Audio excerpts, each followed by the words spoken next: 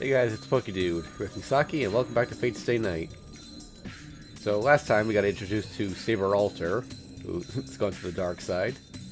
Uh, Shirou got disarmed, but Archer was there to lend him a hand.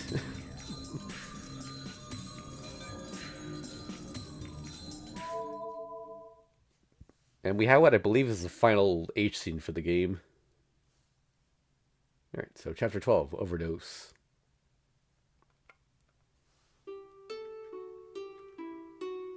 It's morning. My mind's slowly...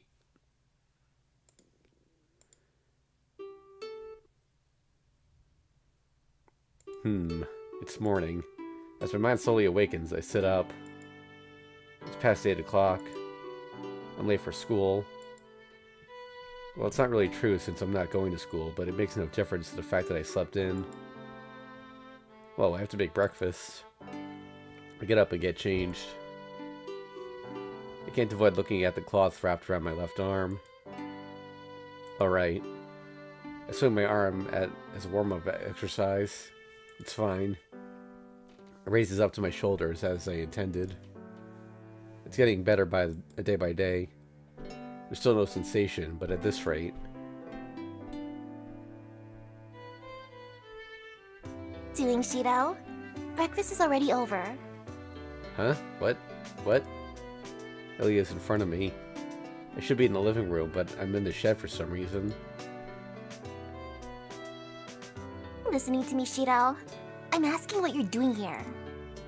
Yeah, I'm listening. Good morning, Ilya. What a strange place to meet up.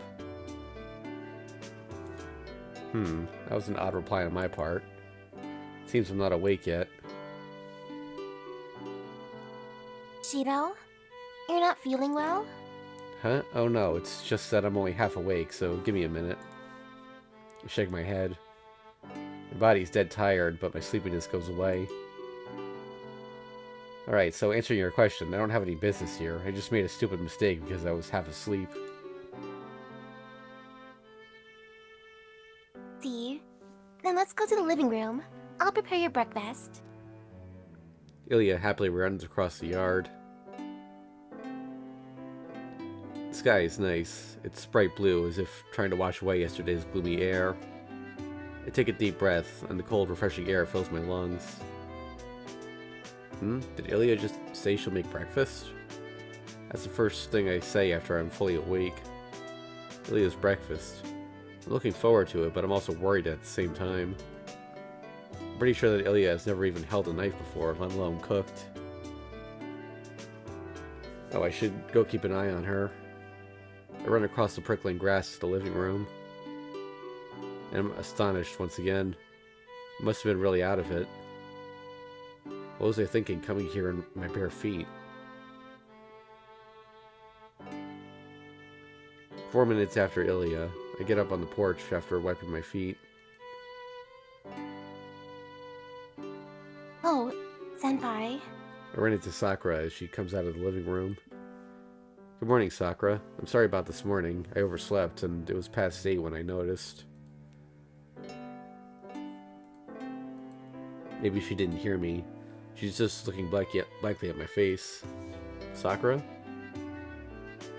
I reach out, afraid that she's sick again. Then...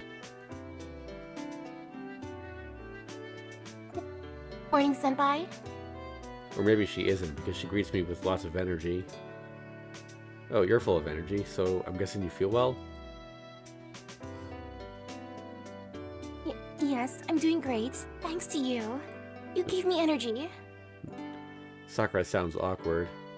Being energetic is a good thing, but I get uneasy seeing her so restless.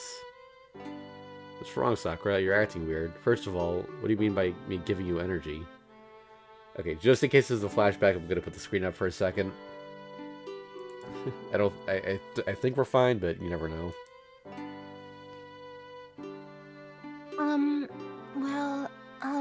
Last night. In your room. Sakura trails off, blushing furiously. Oh, I remember now. No, there's no way I can forget about it. Last night. Yep. Okay. First. I had sex with Sakura, and it was our second time. We did it more furiously than the first time, and I lusted for Sakura's body. Uh, um, Blood rushes to my head in an instant. I almost think that there's no blood left below my neck. Sakura, the thing last night. That wasn't a dream, right? Sakura is still blushing, but she shakes her head and looks at me critically. Amazing. I thought my face couldn't get any hotter, but I guess I was wrong. Last night was amazing. Sakura's service, or animalistic sex, was so stimulating that my mind labeled the event as a dream and filed it away in a corner of my memory. No. Sakura, I'm sorry I was rough yesterday. Ignoring the blazing heat I feel, I apologize. Okay, but I was happy, Senpai. Sakura smiles and gives a lethal reply. She got me. Sakura is so cute that I want to push her down right here. I would have lost her for real if the sound of the TV hadn't come from the living room and... Shirou, breakfast ready. And if Ilya hadn't called for me at exactly the right time. So I'm going to go eat breakfast. I'll talk to you later about this. I pivot like a robot and head to the living room. My limbs move awkwardly as I force down my desires. Okay, I think we're safe now. Here's your breakfast, Shirou. Ilya hands me a plate as soon as I enter the living room. On the plate are blackened toast, a runny sunny-side-up egg, and cut tomatoes. Delicious. Oh, thanks. My head's still dizzy, but I sit down in my usual spot and start biting on the toast. I decline to comment on the toast, but the egg is done pretty well. Maybe she copied someone, or perhaps Tosaka taught her. Anyway, I have to give her a perfect score if this is her first time cooking. It's good. I crunch on the toast. Ilya doesn't seem happy or proud, but simply watches in satisfaction. I'm not giving into her happy mood, but I decide not to ask why the toast feels like coal. It's good. Having your toast black or hard is a matter of personal preference. Problem. You'll get sick if you eat something burned like that. You idiot. The burned parts are the best, whether it's rice or toast. Hey, are you alright, Emiya-kun? I'm saying it's good, and I guess doing it rough is alright. You must really be half asleep. This isn't time to be saying such carefree things, you know. Tosaka looks at the TV. The TV is on, showing the morning news. Is this deja vu?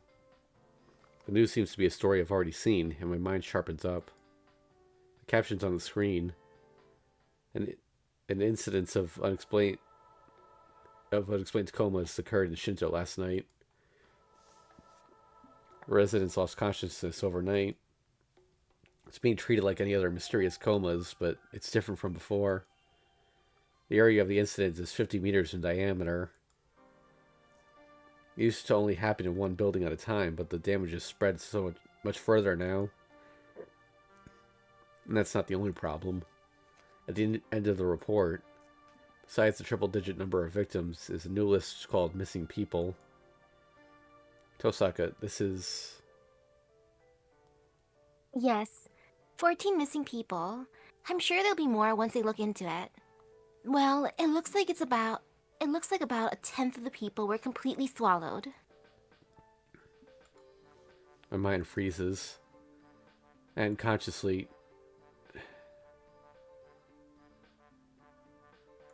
Do you get it now? I don't know if this is Zoken or the Shadow's doing, but it makes no difference to the fact that there are more victims now. At this rate, a whole section of the town will be swallowed in a few days. Squeeze my left arm. Tosaka, are the missing people dead? I ask to confirm. Tosaka looks away, which is answer enough.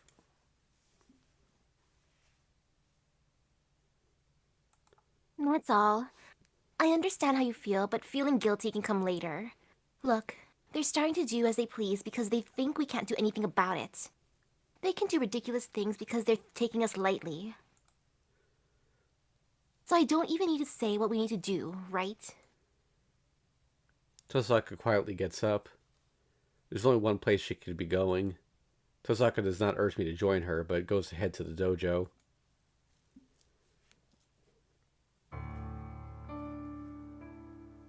So, first off, how's your arm doing, Shirou? Tosaka cuts right to the chase when I get to the dojo.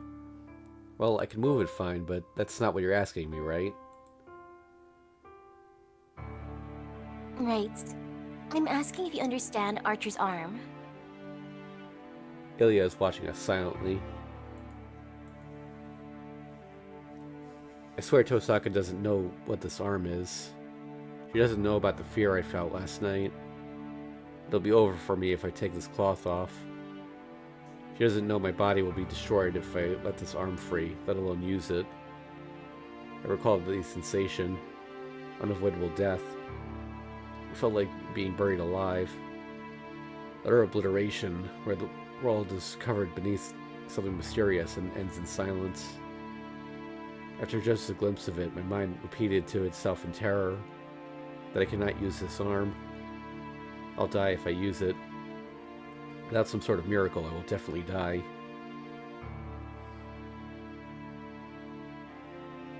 Is it? It's been a day since I transplanted my crest, so it should be working now. Answer me. Do you know what you can do with Archer's arm?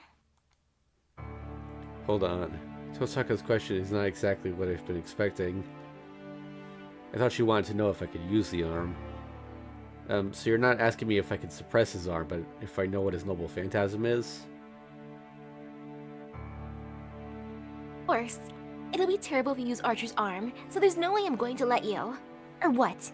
Were you thinking about using it? Oh. Tosaka's seriously angry. No, but I thought that's where the conversation was going. What are you thinking about? Jeez, let me tell you. I forbid you to use Archer's arm, no matter the situation. And don't even consider using it without my permission. You're taking Archer's place, so it'll trouble me if you die. Tosaka's serious. I take back what I said earlier. She knows. She's a much better Magus than I am. She knows more about me, about what'll happen if I free this arm. So, how is it? Do you understand what an Archer's noble phantasm is? She repeats the question. I don't know what kind of an answer Tosaka's expecting, but... Jeez, why don't you just tell her, Shirou? That you knew what it is since his arm has been transplanted. Wait, is that true, Shirou? Well, I think so. Archer's noble phantasm is his projection magic, and it's reproducing weapons, right? I have a vague idea, but I can't be sure, so I'm still half in doubt.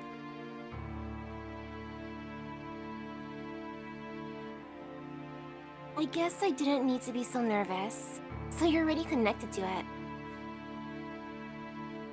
That's helpful in its own way, but why didn't you say anything, Ilya? If Shirou knew about Archer's projection magic, I didn't even need to ask him. You didn't ask. You're the one who wants Shirou to do projection. So it's your role to ask. It's nothing I should butt in on. That? Are you going to say we're stopping after all that preparation? That's for you two to decide. You'll certainly win if you can reproduce the gem sword. That's why I gave you a hand. But I only helped you because it's my obligation. It's not because I agree with your plan.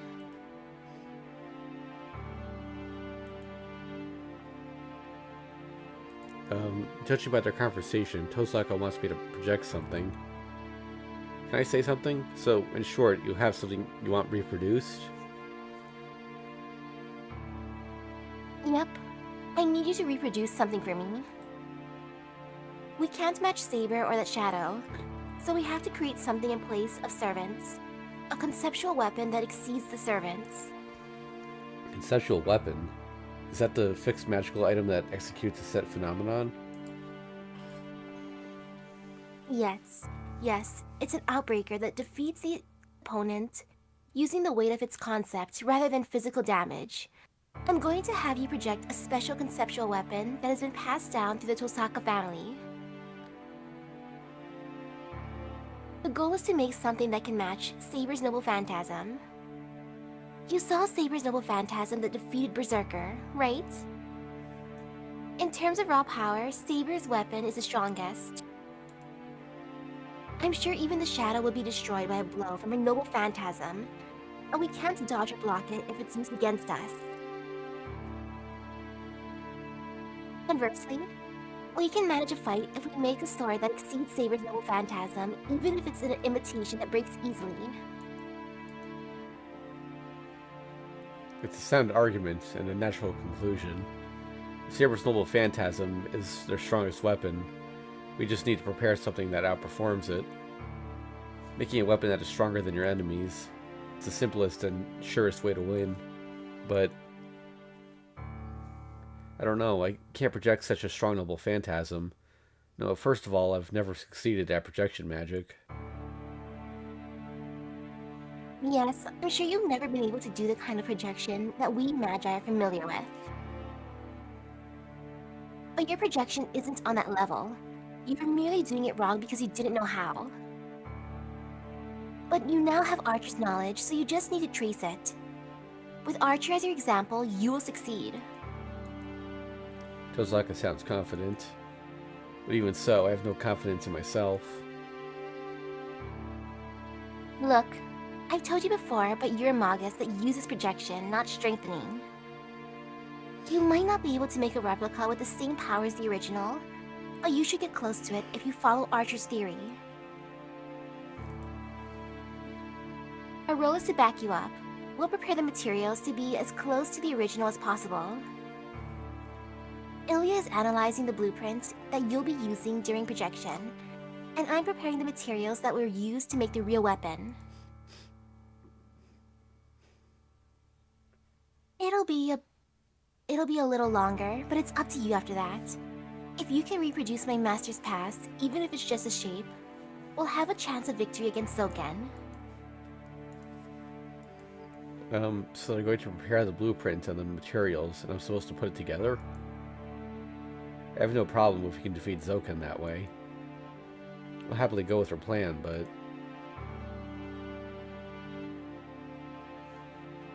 let's assume I really can project this weapon. If that's the case, we won't need any materials. If you show me the original, I can copy it. But you try it right now instead of waiting for you to get ready. Are you stupid?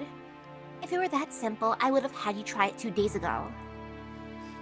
Look, you'll be able to project once at most, and the projected weapon is certain to have flaws. But that's meaningless. We can't have you make an imitation like the failures in the shed that look the same on the outside but contain nothing on the inside. But I can only make such imitations. That's why we're backing you up. We're preparing materials that are as close to the real thing as possible to compensate for the required knowledge and magical energy, and have you fix it in place with your image. Simple addition. We add your image and the materials you prepare to achieve a better result.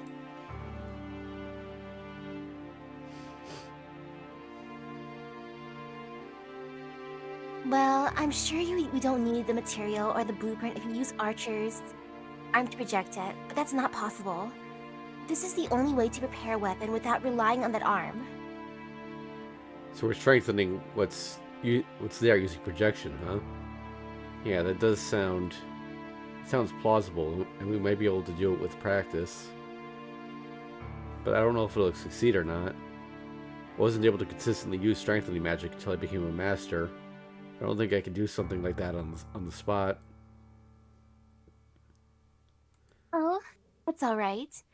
I'm going to have you train your projection and practice retrieving Archer's knowledge. I see, that's good for me too, but you look happy, Tosaka. No way. I've been playing with building blocks with Ilya for a while, so I'm just thinking how refreshing it is to talk with a bad student. Ugh, I get the chills recalling the weird sensation from yesterday. Tosaka got me naked, came close to me, and stuck her fingers in me. Nothing happened then, but if we're going to do that again today, ugh. I might get a big scolding from Sakura resting in her room. So, do you get it now, with all jokes aside? I want to confirm everything one last time. Confirm? I'm asking if you're okay with this plan. We'll be relying on your projection. I won't let you use Archer's arm, but his influence will still poison you as you imitate his magic. Knowing that, are you still okay with this plan?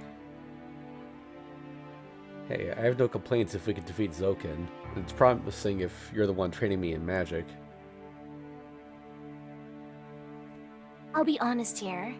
Using Archer's magic means releasing the seal on his arm. In short, I'm telling you to take off that shroud while we're training projection. My mind freezes. Take the shroud off. Release his arm that terrified me, made me cry, and made me shake in the corner just by loosening the cloth. I don't even need to think about it. I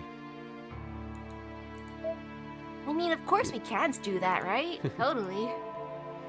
So, if I'm reading the flowchart correctly, saying no, I can't do that will trigger a flag that forces a bad end later, but we can still get to that bad end with a manual choice. So, Never mind then. Yeah.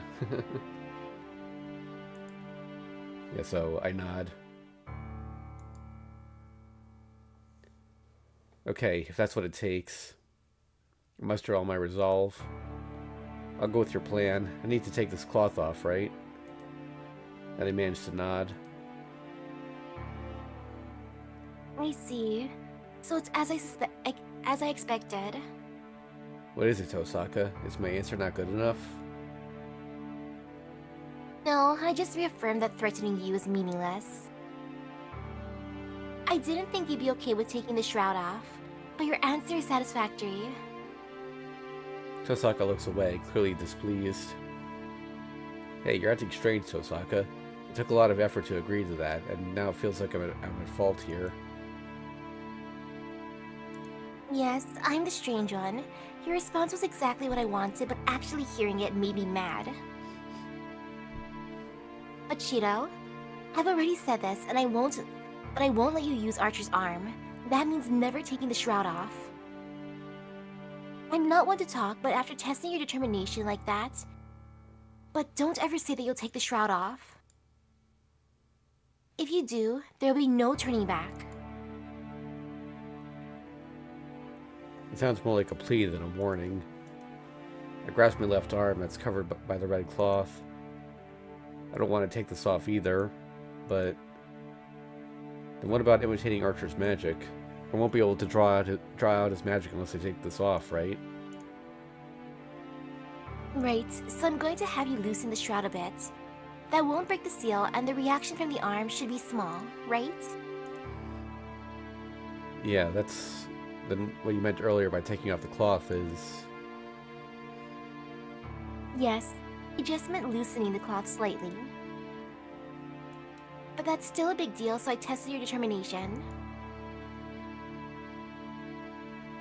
You would have to do this eventually anyway. You don't want to keep that on forever, right? You won't be able to manage it in the future unless you can at least put it back on. Like taking a bath, or if it comes undone somehow. Oh, you're right. Right? So you should at least get used to what happens when you loosen it. The crest from yesterday seems to have familiarized itself with your body, and your magical resistance has increased. Ilya will protect your consciousness, so I think you'll be able to keep it unbound for about 5 minutes. Ilya, so you want us to suppress Archer's arm together? I look at Ilya, who has been quiet all this time. No, we're only going to protect your mind, so it's your role to endure the flow back from Archer. You have to retrieve his experience, so you need to bear with it, not block it off. Oh, if Ilya cuts off the flow of magical energy from Archer, I won't be able to learn his techniques. Even if it's poison for me, I have to taste it to understand its content. Alright, so I'm to loosen the cloth and bear the flow back from the arm, right? Yes, make sure to close your eyes and concentrate within yourself. It's just like opening the magic circuit, so it should be easy, right? Your body just needs to experience Archer's projection technique. Don't worry about trying to understand it.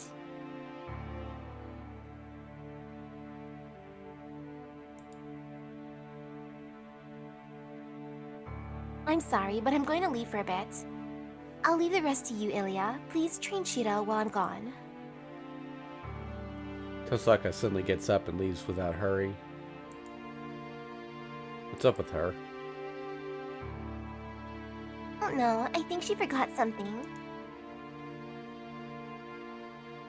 But you have things to do yourself, Shirou. I'm against something stupid like loosening the shroud, but I'll help since you promised her. Let's finish this before she gets back. Ilya comes behind me and lays her cold hand on my back. Ilya? Just close your eyes and meditate. I'll protect your mind and loosen the shroud once the magic circuit opens up. I'll time it. You just have to bear the flowback of magical energy. Be sure to make desperate efforts, or the reaction will definitely swallow you. Ilya talks without emotion. I nod back and close my eyes. I quietly gather my senses and create another nerve inside me. The step has gotten much easier over the past few days, once I complete the line of light running through my back. I'm going to give you a needless warning. Bean only knows the pain of having a heroic spirit's arm transplanted onto you.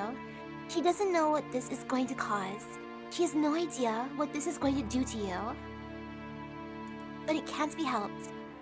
I'm the only one in the world who knows about the relationship between you and Archer. Ilya is saying something strange in a voice too vague to hear clearly. She figure it out. Oh, interlude. Well, she leaves the two of them and comes out into the yard. Going on, Sakura. Weren't you resting in your room since you're sick? Tosaka-rin coldly regards the girl before her.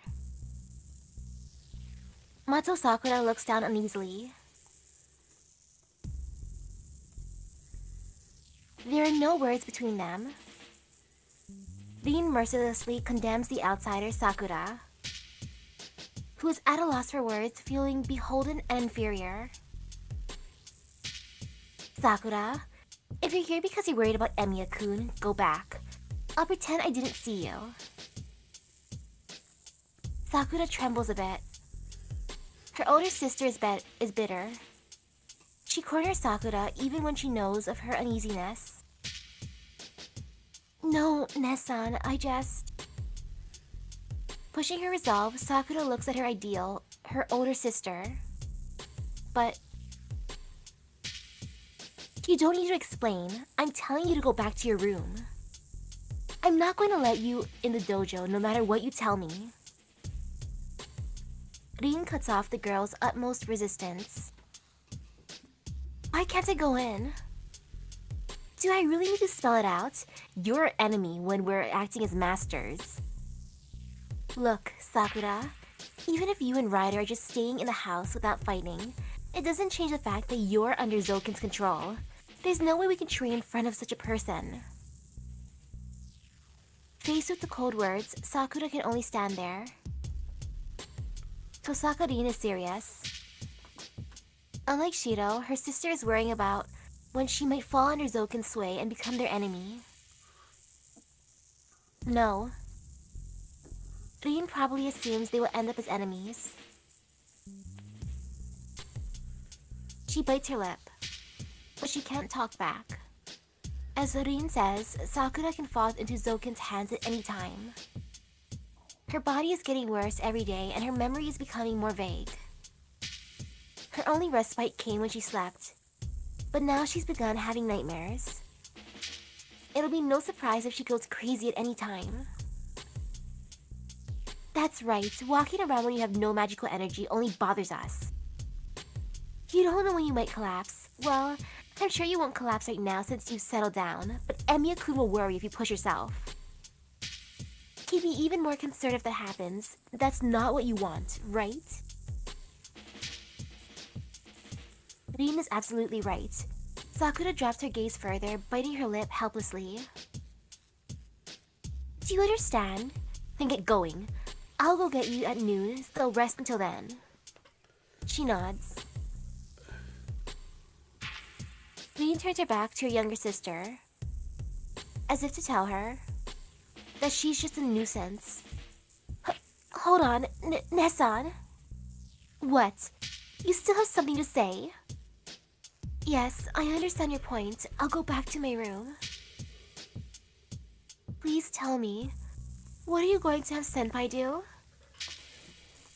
You know he can't fight anymore, right?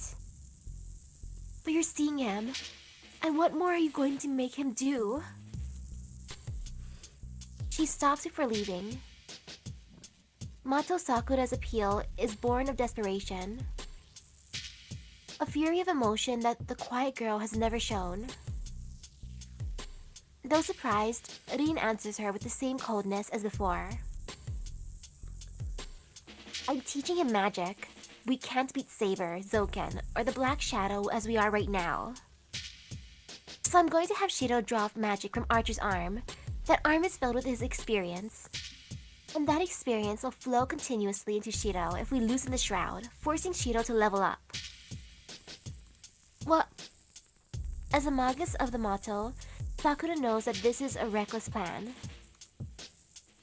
What her sister intends to do is just torture. It's like pouring 100 units of fuel into a container called Emiya Shirou that can only hold 10. Even if 10,000 units are poured, the excess will overflow, and the container will only hold 10. But that will only be painful. Emiya Shirou will gain from less than a tenth of the agony he goes through. And most of all, a person with a normal mind will never be able to endure it. If you set a mud puppet against a tidal wave, the puppet will be washed away. That's what loosening the shroud means. That's absurd. Senpai's body won't last if you do such a thing. No, not only that. Senpai trusts you, Nessan. That's why he's accepting your reckless plan. I'm sure he'll take the cloth off in the end if you tell him. Sakura. Sakura does not look down. She stares straight at her sister. To that. You're right, but Sakura, he would take the shroud off himself even if I don't tell him to. I realized it when I was talking to him earlier. Honestly, in the end, he'll take it off like it's nothing, no matter how strongly I warn him. Tosaka replies in a powerless voice, Nessan? Yes, I know that. So I had to suggest a plan that wouldn't make him take it off. If he knows we can manage without having him take the shroud off, he won't do it unless it's a last resort. So my role is to make him create a weapon within his set limitations. I'll have him rest after that. I'll even confine him, keeping him out of combat until the Holy Grail War is over. She's telling the truth. Tosaka Rin is showing as much consideration as she can. But that is her mind as Tosaka Rin. As a successor of the old family lineage, Sakura knows the other side of Rin. Nessan, I understand you're concerned for Senpai's safety. But that's it. If you don't find out that you cannot beat Grandfather with the current method, you will end up using him. You're a Magus of Tosaka. You will use Senpai as a tool to win to protect the law of Magi. They are not questions, but statements of fact. The Tosaka heir closes her eyes and... Yes, if our current method fails, and if Zoken and the Shadow continue their rampage, I'll have Shirou use Archer's arm. It's only natural if his life is the only thing at stake. She makes a declaration with her head held high. That's selfish of you. Senpai never wanted the Holy Grail. He became a master by chance, so it's wrong to force him to keep fighting. Humph. It seems you misunderstand Sakura. Look, I'm not forcing him, and even if it's true, Shirou has no right to object. His life was saved because I gave him my archer's arm. But he hasn't tried to cut it off yet. That means his life is mine now. He's my archer, and as long as he doesn't get rid of his arm... You get it. Shirou is my familiar until this war ends. There's no reason for you to butt in. As long as he wants to fight, I'm going to lend him my powers, and I'm going to borrow his power. She cannot say anything. The girl cannot say anything back to her sister, who is full of intimidating confidence. Is that all? Then go back to your room. Didn't I tell you you're just being a distraction? Tosaka-rin turns around and heads to the dojo. The girl watches as if it's a distant scene. Familiar yard is vast. There is nothing around, and it feels like nothing within reach. In that artificial solitude, I see. So you're taking Senpai as well, Nesan? The girl murmurs something without emotion. Interlude out.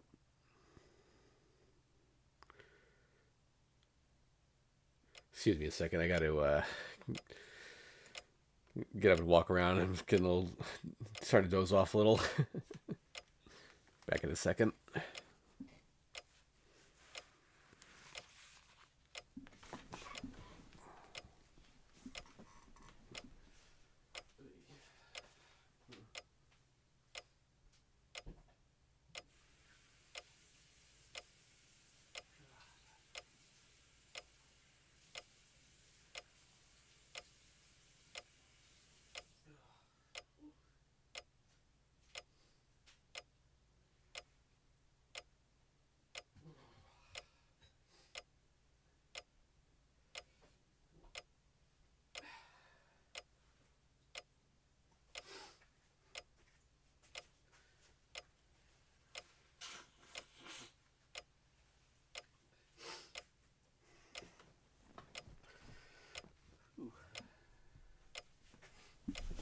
Okay.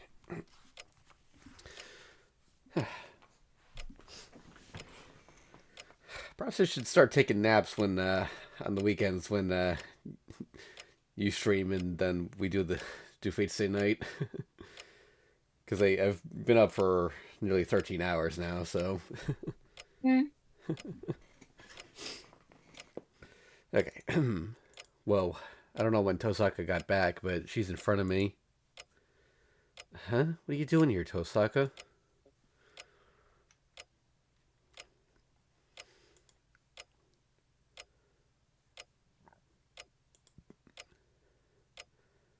Wow, very informative. State, right? Rather, lunch. Rin and Sakura more. That's strange. Why are they talking secretly in front of me? Tosaka, Ilya. Maybe my throat is bad as I can't talk in a big voice. Alright. Hey, what are you two talking about? Conference abruptly ends. Oh, it's back now. Seems a loud voice did the trick. What? You said my seasoning is new to you, so you don't like spicy food, Shirou?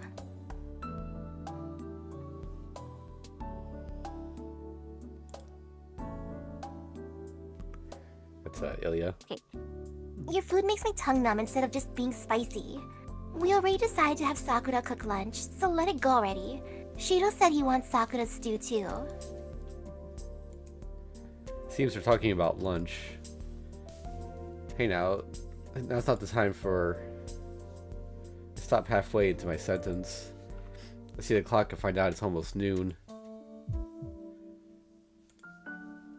Something's nagging at the back of my mind. Nothing strange. The dojo's the same as always, but I'm getting chills. Tosaka left at 9 o'clock. Information I don't know in my head. Groceries. I respond to the conversation. Something in my head are details of every weapon. Ilya said something concerning the pain of the right arm. Skipping 40 and 26 times. The memory disappears and returned. I hit my forehead with my fingers. It's fine. The dizziness is gone now. Shirou, what's wrong? You're going to the shopping district with Ilya, right? I looked through my memory. I did indeed say we'll go shopping together. Yeah, let's go, Ilya. I shake my head and start walking. Hey, you're acting strange. You're fine when we put the shroud back on. Did the fatigue just catch up to you? Oh, yeah, I'm a bit confused, but it's alright.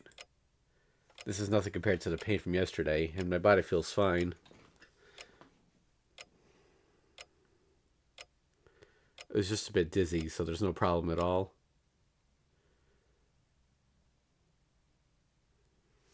I go outside with Ilya. We can't spare the time to go shopping often, so we have to push and buy about 3 days worth of groceries.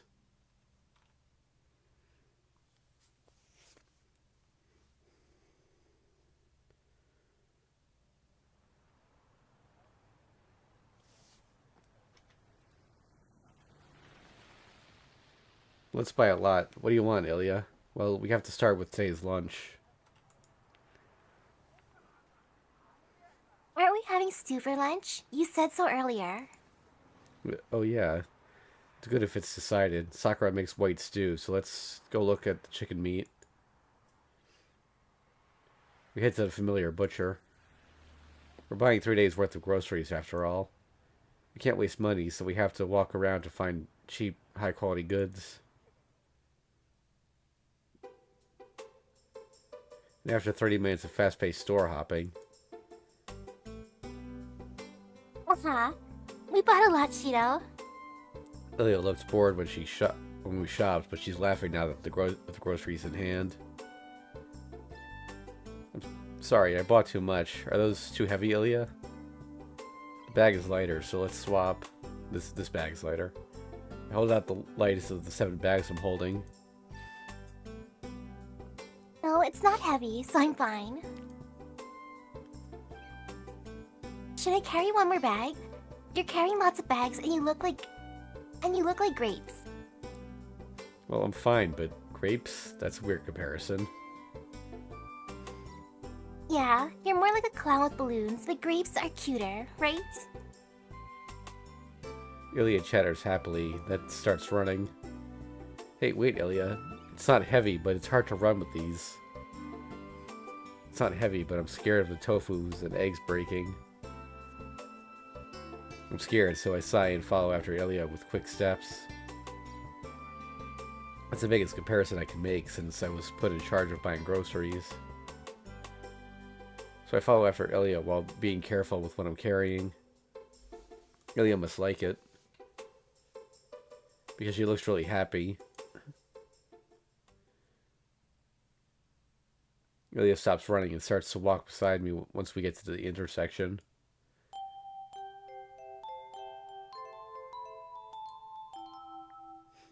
You want to try that? Nope.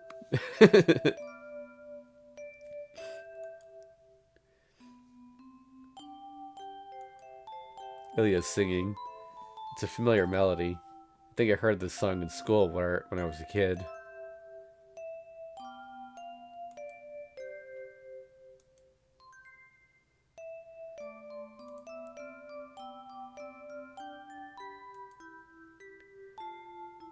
can't see her expression since we're walking side by side. There's no way for me to check what kind of face she's making as she sings, or how she's feeling as she walks back home.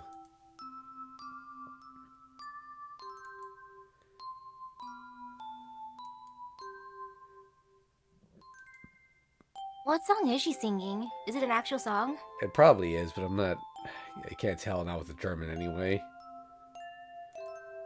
Familiar melody. The simple song is easy and kind, but because of that, it sounds lonely. Ilia's probably happy. That's why she's singing as we walk home. I think of another reason at the same time. It's natural for Ilia to sing. She could only sing by herself on her way home, as she had neither friends to talk to nor a father to wait for her. You know what, let me see if she sings if I turn the voice acting on. Oh, not that. Thing.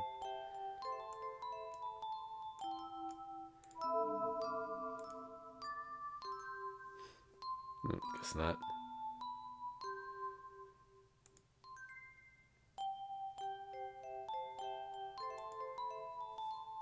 On the side of the road, look at the tall concave mirror. In the mirror is me, holding my groceries, and the girl singing with her eyes closed. It's nothing. Looks like normal siblings walking home after shopping. It looks so natural that it makes me imagine. What if Kiritsugu were between the boy holding the bags and the singing girl? How happy would that be? Looks like back off. Well, dang, 7 bags of groceries for 3 days worth of food. Yeah. I'm gonna try Lorelei.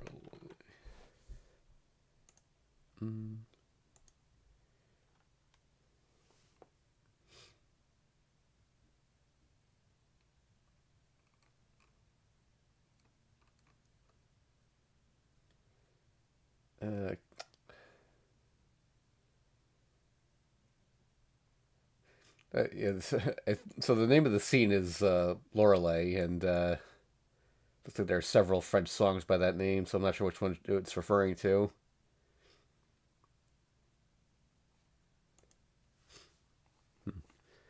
Dang, Ilya. gotta look at the lyrics later. Yeah. I call out to her. Hmm? What is it, Shirou? She turns back innocently. That's because she's suppressing her true feelings. Ilya's killing her own emotions. Ilya's kept something bottled up within ever since Archer disappeared. That's why we can hang out like this. Because Ilya can't smile like this unless she keeps her true self hidden. In the same way, I'm postponing something I already know. I'm running away from what I have to say. I just went along with Ilya's lie. Shirou? Ilya's probably gave up. She stopped pressing the problem on us and just going along with our end. That's fine. If Ilya likes this relationship and wants to keep ignoring that, I won't lose anyone. But still, Ilya, if you have no place to go back to after the war, there's something wrong with me. I'm about to say something I don't have to, but I have to say it while I still can. I'm going to go crazy. So... Ilya, do you want to live at my place? I have to ask her before I go crazy. She stops. Ilya answers in an emotionless voice. Tsugu-san? Looking quietly at my face. Kiritsugu's son. What Kiritsugu couldn't do, what Kiritsugu abandoned. I'm Kiritsugu's son, even if I'm not blood related, so I must assume his duties. I have to face a girl not as Emiya Shirou, but as Emiya Kiritsugu's son. That's why Ilya's asking me. And of course, Yeah, I'm my father's son, and I like you. That's the only reason I want to live with you. Are you serious? Are you going to take Kiritsugu's place? No, I can't be Kiritsugu, and I can't take his place. Kiritsugu and I are two different people. There's something I can give you as Kiritsugu. But I like my father. I want to do what he couldn't. So despite how much you hate him, if you could bring yourself to forgive him even a little. I want to live with you, Ilya. Can we make up for what we couldn't do until now? I'm fine with the way things are right now, so can't we live together? There's no reply. Ilya looks down, and after shaking her head... Possible. I can't live long, and you can't live long either. So it's not possible to live together. He refuses me with a bright smile. Can't live long? You know that already, right? Yes, one of us might be able to live a bit longer if the other is sacrificed. But I think having both of us is impossible. If I'm alive after the war, that means you're dead. See? It's impossible. There's no place for me in your house if you're not there. Ilya's voice contains conviction. The silver-haired girl describes an ominous fate like a prophet. But it's a bit vexing. I wish you said it a bit sooner. If you had, fate might have taken a different turn. Oh, silly Ilya, of course there's a place for her. The Tiger Dojo. Yeah. I don't get what Ilya's saying. I don't get why one of us has to die, or why she's given up and can say such things with a smile. Don't be stupid. That'll never happen. Even if Zoken's after you, we'll beat him before he can do anything. That's why you're helping Tosaka, right? Yes, but that's the problem. Don't tell this to Urin, okay? The projection of the gem sword, you can't reproduce the Tosaka heirloom using Urin's method. Because your projection isn't projection magic. Normal projection magic will let us layer a projection onto something that's close to the original and straighten it. But your projection is different. You can't give something form unless you create it from scratch based on your image. Because your magic is not projection, but putting shape to your mind. What? How do you know that? How does she know the nature of Archer's magic? It's impossible. You have to use Archer's arm to make what Urin needs, but you already know what that means. It won't just be partial loss of memory like earlier. If you use it even once, you won't be yourself anymore.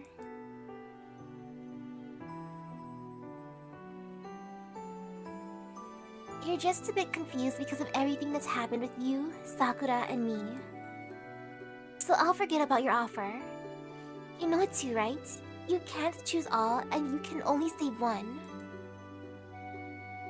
Ilya turns her back to me and goes up the hill. I can't hear the familiar song anymore, and her words linger in my ears. Excuse me a sec, I gotta blow my nose.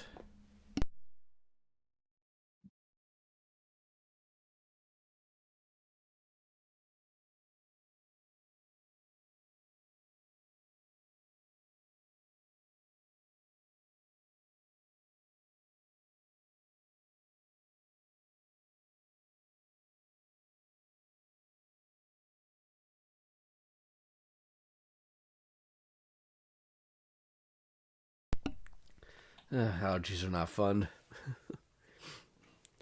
Oh. Crashing sound comes from the kitchen. This is the fourth time this afternoon. Oh, wait, no. I'm sorry, I'm okay. Sakura's voice comes from the kitchen.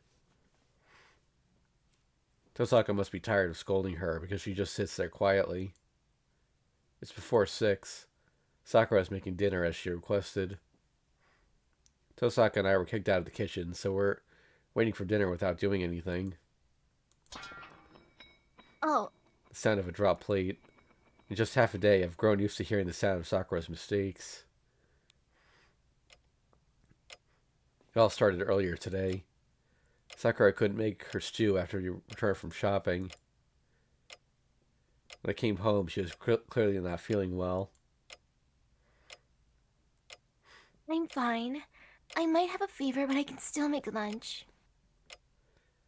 I'm sure Sakura could have made lunch, but I can't push her when she has a fever. At around 2 o'clock, Tosaka and I managed to persuade her to take a nap. At the time, we promised her. Then I can cook if my fever goes down? That. And later in the afternoon, Sakura was starting to cook in the kitchen after more training that ended before I knew it. Oh, welcome back, Senpai. Please hold on. Dinner will be ready soon. Sakura goes back to work, full of spirit, but I can instantly tell she's just bluffing. You must be tired, so go ahead and rest. Sakura doesn't back down, even when I tell her Tosaka and I will do the cooking instead. Geez, please don't be so overprotective. I'm a master too. This is nothing compared to fighting. Maybe she's being obstinate, as Sakura does not back down. On top of that, she wouldn't even accept any help from Tosaka or me. Tosaka's surprise is so unexpected that I'm stunned. But Nissan is training Senpai, so I can't be the only one doing nothing. I want to be of use like Nissan. This is a role I've had for a long time. I want to keep doing it. This must be one thing Sakura can't give up.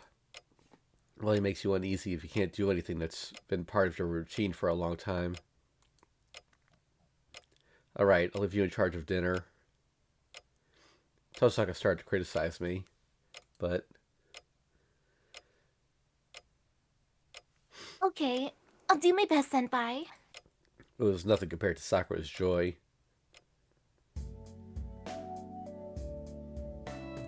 Alright, thanks for waiting. A cheerful voice echoes through the room.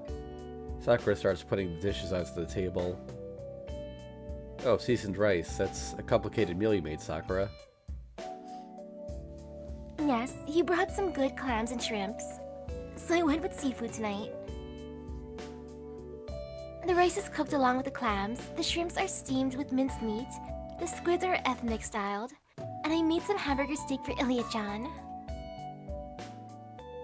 She's filled with confidence. Everything looks delicious, like she put all her heart into it.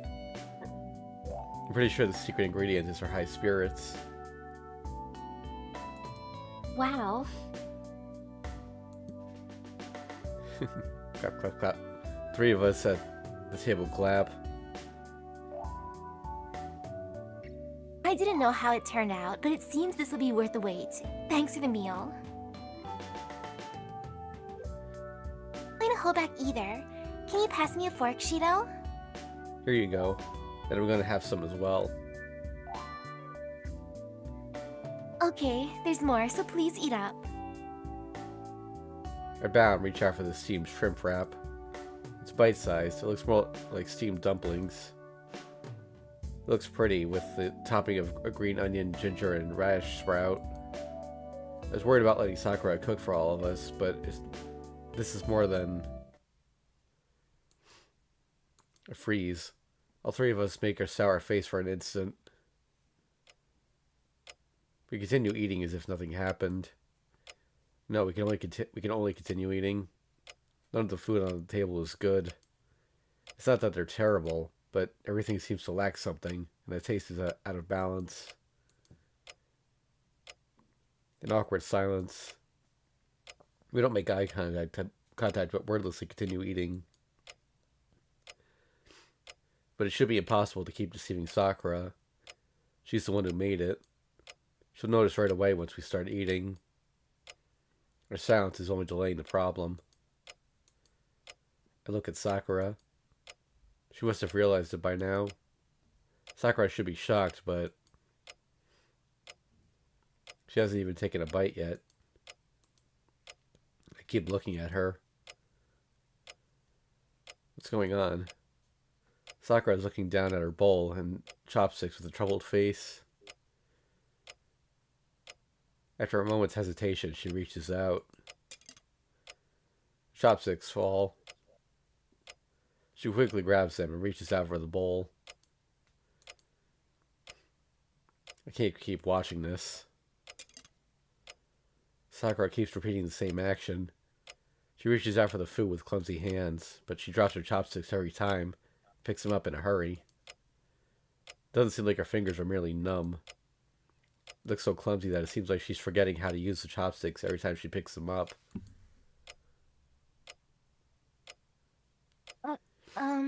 Oh. She doesn't see it. Sakura should know how obvious it is to us, but she doesn't notice. As if telling us she's alright, she keeps going through the same motions. She awkwardly picks up the food, quickly brings it to her mouth, puts it in with some difficulty, and then tries to remember how to use the chopsticks again. She's trying so hard that there's no way I can ask if she's alright. Tosaka doesn't notice. Or rather, she keeps eating as if she doesn't notice. I do the same. We pretend not to notice Sakura's abnormality and finish dinner silently.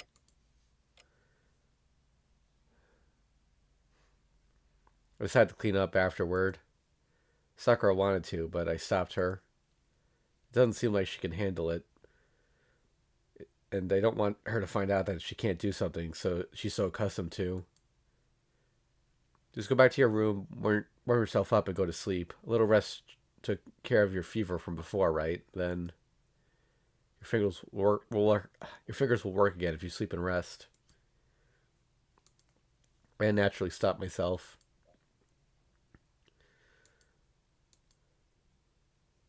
Sakura bites her lip and looks down.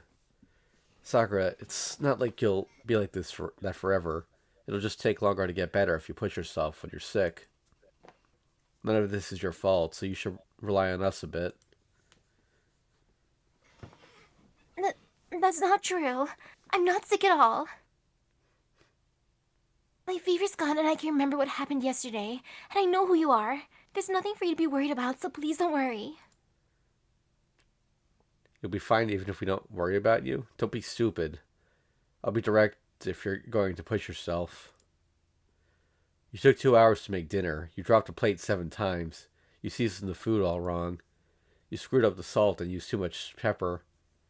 I didn't even seem like you're cooking. Enthusiasm is fine, but it's counterproductive if you can't get results. Do you get it? You think you're well, but you're still sick. That's the only thing that'd make you mess up. I'm angry, okay? Starting tomorrow, you're barred from the kitchen. I'm not going to let you push yourself until your fever breaks. Without waiting for her reply, I pull her to the guest room. Her steps are heavy, but I ignore them and take her to her room.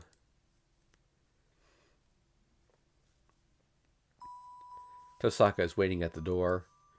It's 10 o'clock. I know it's useless, but it's time to go patrol the town. That was fast. How's Sakura? I made her go to sleep. I'm sure she was tired. She fell asleep soon after she laid down. I see. Then we'll leave the rest to Ilya and Ryder. We can't see Ryder, but I'm sure she's guarding Sakura from somewhere in this house. Ryder is protecting Sakura, just like she says. I'm sure she's remaining in spirit form to ease the burden on Sakura. She probably will not last a few more days. I recall the priest's words. The crest worm in her body will take her magical energy as long as the Holy Grail war continues. It's dangerous to put form to her servant in her condition, and she should save her energy for emergencies. That's why Ryder is in spirit form. You look gloomy. Do you want to say something? Huh? Something I want to say? How stupid. Of course I want to say something. Tosaka, can we beat Zoken tonight? We have no time to waste. Sakura is weakening day by day. If I'm to believe the priest's words, she may die tomorrow. That's impossible. We can't match him right now. I understand your rush, but you have to be patient if you want to save Sakura. We can't help her if we die. We won't fight yet. Okay, I understand that, then. You want to say there's no point in patrolling? Shirou, is beating Soken all you want to do? No, right? You don't want any innocent people to getting involved and dying, right? That's right. I know. The patrol is meaning, even if we just run away if we find them. We have to do everything we can so that there won't be victims like yesterday. But did I swear to protect more than that oath? Shirou, are you alright, Emiya-kun? Oh, I just felt a bit dizzy. I'm sorry, Tosaka. I wasn't thinking. You don't have to apologize. Sakura's in danger, but you must be tired as well. Oops. I was actually going to have you acquire projection in 3 days, but you worked hard and succeeded it today. I understand that you want to fight now. What?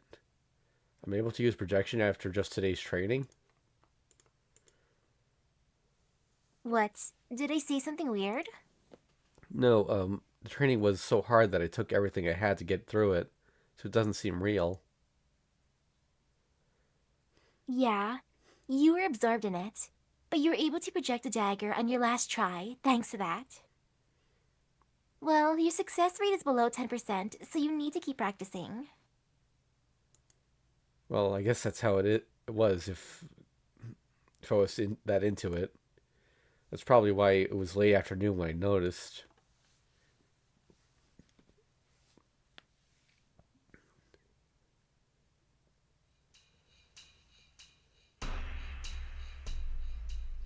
When we get to town, I realize something's wrong.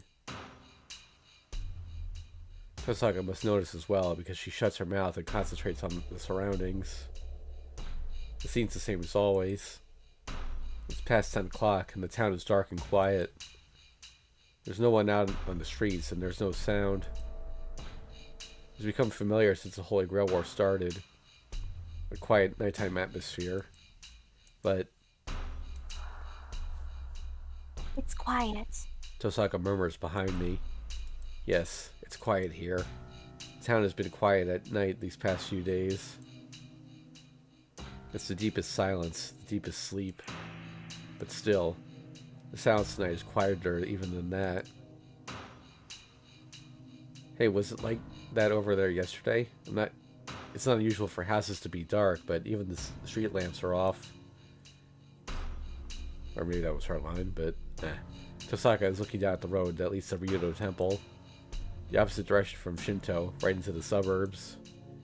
There's no light there, and it looks like a black wall. Let's go. Let's go. Oh. I step into the dark town. Tosaka is silent. This is something we don't even need to think about. We both know what happened. It's contradictory. We know we'll have to admit the truth if we go. We start walking, hoping that we'll be proven wrong.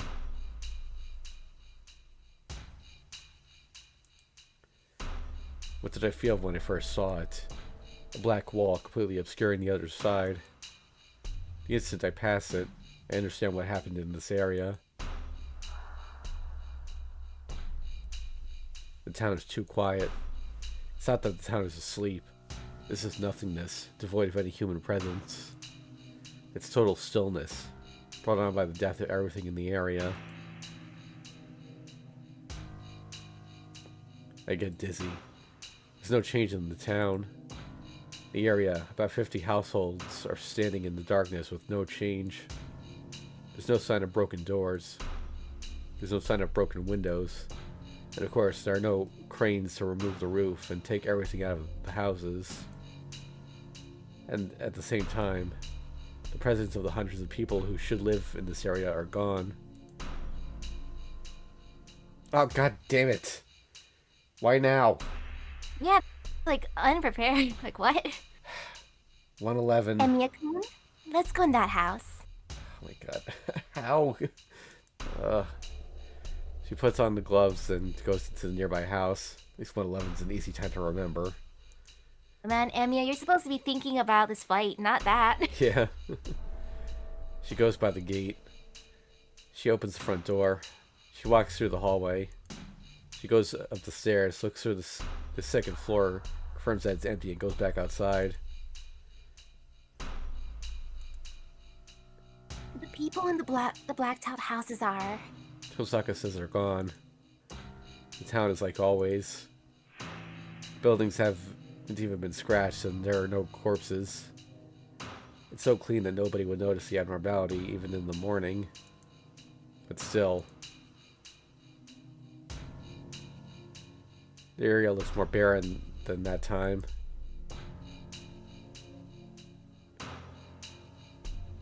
We look through a few more houses, but it yields the same results. The buildings have no damage, but the people in them are gone. All that's there are traces of magical energy. Every building, road, and ground. The black after image is stuck everywhere. I know that thing caused this disaster. I feel dizzy. I feel like vomiting. Corpses without corpses. Blood without blood.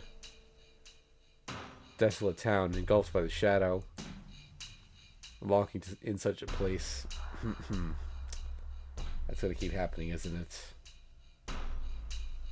113. So why does an unrelated image pop into my head? Alright, sorry guys. Yeah, why does it, Emiya? Yeah. I gotta keep the screen up until the scene is over, because that's probably gonna happen at least one more time. But it's not unrelated. It can't be unrelated if it comes to mind. Stop. Remember. Remember. You know this. You know this presence. This smell.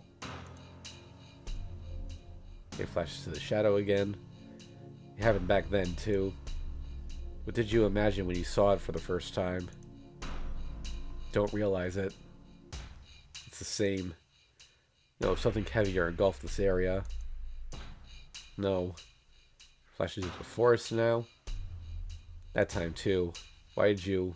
Yep, there it is again. Imagine such a thing. That's...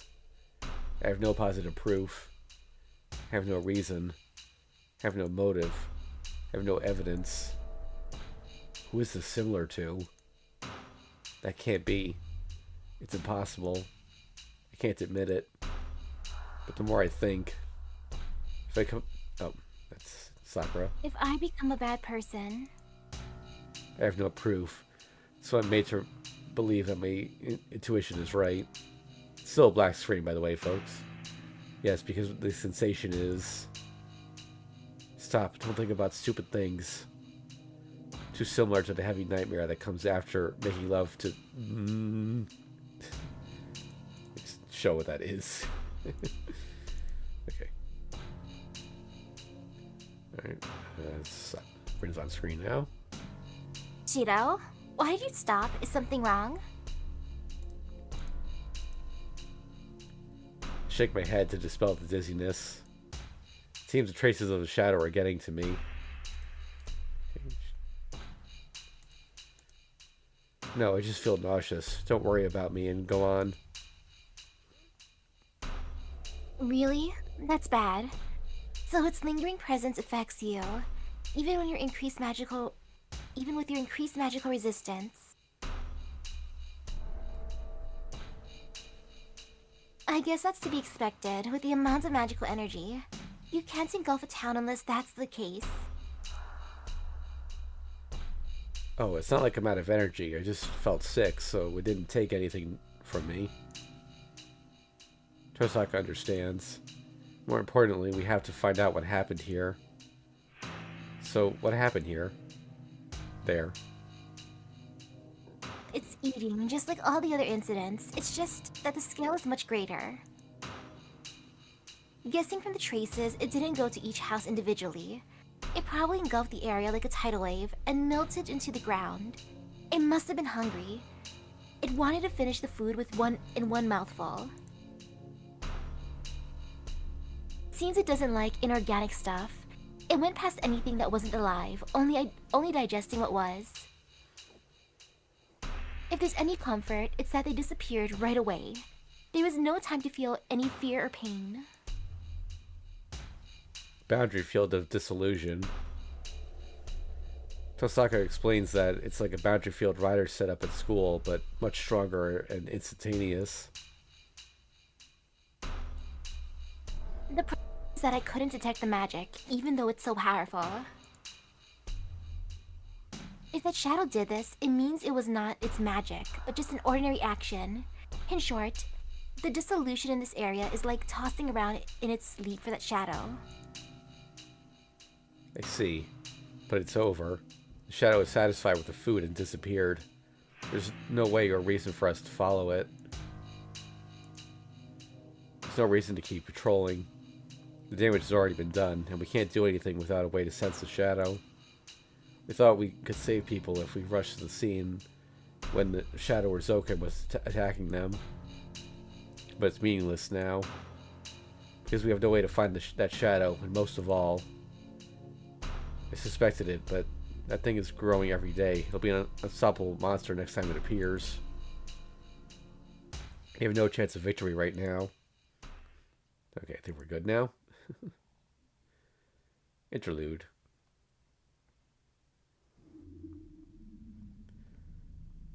Complete silence. But they are not the only ones enjoying the spectacle. No, that expression is incorrect. The girl and the boy. They are both still willing to fight, so they are not enjoying the spectacle. Only inhuman minds are able to enjoy the spectacle. I'm gonna... Okay, it might be Zoken. It is troubling if it does not know moderation. I let it alone for my good, but I may have to eliminate it soon. The old man laughs. The man and the white skull roam around the desolate town. They are watching the girl and the boy. The old man watches his enemies with pleasure. There is no hostility in him. How can he detest people who are not his enemies anymore? For him, they are no different from rocks by the roadside. But it's different for the white skull. For him, an enemy is an enemy, no matter how weak they may be. He will eliminate them if they stand opposed, and he will assassinate them if they are too strong to match. That's his code, a rule he must obey. We can kill them here. He tells his master. The boy and the girl are full of openings. In this line of death, they stand defenseless. It only looks like sick people asking for death.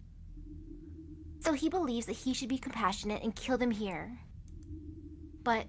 No, that is too wasteful. We let them live until now, so it will be uninteresting to kill them here. The old man has no compassion. The thing that wears human form is rotten to the core. How about this scenario, assassin? There is a sacrifice. A piece of meat that is ignored, cursed, and hated by the human world. That meat does not try to hate the world. It also tries not to hate the world as long as it has at least one ally on its side. It seems love is precious and strong. The meat cannot hate the world no matter what happens to it. It's intently trying to suppress its mud, believing that hating equals denying its ally. So anything you do to the meat is ineffective. It accepts everything because it believes in the one and only hope. It does not hate the world because it contains hope, and it does not let out the curse within it. But what would happen if it were rejected by its only ally? From the start, it has been denied by the world. If it is betrayed by its only hope, there will be no morality to stop it. Then you would like to give the boy the final push? Exactly. He should be the one to draw out the curtains. It was an unexpected growth, but he made it last so long, then I should give him the pleasure of killing it. The old man laughs. Sadism and joy are contained in the laughter. The chattering of the teeth is like a white skull shaking in the wind. Interlude out.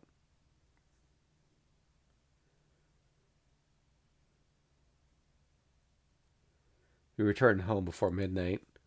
It's because there's nothing we can do, and we can't afford to waste energy patrolling to no end. My feet are heavy. It seems the fatigue of the training is finally hitting my body. My body is like lead, and my eyelids droop if I let my guard down. I'm sleepy. My mind must be more tired than my body. Every part of me craves sleep, and I want to pass out right here in the hallway.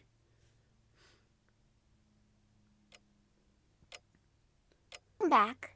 How's the town, Reen? Ilya is waiting in the living room. I don't see Sakura. That's natural, because Sakura is... No, Sakura should be sleeping in her room. It was already over. How's Sakura? Nothing happened. She's sleeping in her bed, and it doesn't seem like she woke up yet. I think she's doing well since she has spare magical energy from Ryder, not taking form. I see, but please be careful. It's over if she goes out of control again. Tosaka's tone is the same as ever. Even after seeing those empty houses, she's acting normally. I'm going to sleep since I'm tired. What are you going to do, Ilya? I'll rest as well. Tomorrow is iron making, so we might fail if I don't get a good rest. Ilya leaves with a good night. I guess it's it. Then I guess this is it for tonight. You should rest too, Shirou. I don't know if you can tell, but you're really pale.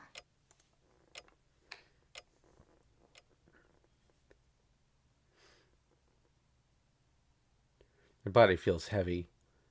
I can still lay it on the futon in my current state, probably because it's a habit. I fall into the futon. Looking up at the ceiling gives me enough composure to make me think. There's a slight chance of another flashback, so I'm just going to put the screen up to be safe. I think with my weary mind. I think about my left arm, the loosened shroud. I was in so much fear and pain last night, but today was like nothing. I have no memory of anything being painful or scary, and the day ended in a flash. The answer is right there if I seriously think about it. I think about Ilya. She said she can't live with me. She said she wants to, but can't. Okay, I'll only put it up again if you mention Sakura. She said she can't live long. She said, as if it were common knowledge, about that black shadow. Okay, well, I think about Sakura. Okay, yeah, screen's going back up. She's losing her freedom with each passing day. It's because the Crestworm is sucking the magical energy from her. It's not Sakura's fault. It's not her fault that her body's like that. All I can do is give my magical energy to her. She should be able to maintain herself if I have sex with her and if I keep giving her magical energy. I close my eyes. Ilya said saving everyone is impossible. I can choose only one. I've already made my choice. Senpai, are you back? I hear a voice from the hallway. I'm awake. Come in, Sakura. I raise my body. I want to see Sakura even though my head's not working. Alright. Excuse me, I'm sorry. But I came since I heard sounds. I never told you good night. Sakura is like always. She's reserved, considerate, doesn't say what she wants, is at a loss, and still smiles at me. She became surprisingly beautiful in the past year, and she's so cute that I want to embrace her when we're alone. And she's someone I promise to keep protecting. That's all. I feel well thanks to you. I can sleep well tonight, so I wanted to tell you that there's nothing to worry about. Sakura is like always, but that's just a matter of course. She can't be different. There's no need to push myself and make love to Sakura tonight. I should have seen that coming. 127. I gotta make a notepad for this. Hold on a second.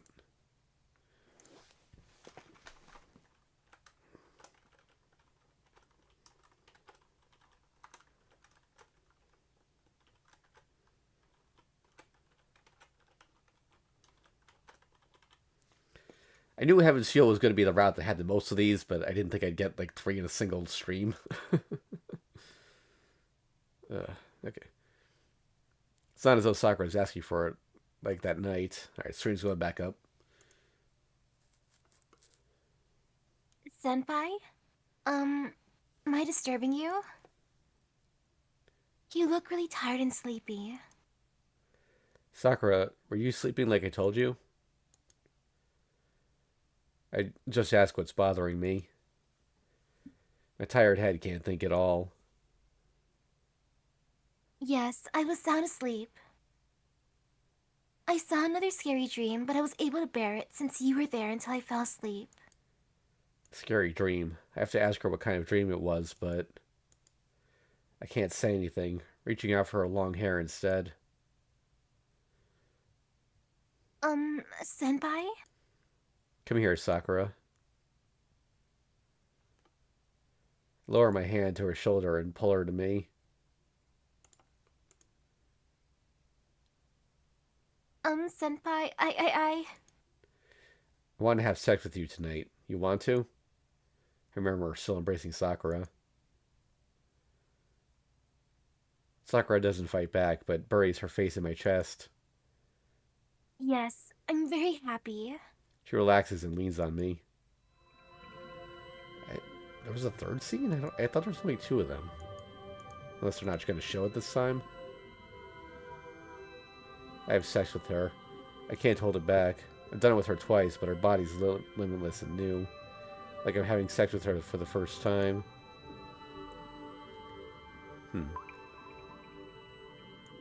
Yes, there's no end to my lust. There's no end to my urge.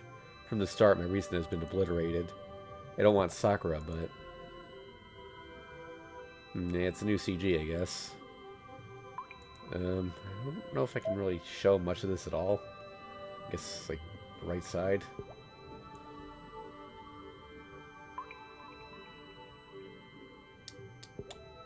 Careful. That's about as much as I can show. Yeah, she's completely naked. She's got some milk on her face. Alright, so they're, I just want to violate her. I want to mercilessly thrust into her, and I actually do. Sakura's voice does not reach my brain. I can only hear my violent breathing. She says it's good. Okay. This might have been actually the scene that stayed a sex scene in the original. I'm not sure. Like I said, I think they mixed the scenes together for the sex scene in the movie.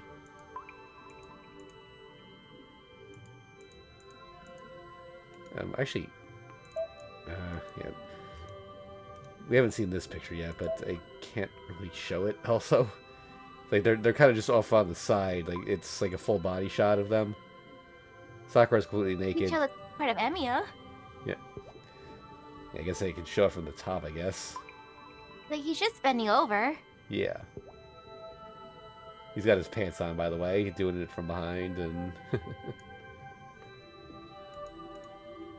And he has no face. He is pulling a shiki. Yeah.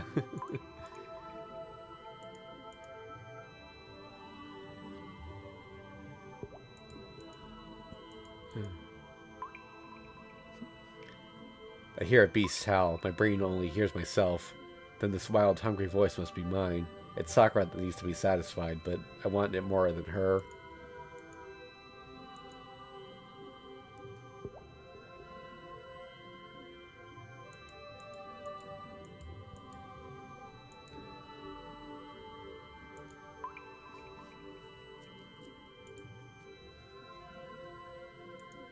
Okay, it was short. Maybe that's why I don't remember this one. He fell asleep after 2 hours. Yeah. What good what good did it, good? Why can't I speak? What good did this do? Maybe I merely conferred my uneasiness by having sex with her. Interlude. It's all red. I'm seeing the scary dream again. Something is walking. Something scary that kills people whenever it walks. I'm watching it from behind. I don't want to watch, but I can't look away. This is a nightmare. A nightmare I'm seeing over and over.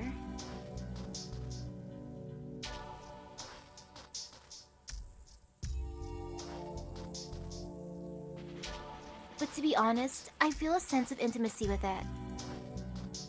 It was scary at first, but I'm getting used to it after a while. Most importantly, the thing does not have an evil mind.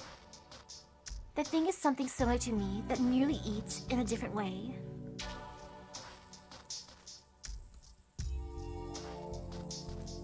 Munch crunch. It's the same tonight. Why do they all come? Does it release some scent that attracts men? No matter how many it kills, no matter how many days it continues to kill, the food comes to it. It eats. It smashed up the food when it first started, but it must be getting the hang of it recently. There's no need to smash up the food. It just needs to pull it in and swallow it. It can eat the body and the soul like that.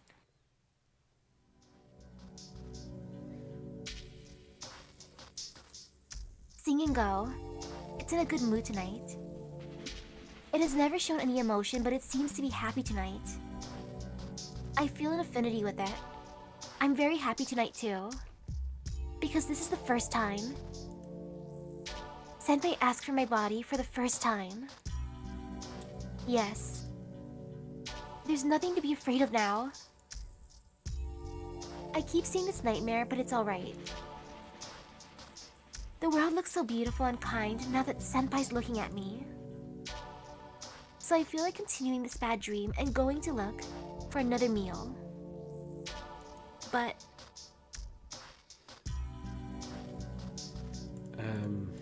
Okay.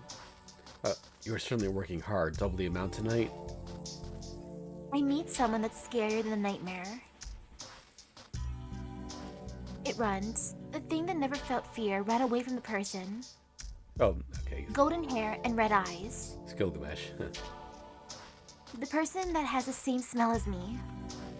The golden servant that... You should die now, girl. You will not be able to die if you become familiar with it. Warned me before to kill myself. Run away. From what? Run away. Who? Run away. Why? My dream doesn't end.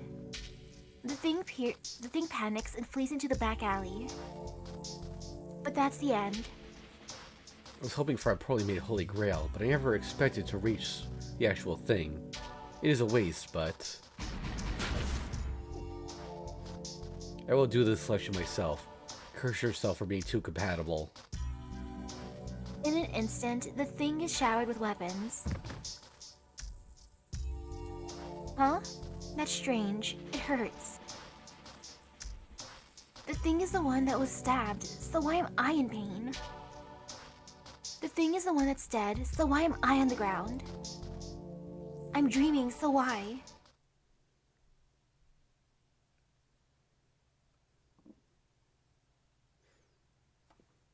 Why is my body cut up?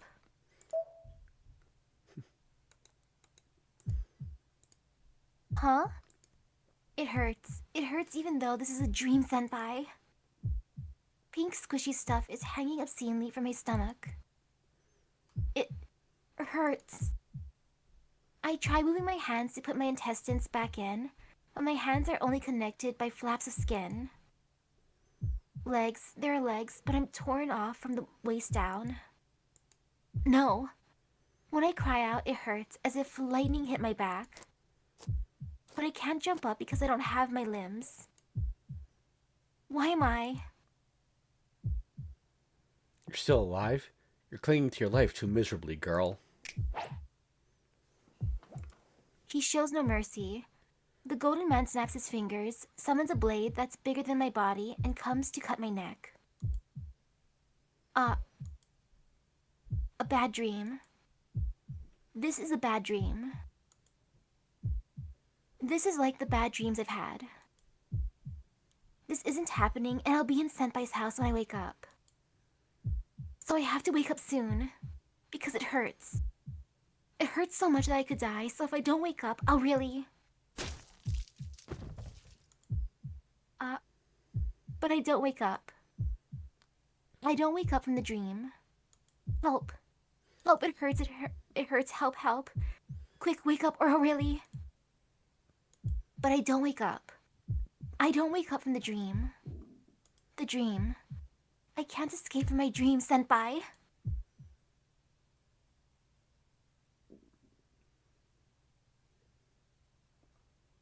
And the woman falls. The woman pierced with numerous noble phantasms, crawls on the ground like a bug. She is still conscious. Her life cannot be saved by any means, but she still frantically tries to move her limbs. You're still alive? You're clinging to your life too miserably, girl. A scornful death sentence. The Golden Man, a heroic spirit called Gilgamesh, mercilessly readies the final attack. I don't want to die. Senpai finally accepted me. I want him to feel more of me. She must not see anything now. The woman babbles about her mundane wish, reaching out with an arm that's missing from the elbow down, as if to cling to the small happiness she finally obtained. No, I don't want to die. I don't want to die. Because if I die now, Nesan will. That is unsightly. Do not trouble me. The guillotine descends. The dream ends. Still covered in blood, the woman's consciousness disappears in the dirty back alley. All she wanted was for Senpai to notice her.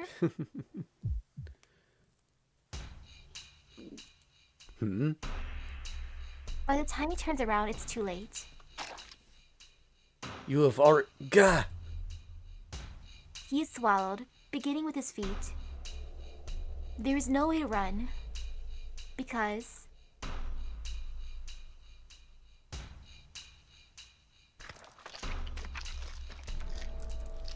It takes longer than usual.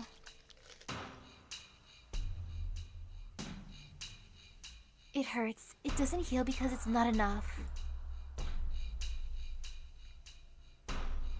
She starts to walk. Her stomach is growling. The only driving force in her brain is hunger. Is she still not satisfied after consuming a heroic spirit with energy worth a few 100,000 souls? It's not enough. This isn't enough at all. It's as if she's driven by a fever. For the first time, she starts walking to the breeding area of her own well. Interlude out. Yep, so Sakura was the shadow the whole time. Chapter 13, Last Talk. Yeah, so I mentioned previously how the way they handled those nightmare scenes in the movie was pretty incredible. All right, how familiar are you with Team Fortress 2? Not at all. Oh, okay. You wouldn't get the reference then, but for anyone who is, it's kind of like Meet the Pyro crossed with A Witch's Labyrinth and Madoka Magica. Okay, Madoka I do know. Yeah. So basically, it was depicted as her she's in this Alice in Wonderland world, there's dancing teddy bears and stuff, and she's just this cheerful song playing, and she just tears them apart, and then it cuts to the alley, and it's blood everywhere, and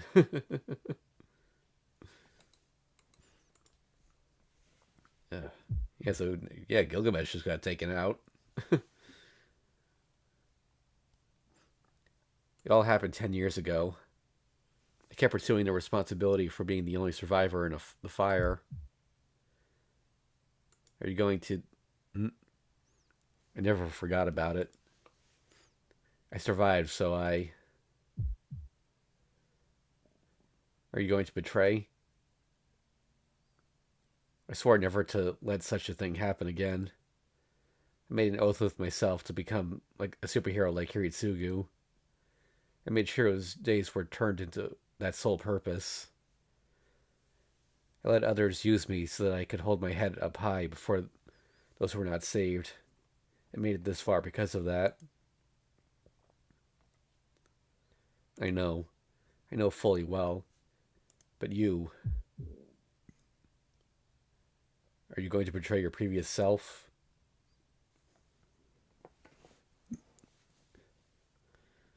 You know the cause. You already know who you must defeat.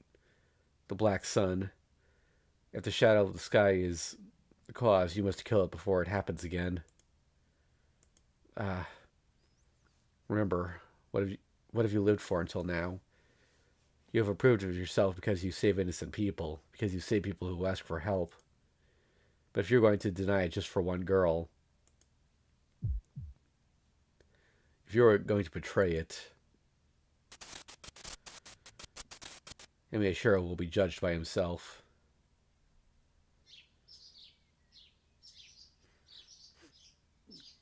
It's morning. I wake up. It's bright outside and it's past 7 already. My body feels heavy.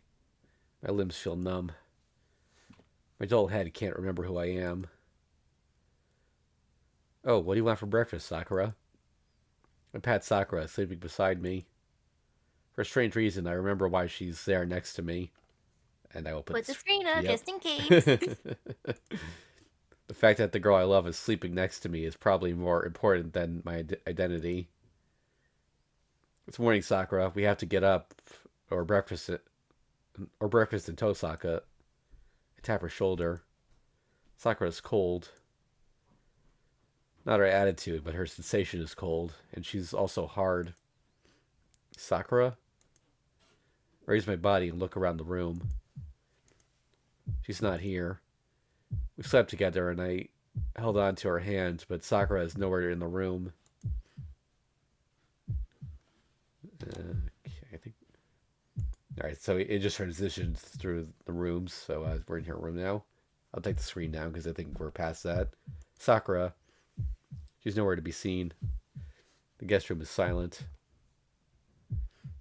I feel no presence in the living room. My body doesn't move well. I hit my foot on the table. I fall. Pull myself up using the wall and head to the hallway. I must be in a hurry. There's nothing wrong with my body, but my mind isn't calm at all. Why am I rushing, and why am I feeling so uneasy? I'm trying to think, but whenever I do, it's like my thoughts are 10 seconds in the future. I can't think, or does my brain not recognize what I'm thinking? Blood won't flow to my head, so I can't even tell. I can't remember what I want to do, but I'm relieved when I see Sakura's shoes at the front door. Tosaka's shoes aren't there, but Ilya's shoes are. Which means her shoes are not here, so.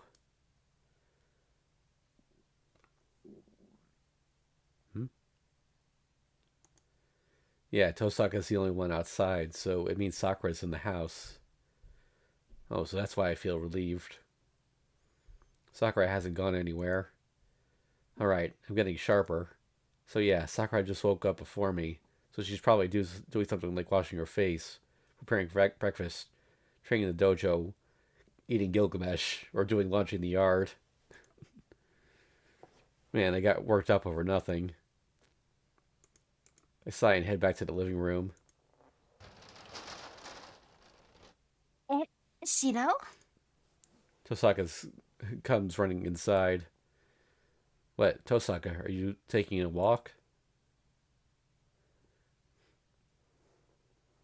Is he going? No, we can talk later. Sakura's collapsed outside, so carry her in. I'll prepare the treatment.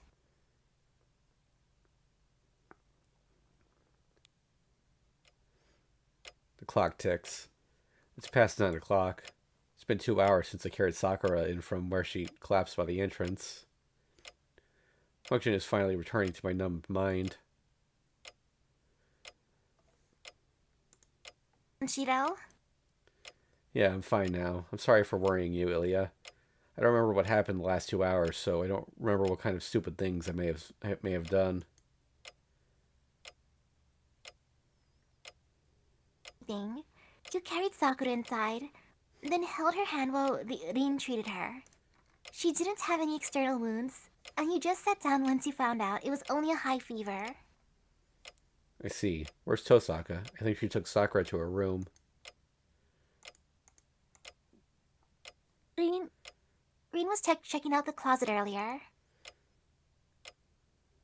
Oh, she must have been looking for Sakura's clothes. She was dirty and sweaty, so you have to change her clothes before you can put her to bed. I see. It makes sense now that she says it. And it must still be in the living room because... Hey, why are you following us when I'm about to change her clothes? Tosaka probably said something like that to me. Sakura and I are in a relationship, so I should be able to change her clothes. I can, but I think it's different to get naked out of your will and having someone take your clothes off when you're unconscious. I'd be embarrassed if somebody changed my clothes while I was sleeping. So Tosaka's completely right. So I've been waiting for 2 hours, huh? I might have been in a panic, but I feel very stupid. What's going on? There are many things I have to think about. Sakura's well-being, the big meal the enemy had last night. No, that can come later. I should be thinking about why Sakura was collapsed outside when we went to sleep together. Alright, putting the screen up, I have a feeling. I feel sick. My mind refuses to think. The blank 2 hours. My body remembers that I've been pondering that problem for all that time. Shirou, don't try to remember something you can't. You didn't forget it, but it went away. There's only pain even if you try to find out what's not there. Ilya? It's nothing. I was just talking to myself, so forget it. Ilya looks away and shuts her mouth. A few minutes after that, when the clock is about to strike 10. Thanks for waiting. Sakura's awake now. You know, at this point, I've already got to make a bunch of changes. So there's no point in putting the screen up because I keep having all these false alarms. Mm. If I have to edit anyway, I might as well just leave it down.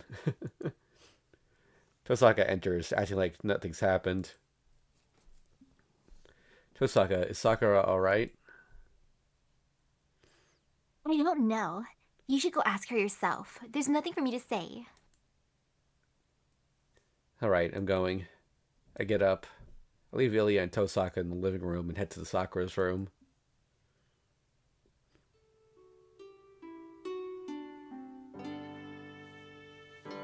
Good. You're here, Senpai.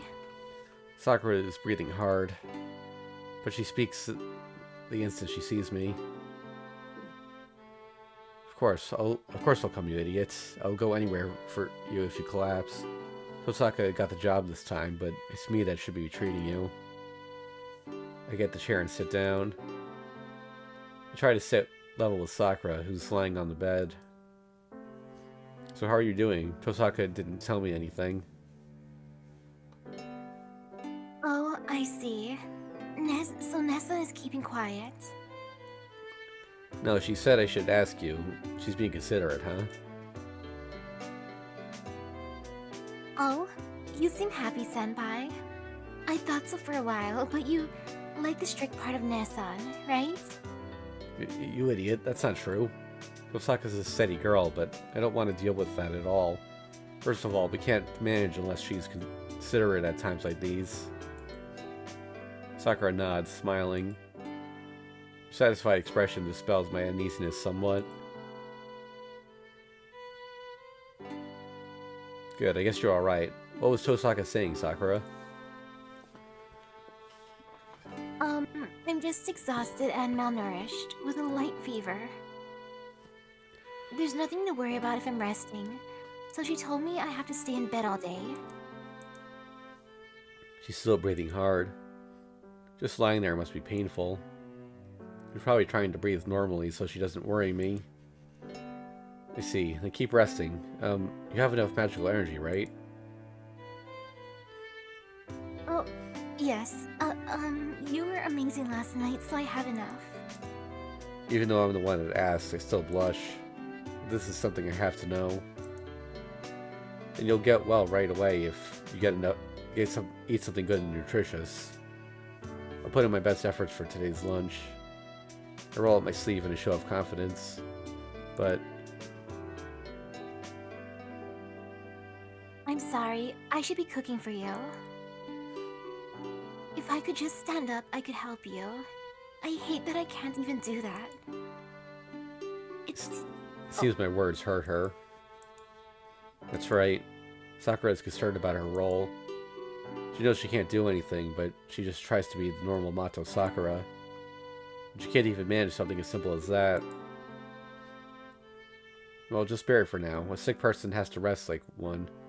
After all, I'm going to leave you in charge of breakfast, lunch, and dinner once you get well. You'll regret not resting more then. I jokingly say what I plan to do. Yeah, I can leave her in charge of cooking for about half a year if that'll please her. You can't take it back later, okay? I'm serious, I won't do anything for at least half a year. Well, I'd like to at least keep watch on the food on the gas burner when you need help. I've been standing in the kitchen for 8 years. I don't feel at ease unless I'm holding a pan or something. Okay, then it's a promise. Please eat my meals once I get well. Yeah, I'll promise you all you want. I get up. I can't keep talking to her and tire her. We're able to talk, and I know Sakura's doing fine. I should let her rest now. I'll see you later. I'll come again during lunch, so sleep until then. I step away from the bed. Sakura nods silently. Oh yeah, Sakura. I stop at the door and call out to her without turning around. Yes? When is it, Senpai? Oh, I was wondering, why were you collapsed in front of the house? You're sleeping in my room, right? I try to ask as naturally as I can. After a faint gasp. I was taking a morning walk. I woke up early, so I went outside, but then I collapsed. Very early. Right, I shouldn't be going outside right now. She replies as naturally as I asked her.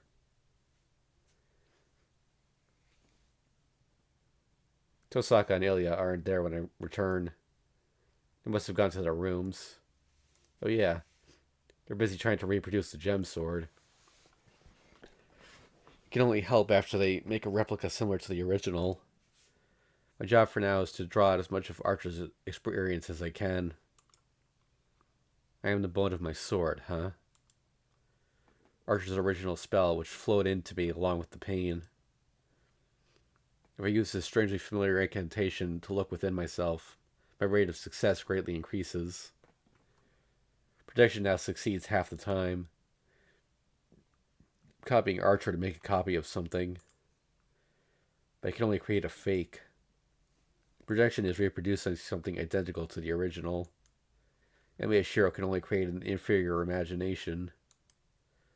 The only way to create a phantasm is with the arm's help. Suicide. It's not that poison will come into me once I use it. A bomb will be switched on once I use it. A sure end will come once I use it. An image of a firing hammer. There's a gun in my brain. The muzzle is pointed outward, but the trigger is still there.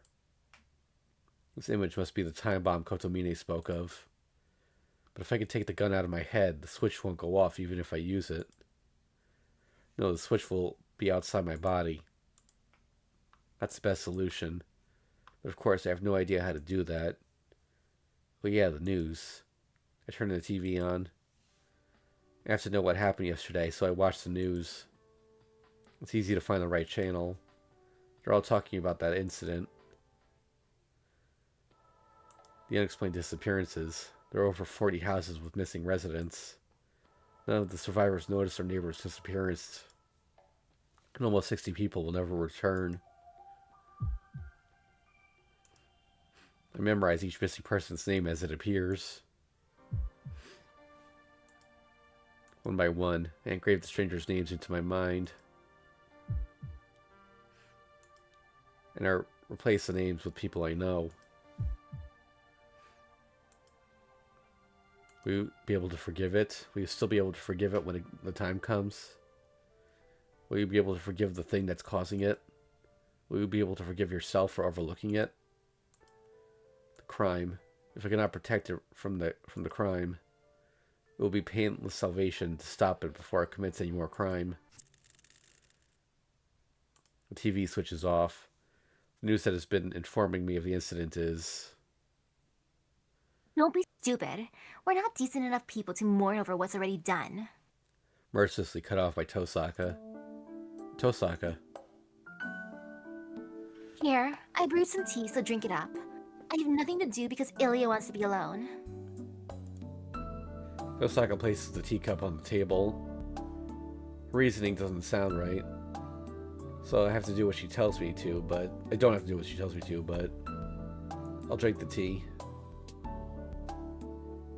Yeah, but it's so hot that it'll burn your tongue. I see, that's even better. Thanks, Tosaka. Heh.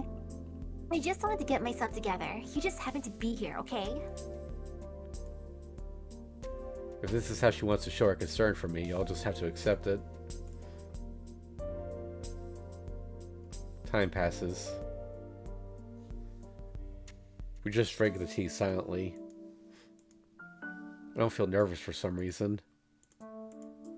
I rather feel relaxed. This is purely speculation, but could Tosaka be one of those girls that soothes the atmosphere? Huh. Smiling all of a sudden. Tell me if you want to say something. Oh, I was thinking to myself, we've never sat around doing nothing like this, right?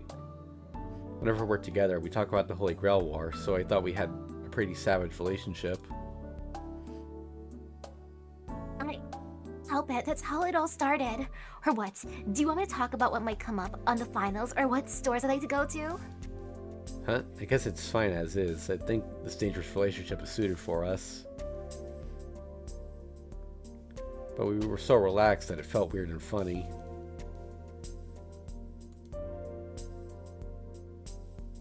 Well, you're right. That's how it all started. We started talking with each other after we became masters, and I wouldn't have gotten to know you unless I became a master. Well, that's one good result I got from becoming a master. I could fight alongside the girl I've admired. That's not entirely true. I don't know about you, but I've known you for quite a while. Huh? Tosaka blushes, saying something I can't ignore. You knew me? Tosaka nods with embarrassment. No way. Did we talk when we were in the first year? No, I knew about you, but you didn't know about me. You're one of my traumas. Why? I don't like that. I know it can't be helped to hurt someone when you don't know about it. It's not good for my mental health to know that I've hurt Tosaka, who likes to strike back 3 or 4 times as hard.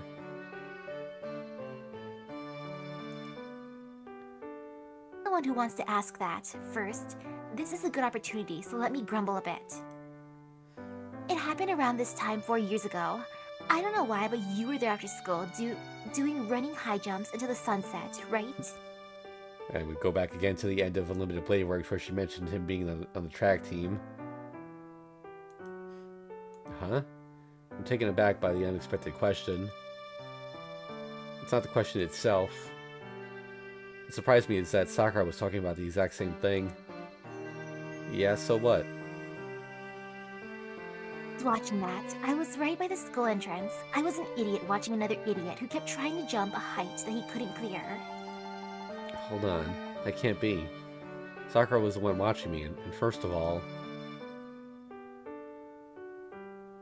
It's just a coincidence, okay? I went to your school because of a matter related to the student council. A different school, let alone class. Yeah, I heard you went to the same school as Issei. Yeah, we've known each other since then. I was the vice president and he was the president. After 4 years spent fighting, we found out that we can't get along. I see, so it was a long relationship. I finally understand now. I knew Issei's attitude towards Tosaka was not normal. Well, the mystery is unraveled, actually. It seems even more tangled now. How Issei's the childhood friend route for her. Anyway, I just happened to see you trying to jump over a height you couldn't. That's all. When I first saw you, and I found out later that Sakura came to this house, I didn't know your name until then, and I forgot about your face. Well, now I know how she knew me. Is that something traumatic? Humph. It's revenge after 4 years. Sakura joined the archery club a year ago, right? So I went and watched when I got the chance, and I happened to see someone who wasn't a club member shooting arrows. I knew right away that you were the idiot from that time. I want to say something about what she thought about me, but I stay quiet. I was shocked at the time. There was this stranger who went to a different school that I considered stupid all this time, but I remembered him even after 3 years. And I finally realized that you've been giving me damage all this time. I found out I was jealous of this guy that kept on running like an idiot. Why? He was stupid, right? That's not someone you should be jealous of. Yeah, I probably wasn't jealous of him, but I felt like I lost. It would have been fine if he had hope of clearing that bar. I would have just gone home if that was the case. But even he knew it was impossible. He knew nothing would change that, but he kept on trying. It's as if he believed the effort was what mattered. To be honest, I can't do such a thing. I've always been like that. I determine whether or not something is possible. If I know it's impossible for me, I quickly give up. I don't try what I can't do, and I never regret it or think that I'm powerless because of it.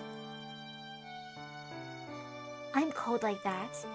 I'm a terrible person. Kide called it machine-like instead of cruel. But Tosaka isn't belittling herself. She's proud of how she is. I do sometimes think how pure it'd be to just keep trying without a thought for whether it's possible.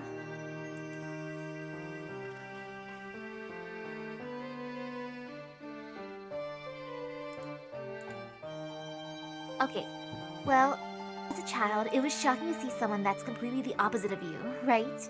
That's why it was traumatic. The guy who foolishly kept running was... Someone I was happy to know existed. Okay. Tosaka murmurs with a dreamy expression.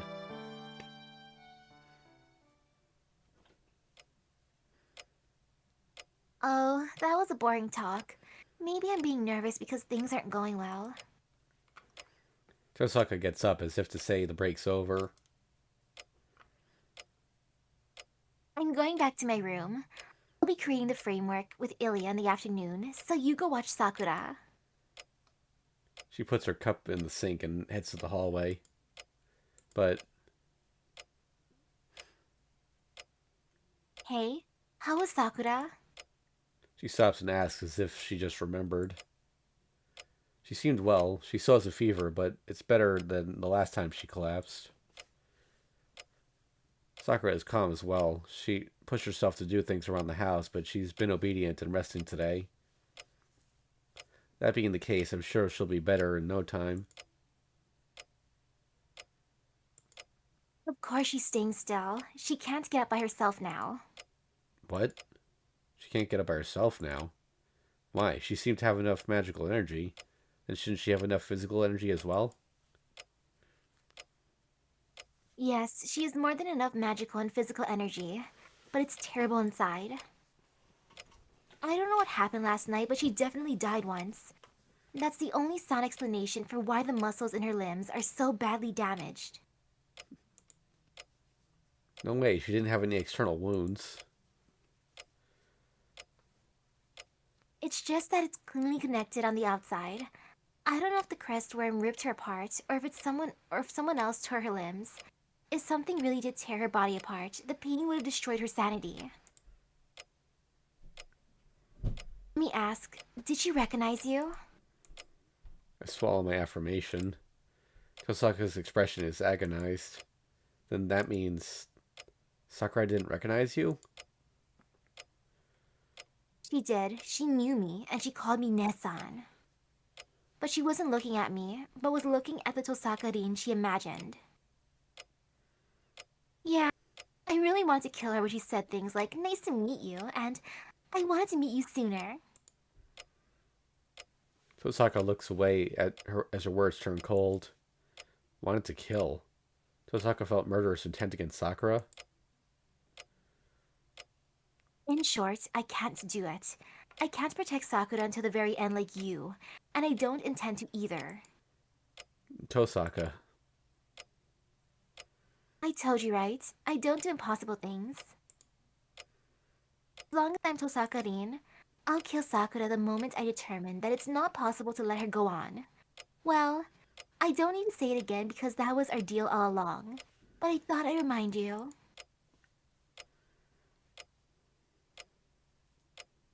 You don't need to say anything. I know how you feel, and even if you say something, it won't accomplish anything. We're allies when we fight Zoken, but we're enemies when it comes to Sakura. If you don't like it, we have to defeat Zoken as quickly as possible. But Shirou, what will you do if Zoken and the Shadow are two separate enemies? I shut my mouth. Tosaka's question is so sharp that it makes me dizzy. Shirou, I'll kill her when the time comes. That's the best choice for both of us. You think about it too. Tosaka leaves. She goes back to her room, leaving me alone in the living room. Interlude. Getting a lot of those today. She hears voices. Her body is broken and her head feels light, but she hears voices she doesn't want to hear. I don't know about you, but I've known you for quite a while. She doesn't think about why she can hear the conversation, but she doesn't want to hear them. She wants to cover her ears if her arms would move, and she wants to go stop them if her legs would move. I was watching that. I was right by the school entrance. I am an idiot watching another idiot who kept trying to jump a height he couldn't clear. She bites her lip. She scratches the sheets with her fingers. A past event, spoken of lightly. The event that happened 4 years ago. Her older sister speaks of it as if it's only her memory. Like she's the only one who knows about it.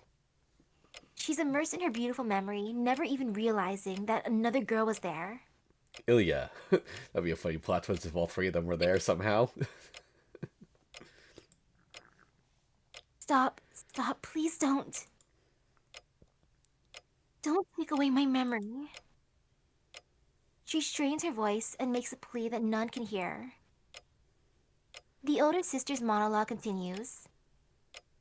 It goes on without her, just as she feared. The only thing she had on edge on over her older sister is brought down to mere recollections. No, no, no, no.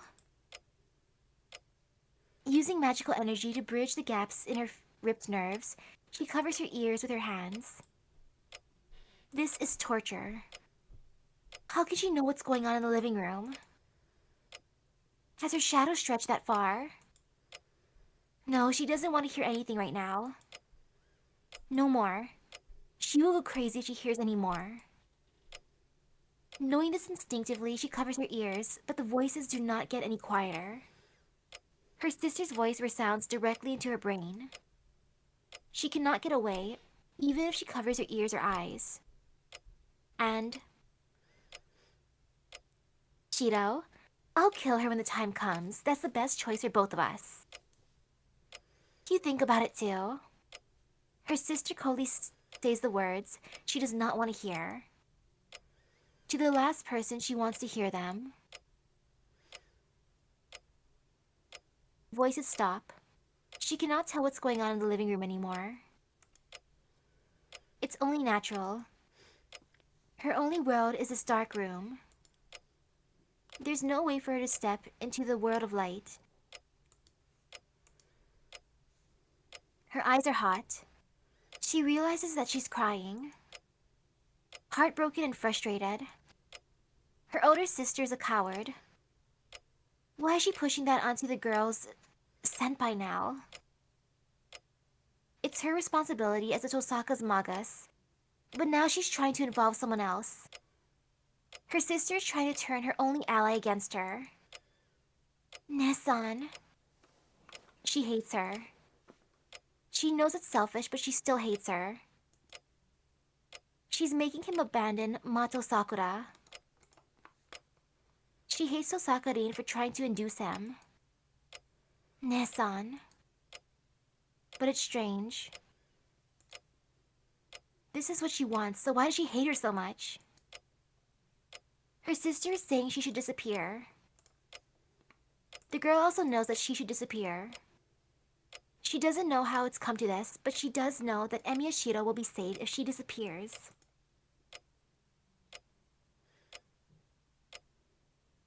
No, I don't want that.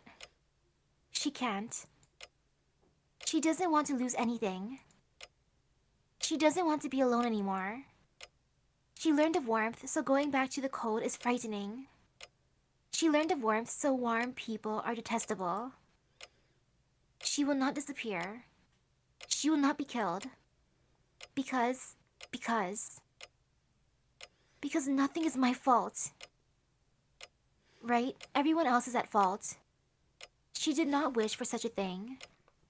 It turned out this way because nobody helped her. Nobody helped her, so this must mean they affirm her. Hey, Sakura, your uncle tried!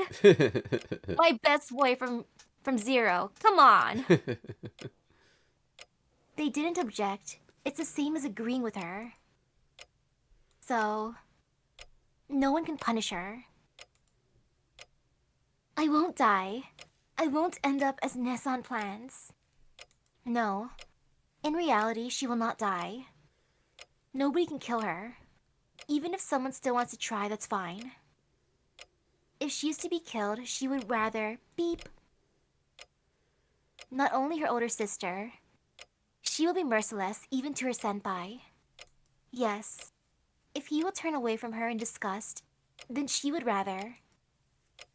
She would rather beep beep like she does in her nightmare.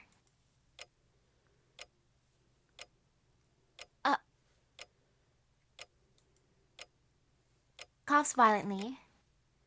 The pain turns her wild imagination into blood, and she coughs it out. No, I can't. Senpai. They do not connect. She cannot tell the difference between good and evil. She cannot tell what's good. She's about to lose her mind, not knowing who she is or how long she can stay sane. Well, are you still conscious of yourself, Sakura? Then, before she notices, the silver-haired girl is before her. The same girl as her. The white girl who is to become the container, who is not treated as a human being. Saber Lancer, Caster Berserker. It would have been fine with just these four. Where did you consume such a soul, Sakura? I'm surprised it's already sufficient with Assassin and Rider still left. She doesn't understand. She has heard from her grandfather that the girl was just like her, a container that collects the souls of the defeated servants. But she has not heard about any servants being defeated, other than the ones just mentioned. Fine. I won't ask since it means I don't have to worry about the archer in me being taken away. Kura, do you know what's going to happen to you? Well, I guess we know how Ilya knows what Archer's ability is. Yup. It cools down. Her mind, delirious with fever, regains Mato Sakura with those words.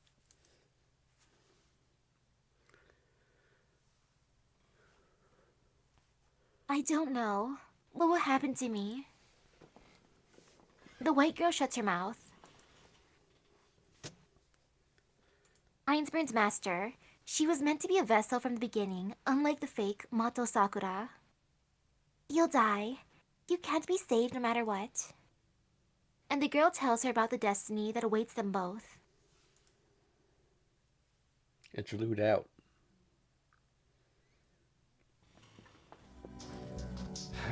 My body's still heavy. I have to make lunch for Sakura, but I want to rest a bit and clear my head.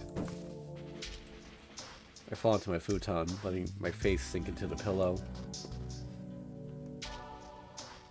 I know. There wasn't any postponement since that day. I can't postpone the problem anymore. About Sakura, I have to decide everything right now. Emiya Shirou. Who is it? I jumped up. I heard a voice. I don't think that was Kotomine. I just assumed it was because that he calls him Emiya Shirou. I heard it from within this room. A chill runs up my spine. The scary thing is that I can't tell where in the room it's coming from. Do not be alarmed. I did not come to take your life. Whisper about my ear. The voice. The fluid and yet alien tone of a servant with a white skull. Assassin. How is it possible?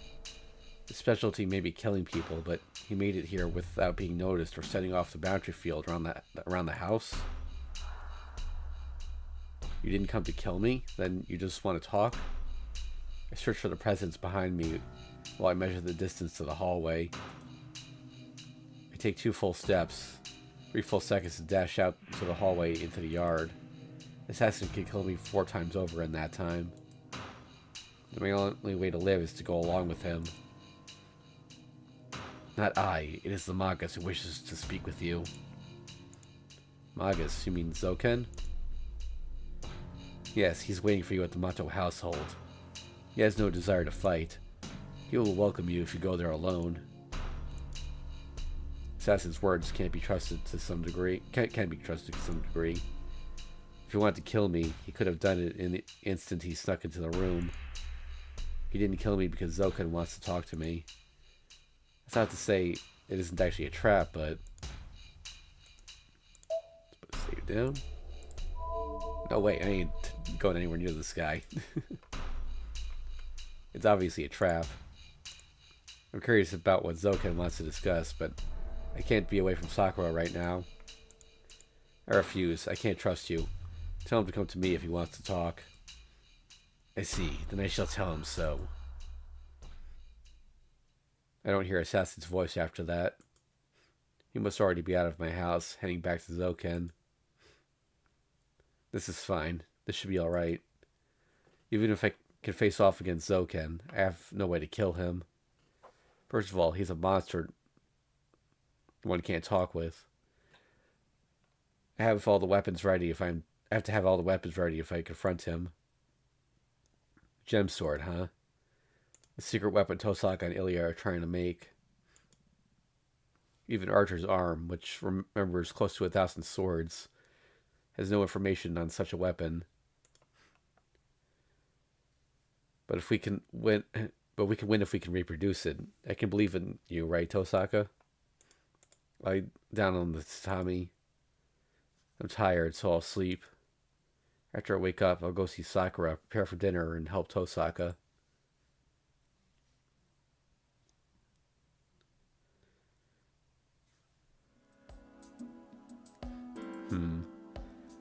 Dinner's presence wakes me up. Does dinner have a presence? Of course it does. Like the sound of a knife on the cutting board, the sound of the TV, and the good smell of the food. Huh? In my room are Sakura's pajamas, an empty bowl, and a wet towel. I searched through my memory. Looking at what's in here, it seems I went and treated Sakura. I try to remember, but I stop myself. These are trivial things. I must have forgotten about them somehow, so I don't even need to think about it.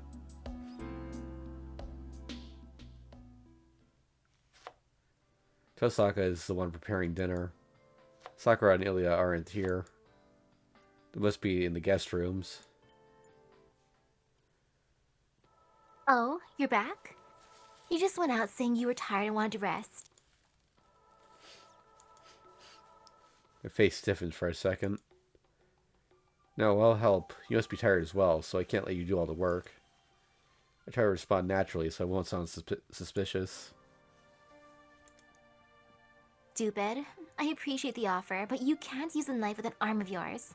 Just let me handle it tonight. She starts cutting. She must be stir-frying vegetables as she's cutting lots of green peppers.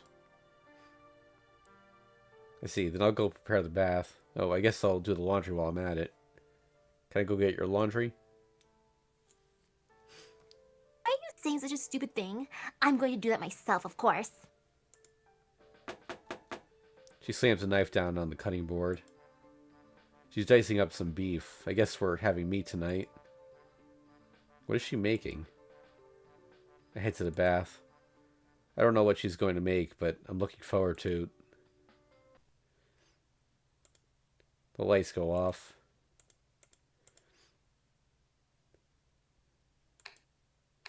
Is it a blackout? I guess so. The switches aren't responding.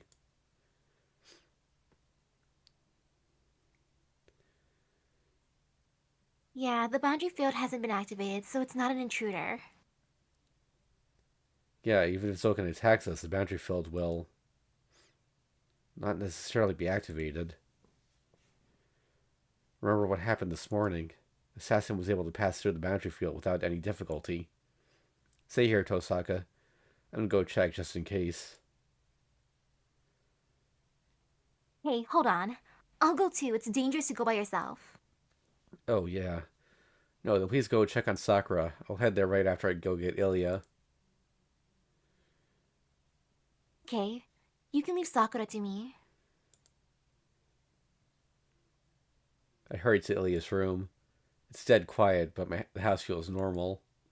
Maybe I'm thinking too much. This is just an ordinary power outage. Well, I guess I'll go wake up Ilya while I'm at it. Even though the power failure interrupted the preparations, it's almost dinner time. Are you awake, Ilya? I open the door.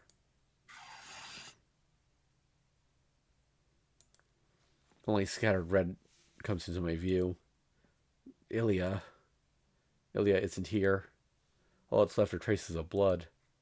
In the corner of the room, amidst the splattered blood, are minced flesh and a bundle of silver hair.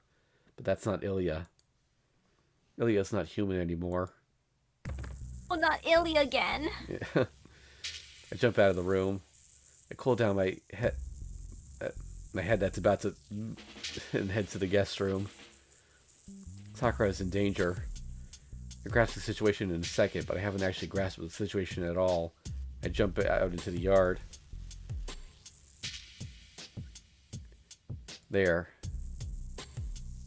Stands something that should not exist. Ah. It's like a ghost under a willow. With a boundary field. Why the boundary field did not go off. Why such a thing is here. Before I can answer these questions, there was no time to run, and there was nowhere to run. The house is already engulfed by the shadow. If that is the shadow itself, then there's no way to escape the dark night. I've known it since last night. I will be killed the instant I meet it. The tentacle pierces my chest like a crowbar. It mercilessly rips me open. Blood gushes while my ribs bloom out like a flower. Ilya must have suffered the same fate. The flower petals flutter about. Cocher here. Scalpel here. Unable to fight back, Shirou's body is prepared for cooking with no anesthetic. Dead end.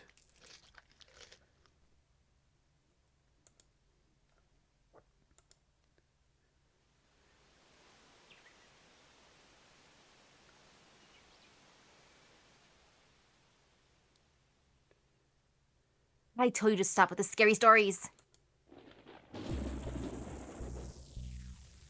You don't like scary stories, Master? No, I hate them. They might take my belly button, so I want to go home. Hey, you can't do that, Taiga. You're the master, so you have to teach. What will you do if a challenger comes to this dojo? They won't come. I've been in this dojo for 10 years, but such a person never came. So I'm gonna go home. I have a bad feeling. Why speak with the Kansai dialect? That didn't translate well. Huh? Master, there's a challenger. Alright, send him home. Why? He'd usually say something like, Alright, I never thought I'd see a challenger while I was alive, and jump around with joy like a junkie. I'm saying I have a bad feeling. First of all, I have a bad feeling for the name of this dead end. What is the name of this dead end? Oh, horror show. Of course. Oh, the new challenger approaches. Sacrifice. It's here. No, I can't stand mysterious things like this. I know this. This is called mixed martial arts, right? Alright, do your best, Tiger. I can't. Here, your opponent is that Buruma girl. Her Moe power is 10 times stronger than mine. You should be fully satisfied. Eat the Hakama. Whoa, go away, evil spirit. Someone, go get It's whatever that is. It's a reference to something, but I'm not sure what.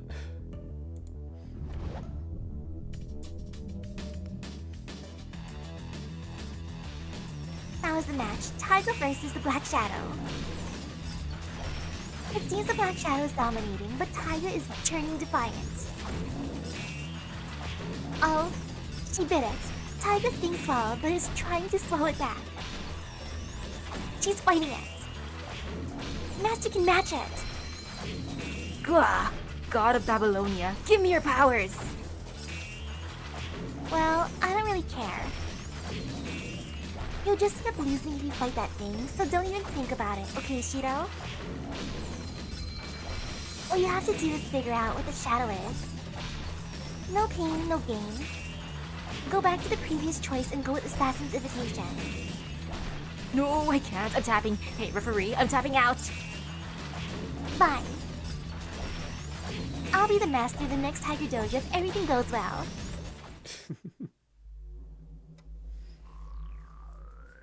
Well, the gods of Babylonia eventually answered her prayers. Although Jaguar Warrior is actually a Mesoamerican god, I believe. And that's why she ended up in Babylonia for some reason. Yeah. How many are we up to here? Okay, we're getting close.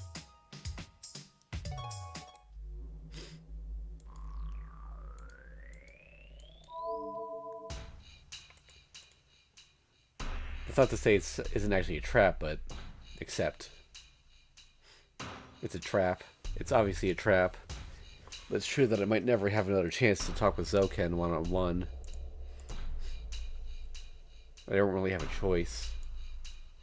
Even if it's a trap, I have to go see him and have him remove Sakura's crestworm. Alright, Zouken wants to talk to me, huh? Wise decision. Let us make haste. Even I cannot deceive Ryder's eyes for too long. Marcus will change his mind if someone else realizes we're having this conversation. Huh, so it's a secret meeting for my ears only, huh? There's no reply. His work must be done now that I've agreed. Before I know it, Assassin has vanished.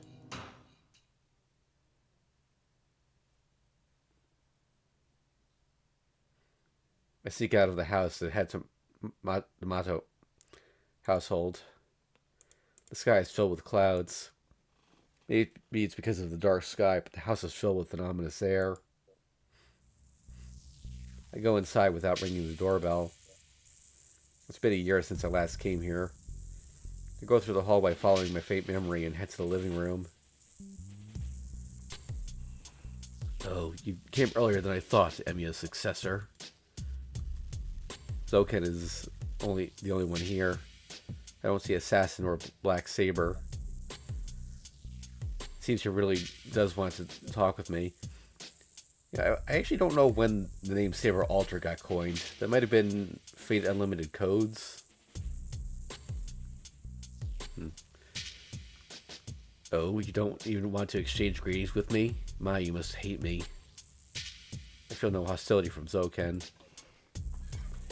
In short, he's taking me lightly. His composure is self-evident, confident in his ability to kill me at any time. Well, you must have something to talk about as well. Since you've accepted my invitation, sit down. It must not be something to discuss standing up.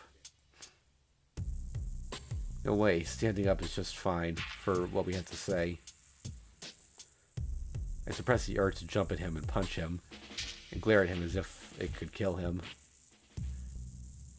Unlike Zoken, I can't hide my anger.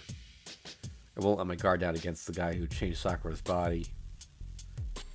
Zoken, if this is a discussion, I only have one thing to say. Release Sakura right now. That's the only business I have here. I'll just fight if Zoken refuses. I'll kill this monster before anything can happen, even if he calls for Assassin and Saber. Release Sakura, eh? I would like to, but I'm afraid I cannot do anything.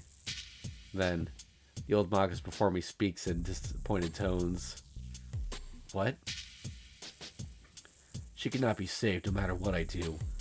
It has grown too much. Sakura is already functioning as a holy grail. She will die even if I remove the crestworm right now. Hold on. Holy grail? Sakura is functioning as a holy grail? Why is he talking about the holy grail? Wait, what do you mean by Sakura being the holy grail? What did you do to her? I tampered with her to obtain the holy grail and make my wish come true. It is all for Makiri's dearest wish, to put shape to the soul, true immortality. That is why I embedded the holy grail into Sakura after the war 10 years ago. What, you embedded the holy grail? Right, you should have heard about how the Holy Grail War ended 10 years ago. Your father, Emiya Kiritsugu, destroyed the Holy Grail. That was completed through the ritual we know as the Holy Grail War. The war ended, summoning the ritual the summoning ritual a failure once again. But it was not a total loss. The Holy Grail was completed, if only temporarily. And it would be a waste to leave the broken fragments as they were. My head quickly closed down. In short, he took his granddaughter Sakura and... Yes, I embedded the Holy Grail within her, but I am no monster. I made sure she could function as a human. I knew it would be painful to have an inorganic substance in her, so I turned the shard of the Holy Grail into a living thing. Living thing, then the crestworm in Sakura is... It is something I created using the Holy Grail as a catalyst. With that, her body became a container to receive the souls. It became a tool to become the gate when the ritual was completed. It was just a copy of the Holy Grail the Einsberg family makes. Well, I do not have as much skill as them, so I did about an eighth my own way. He laughs. Copying Einsberg.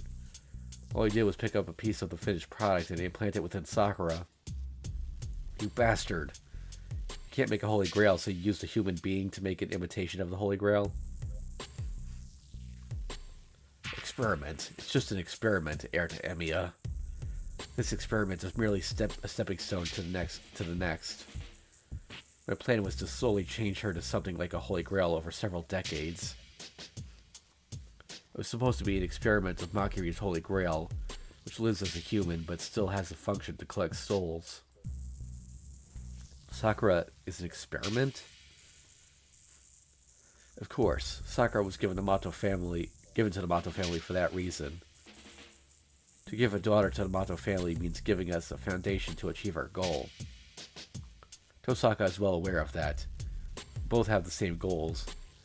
We will both turn ourselves into monsters to achieve immortality. Immortality? You and Tosaka's father used Sakura for something ridiculous like that? Of course. The Holy Grail has always been a ritual dedicated to that end. That is the only reason we cooperated, and I am the only one who still lives. To use the Mato's successor to achieve our goal in the far future. But fate can be quite ironic. Sakura was prepared to be an unadaptable Holy Grail, but she has shown surprising growth.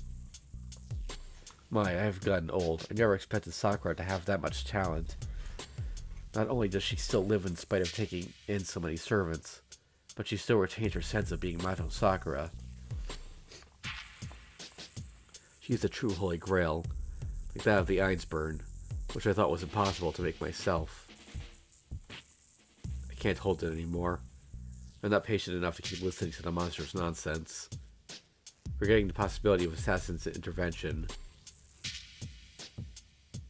Enough of this bullshit. You can't call something that only sacrifices human lives a Holy Grail. I let my anger take over and dash at Zoken with a raised fist. But it is a Holy Grail. First of all, even the Einsburn, who created the Holy Grail, used a human as their Holy Grail for this war. What? Zoken smiles at me in my tracks. Using a human? My body wobbles back. I hate myself for knowing who he's talking about, even though I don't want to understand. Right, Ilya's Zeal is also a Holy Grail. But do not consider us as the same. The Einsburns are far worse. You can ask yourself what kind of a Holy Grail you prepared. My upraised arm falls. Not only Sakura, even Ilya is the same, and regret takes over my body in place of anger. Well, I assume that was all you wanted.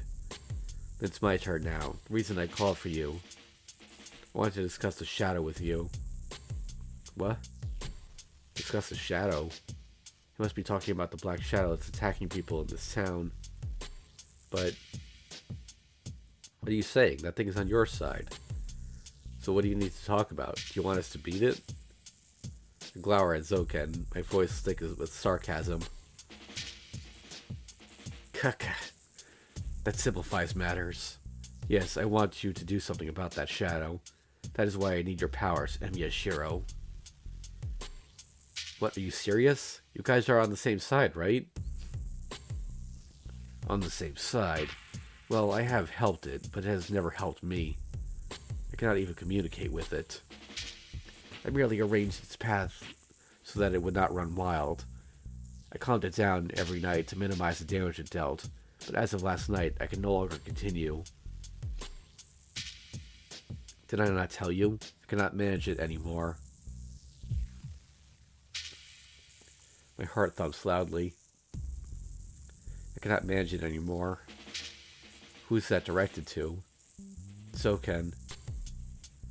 Ah, yes, I must tell you about that shadow, what that shadow is before anything else. In short, that is the content of the Holy Grail. People say the Holy Grail is an omnipotent pot. The Holy Grail we aim for is not a pot. The Holy Grail is only a means. Einsburn, Makiri, and Tosaka. What these three families aim for is to open a gate using the complete Holy Grail. You could think of the complete Holy Grail as a gate to connect this world to a world where every wish comes true. Hold on, the Holy Grail is... Yes, the Holy Grail... Yes, the goal of every Magus is to reach the origin. But I am not interested in such a thing. The icebird's only thought for the completion of the Holy Grail. Tosaka is the only family of magi that is still aiming for the origin. Anyway, the Holy Grail is a gate that connects to the wish machine. The shadow is something that has leaked from the other side. Real Holy Grail, Iliazil, would not have done such a thing. That shadow was a mistake made by the imitated Holy Grail. Well, I do not like to talk about the shame of my family, but it seems I did not discipline her well enough. She matured as a Holy Grail, but it would appear she cannot shut the gate properly. I do not mind if she dies from her own carelessness, but I cannot have her involve other people. What a bother. The Holy Grail I made might kill everyone in this town. Mato Zoken shakes his head, as if it's someone else's problem. I should punch him for saying that. But his words turned my emotions to ice. Then the Black Shadow is... truly... You should already know that that thing is Sakura's shadow. You should recognize the similarities between them. Mato Sakura herself? I fight off the dizziness. The truth. I accept the connection I've already known but denied. No matter what the Black Shadow may be, I have to accept that the crime is Sakura's as well. Does Sakura... No, she should not know about it. That thing is the Holy Grail shadow that appears through Sakura. It originally should not have form, but when it passes through the gate called Sakura, it took Sakura's form and obtained a body. The Holy Grail borrowed Sakura's sealed id to come into this world. It was because of it was beyond my expectations, to be honest. I denied it since it was impossible, but I have to accept it now that it is getting stronger by the day. That thing is a Holy Grail with a will. That is why it keeps consuming human souls to complete itself. There's only one way to stop it. The Holy Grail is born from Sakura's unconsciousness. You merely need to stop Sakura. I tried to persuade Sakura, but the shadow does not want me going near her. It does not have a will of its own, but that shadow is Sakura herself, and hates whoever she hates. I cannot even go near Sakura anymore. What? Then you can't get close to Sakura? No, you people think Sakura is under my control, but that is all in the past. She's already yours. I cannot control her, as I have been cut off from her. It's something I can be happy about. At the very least, Zoken can't do anything to Sakura. And if we can do something about the crest worm... Wait, you haven't done anything to Sakura? No, nothing at all. And Sakura's still in pain because... That's her own problem. I've never used the crest worm. She's breaking down because she is a Holy Grail, and the power of the Holy Grail are flowing into her. Think about it. There's a great swirl of magical energy that can grant any wish. Her human body must receive what flows from that source. There's no way Sakura's weak mind can endure that strong onflow. What, then Sakura will... Unable to bear the strain of being a Holy Grail, she will explode. No, if Sakura's consciousness empties, the Holy Grail should appear. She might be swallowed by her own shadow. You understand? It is meaningless to kill me here. The Holy Grail War ends once you defeat me. At that point, all that remains is for the Holy Grail to activate. Sakura's mind will be obliterated once that happens. If you want to save her, endure for the duration of the Holy Grail War. The timing to open the gate, the completion of the Holy Grail, does not last long. It has already been 10 days since the war began. Judging from the past wars, this war should end in about 4 more days. 4 days? Are you saying Sakura will survive if 4 days pass? Who knows? That is for you to determine. How was she this morning? Do you think she will last 4 more days? She will. Of course she'll make it. I see. But the same cannot be said for other people. How many disappeared last night? How many will disappear tonight? No, how many days do you think it will take for the whole town to be consumed? I can't really hear his question. Does this mean the man sound happy or sad? My head is shaking so much that I can't tell. Defeating Zoken won't solve the problem. Sakura won't last until the Holy Grail War ends. We can't beat the Black Shadow. The people in town will continue to die as long as the Holy Grail War continues. Then how? Can I save Sakura? Then it's simple. You just need to kill Sakura. Zoken states the obvious. I am correct, am I not? She cannot survive even if you let her live. And the Black Shadow will attack people again tonight. Kill her right now to prevent that. I feel dizzy. That is what I wish to discuss. I wanted to inform you of the current situation. I wanted to tell you that you are protecting the greatest disaster. I feel like vomiting. Sakura will notice Tosaka's daughter or me, but she will gladly give her life if it's for you. I can't breathe. Ending one evil life to save thousands. You should know, if you are to carry out Emiya Kiritsuga's will, Mato Sakura is your enemy. My mind isn't working at all. I walk down the distorted hallway, unable to give a reply. I don't feel anything even when I walk or lean against the wall. It's ugly.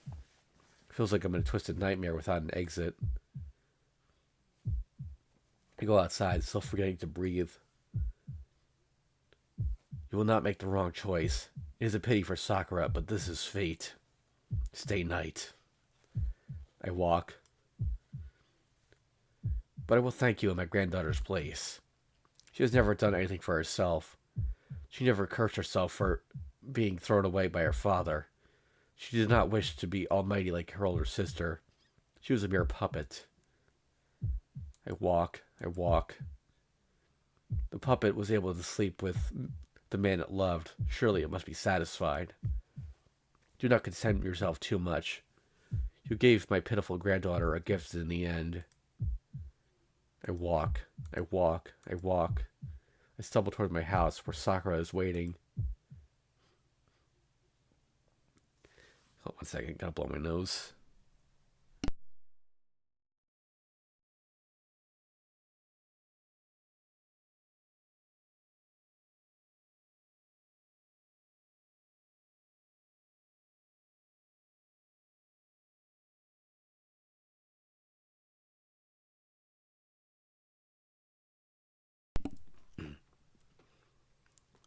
I walk down the hill.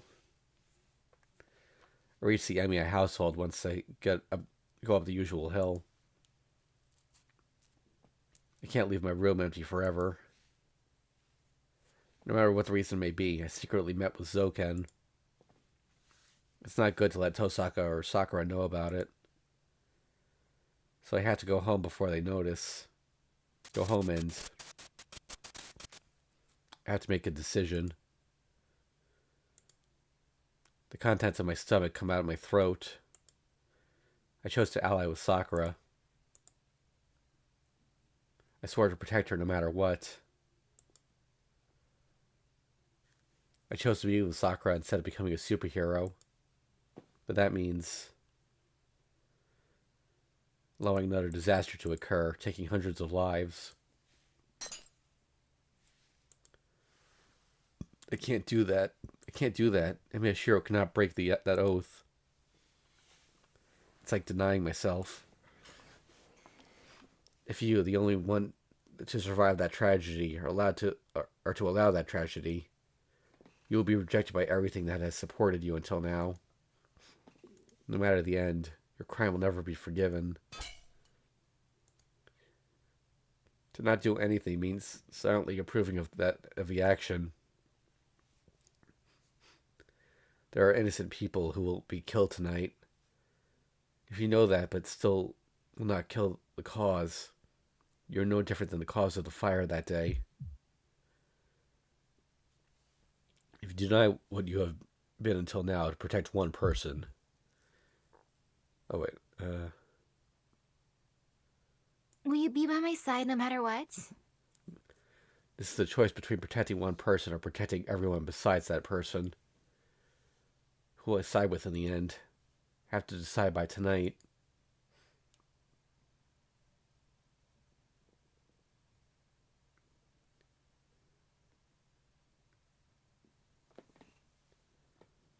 I go to the living room. Huh? Did you come in from the entrance side hallway? Ilya is sitting alone in the living room. Yeah, I was outside for a bit. Did anything happen while I was gone? Nothing happened. But you have to stay in your room and rest, Shirou. Your body is as bad as Sakura's. Thanks, but I'm fine as long as the cloth is on. Geez, you'll easily faint if you're talking like... Shirou, did something happen outside? No, not really. No way. I don't know what you want to do, but don't talk to me with such empty eyes. Oh. She scolded me. I see. It must have looked ridiculous. It can't be helped if that's the case. I'm sorry. I know it does no good to worry, but I had to think. I shake my head. Like Ilya said, I can't empty my head. I can't go see Sakura with a miserable face, so I have to show some spirit. Oh, good. It seems you've cheered up. So, what do you want to ask about? I'll help you if that's alright with you. Crap. Ilya sometimes gets really kind. This is the second time she's helped me when I'm feeling down. I can't tell which of us is the older one. Okay, can I ask you something, Ilya? Right, I'll tell you anything. What do you want to know? The Holy Grail. Tell me about the Einspreader's Holy Grail. I see. So you found out, huh? There were two things I didn't want you to find out, and that was one of them. Ilya, then... Yeah, I'm the Holy Grail. I'm not human, I'm a homunculus, me that way. Homunculus. An alchemical formula to create life without a womb, using sperm and other elements. They're not born from proper reproductive system, and therefore have physical defects. Small bodies, short lives, lack of intelligence, lack of reproductive functions. They have human shapes and human lives, but they are not human, and therefore are completed with a powerful magic circuit. They're weak as a life form, but they far exceed human powers when they are made as magi. No, as magic circuits.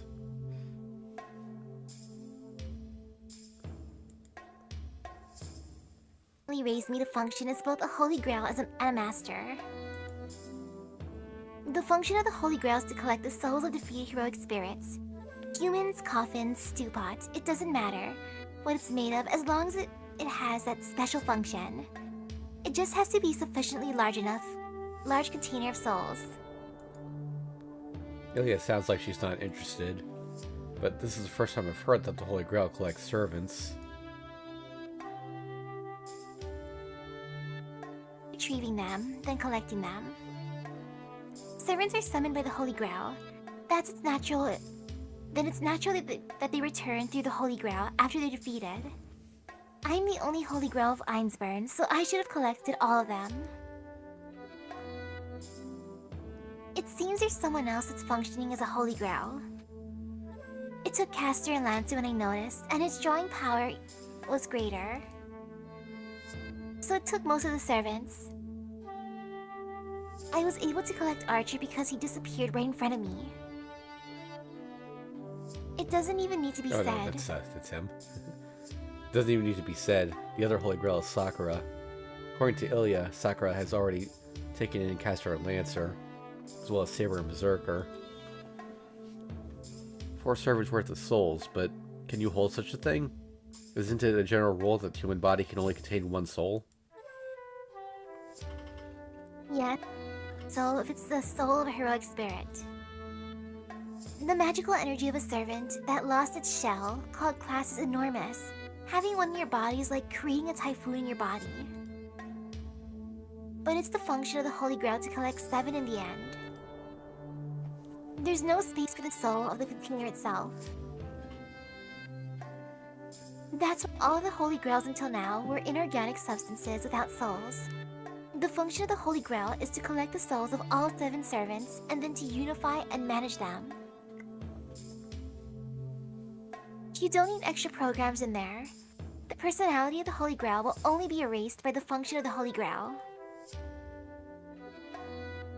In short, Shirou, the Holy Grail loses its human functions the more complete it gets. The same goes for me. Once I collect many servants, I have to cut off my functions as a human being to control the souls.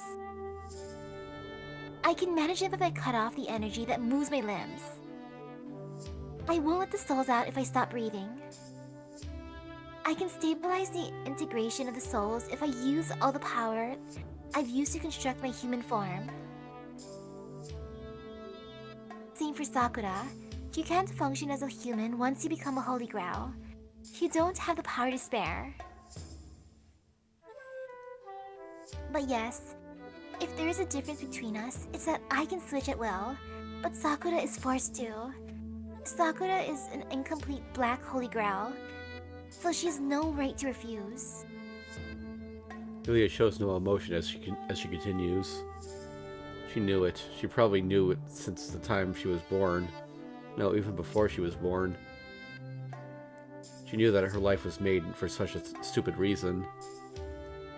But there's something I can be glad about. I place my hand on my tense chest and look up at the heavens as if in thanks. Wrong, Shirou. I said Sakura can't be saved. I know that, but you two are sharing them between you two, right? Then you're still... Yeah, Sakura took most of it, so there's no problem in me staying as myself. Rider and assassin. Even if I collect their souls, I don't need to cut off my functions as a human being.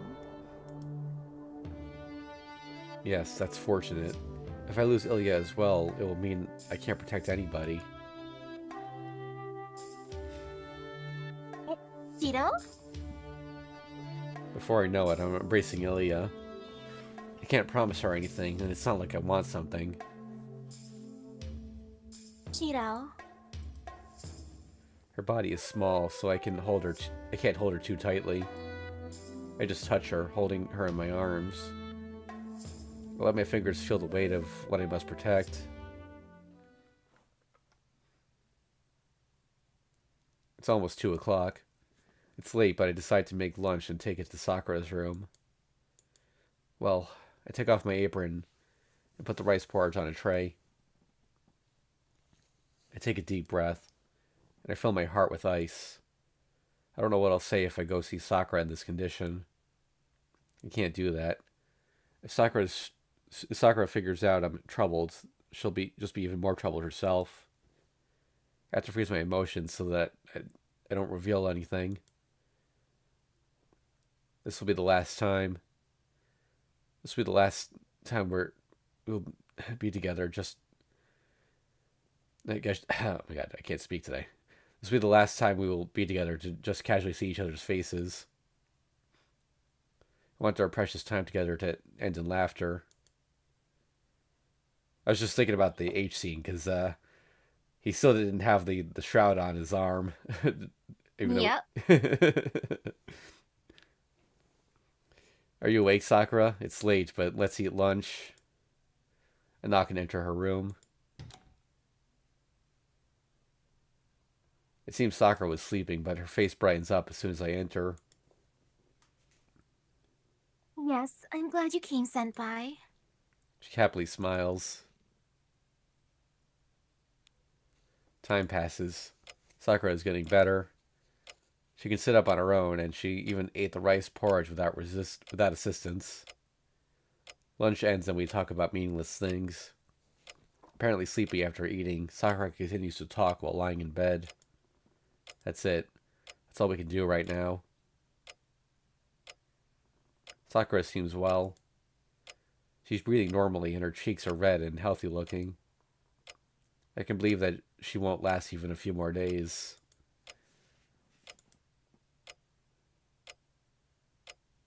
But I rarely caught colds. I have a healthy body, and I've never had to stay in bed with a fever. We started with how she dislikes cold medicine, and she's now telling me how healthy she was. It seems she's never been seriously ill, and I hear she cured any cold symptoms with her spirit. Spirit? You mean you warmed yourself up and rested? No, that's not what spirit means. How can you have spirit during a cold? Oh, it's an embarrassing story, so it's a secret. Sakura laughs in embarrassment. It seems Sakura was an energetic child in her own way. So it's not that I dislike cold medicine, but it's that I can't trust it. Don't you get nervous because you can't tell the effect of the medicine? Oh, I guess it was like that when I was a kid. I didn't get. Oh, wait. Okay, yeah. I guess it was like that when I was a kid. I didn't get well even after I drank this bitter medicine, so I blamed the pain and the fever on it. Sakura happily agrees. Seeing her smile makes me imagine that she's getting better and that she'll be up and well tomorrow. I silence all my all too convenient wish. Sakura won't get well. I can't postpone my decision, believing that everything will turn out fine once she gets better.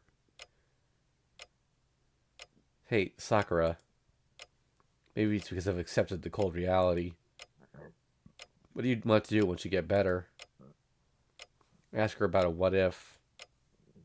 Ask her about a convenient future. Eh?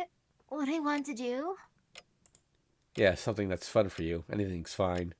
I'm just asking, so don't worry about if it's possible or not. Eh, hmm, hold on.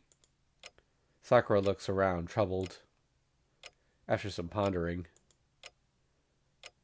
I guess I don't have anything. I'm fine with how things are right now. And just being with you is good enough. Sakura blushes. My vision narrows. I have to keep my feelings frozen. She's never done anything for herself. Damn old bastard. It's not that she hasn't done anything. She just doesn't know how. Fun things. She doesn't know what she wants because she's never known a normal life. She's never known normal happiness. So she values such trivial things. Senpai? Is something wrong? Huh? Oh, I was just thinking to myself. She hasn't done anything yet. Sakura doesn't know what she should have, what she should obtain. Sakura doesn't smile outside. Sakura doesn't make friends. A closed world consisting of my house and the Matos. But if I can change that, I'll pay any price.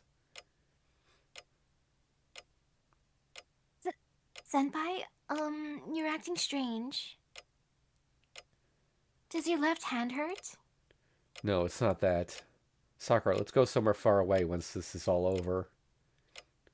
We've never gone anywhere for fun, right? It's good to go off and enjoy ourselves once in a while.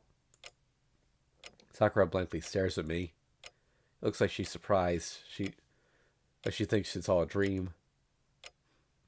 It's decided. Where do you want to go, Sakura? Where? She thinks in confusion. She doesn't answer for a while, but she must have found a wish she wants with all her heart.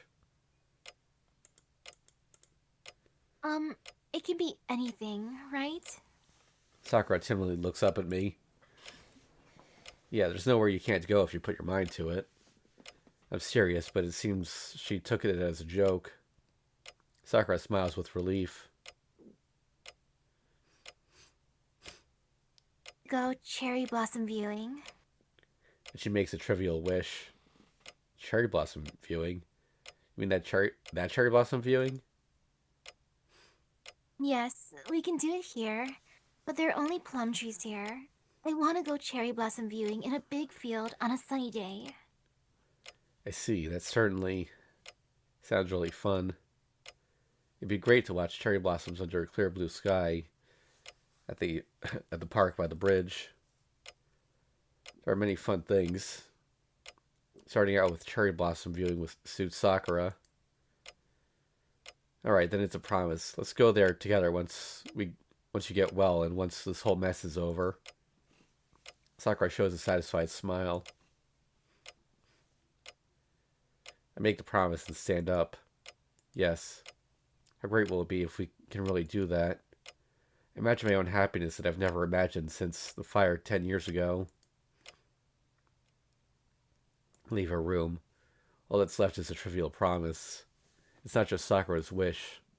This promise, which can be fulfilled come April, is my wish as well. I dream of a warm fantasy with a frozen mind. Once winter is over, once spring arrives, we'll go view the cherry blossoms together.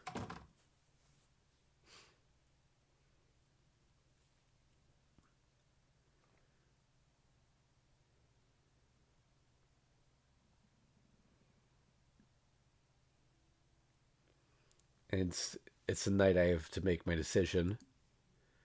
We won't be patrolling the town anymore. Tosaka spent the whole day making the gem sword and is now resting, completely exhausted. The same goes for Ilya. Three of us ate dinner silently and went back to our rooms. It's 10 o'clock. The shadow should go into action soon. I get up soundlessly. I grab the knife I got from the kitchen and leave my room. The door isn't locked. I open the door without a sound and walk to the bed. Sakura is sleeping. That's all I can tell. I can't tell if she's getting better or worse. There's something wrong with my vision. I can't even see Sakura's face even when she's sleeping right before me.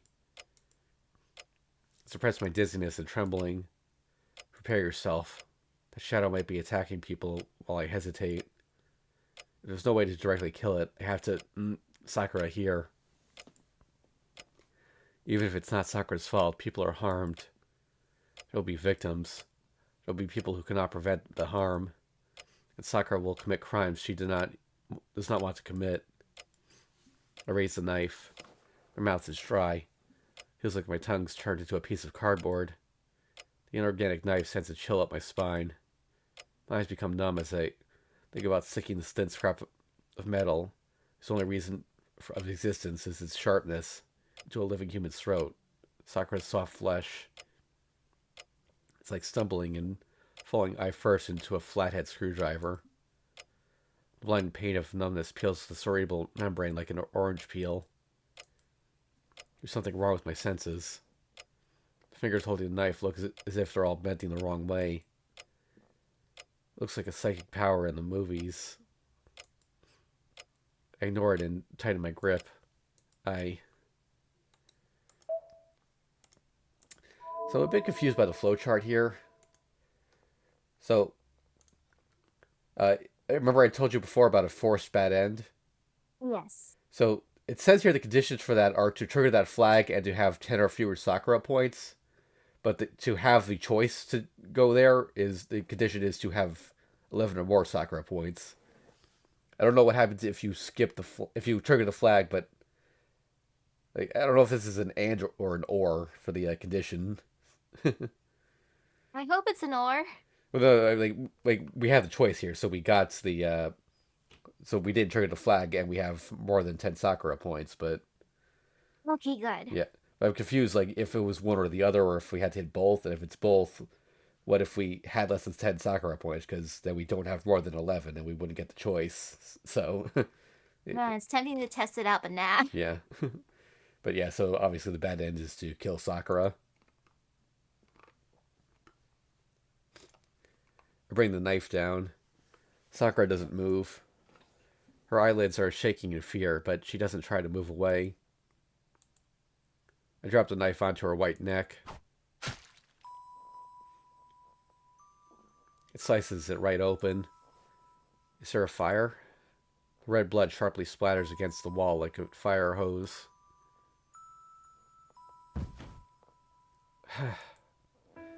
I drop to my knees.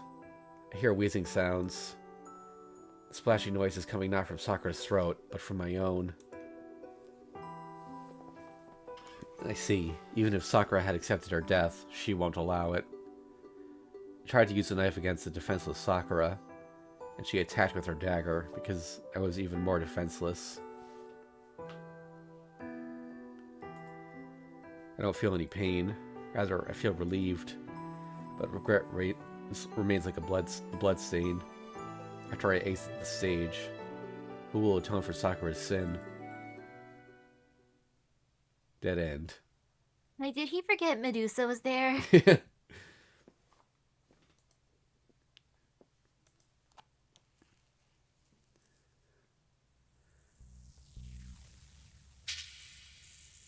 The impossible has occurred.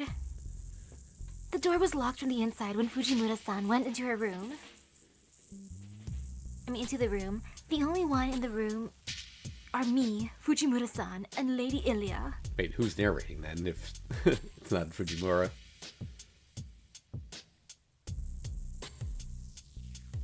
But how? There's no one in this room other than us. There are two ways. One is an accident with a lack of affection points.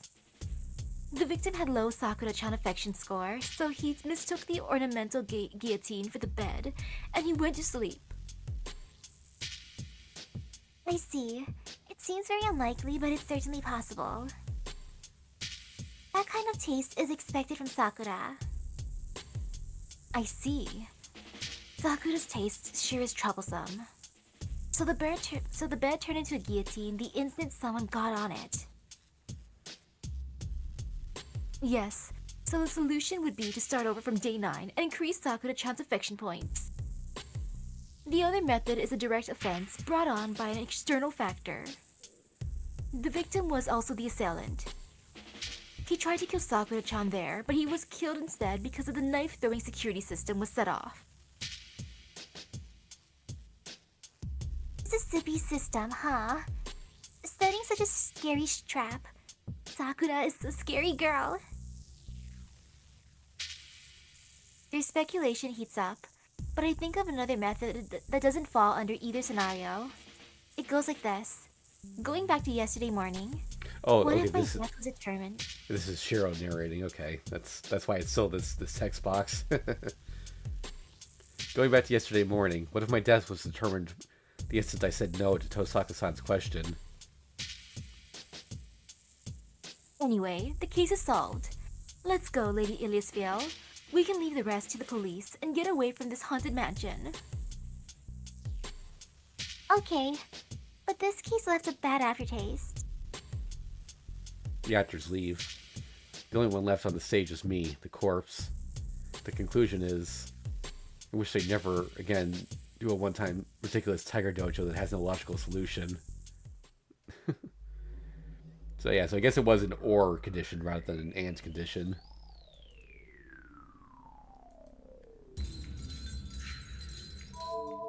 Although for some reason they didn't entertain the idea that I simply choose not to kill Sakura. Alright, I can't do that.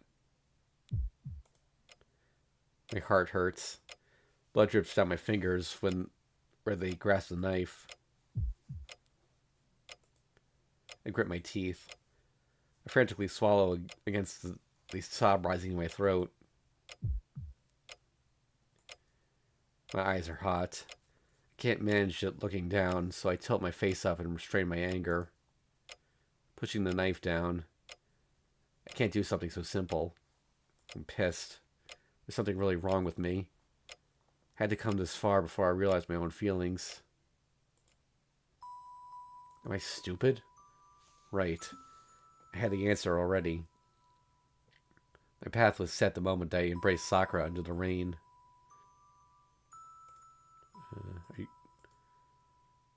Are you going to betray? Someone tells me to remember. Wasn't I going to become a superhero?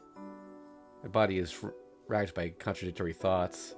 A superhero that will let many people die tonight for Sakura's sake. A selfish superhero. Kiritsugu threw away his own wishes to pursue what he believed in. A powerless human that helps others just because of self-interest. A fire 10 years ago. Because I was the only one who survived, I lived on, swearing to never let such a disaster occur again.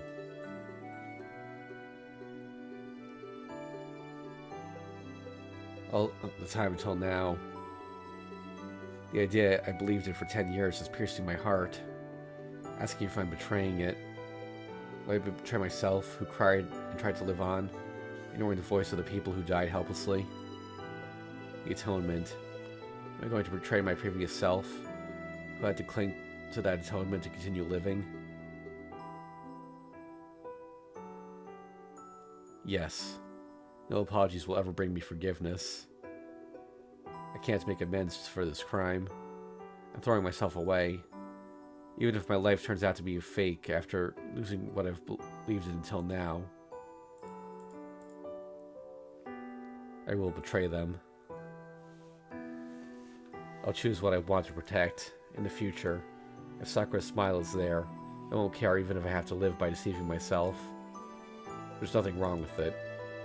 I need Sakura. Sakura needs me. For the first time, I wish to protect one life instead of many. I take a deep breath and loosen my fingers on the knife. I won't lose my way anymore. I'll pull the knife back and leave before Sakura wakes up. Right when I'm about to. Senpai, why won't you kill me? Sakura talks in the dark. Sakura. She's awake. Sakura is lying there trembling, watching the upraised knife. Her eyes are clouded painfully. It's not sadness about having me kill her. She's apologizing for making me resort to this. Fine. Please do as you wish. I'm too scared to do it myself, but I don't mind if you do it. She's serious? I hear fear in Sakura's voice. Her body is trembling, her eyes fixed on the knife above her as if watching inevitable death. It's determination that's doing all it can to keep her from running away. Sakura. How can it be? I'm so preoccupied that I didn't even notice it. Sakura was trembling. Why didn't I realize Sakura's determination? Sakura, I know. What you decided is probably right. Because I'm at fault here. I'll say it now, since this is the end. I don't know how long I can remain myself. I don't know how long the day is when I talk to you about what I talked to you about at noon. When that noon was, what happened yesterday, and what tomorrow is. Not all. I see strange dreams.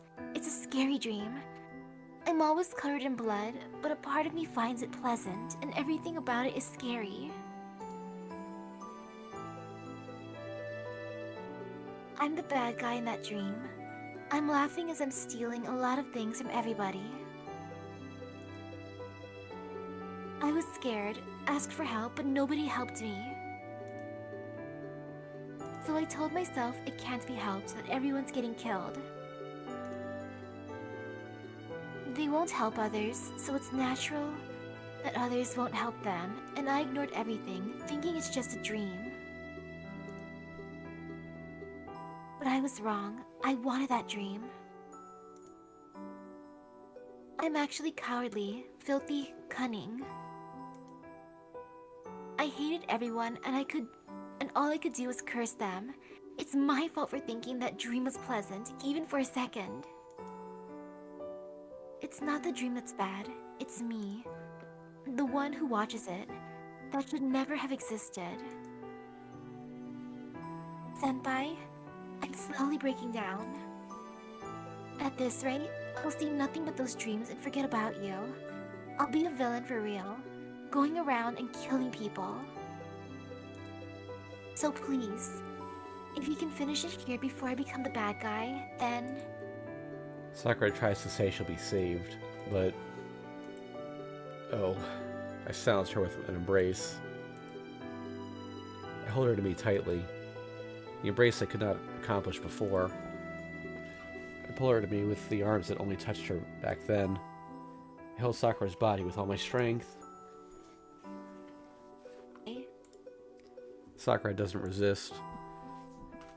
She's scared of dying, yet she asks to be killed, but at last she relaxes and... No, you regret it. She says the exact same words as that night, as if thanking me. It's too late. It's not about the future. I regret not being able to protect you all this time. A quiet sobbing. Sakura puts her arm on my shoulder. Her cold fingers run across my cheek. I'll protect you. I'll protect you, Sakura. I promise Sakura as she cries. That's all I can do. That's the only thing I can repeat to forgive each other. I swore to be Sakura's superhero on that night. I have no regrets. I won't complain about this choice. If anyone deserves an apology, it's only one person. Will you forgive me, Sakura? I don't say it out loud. For betraying myself. And I confess my crime. Interlude.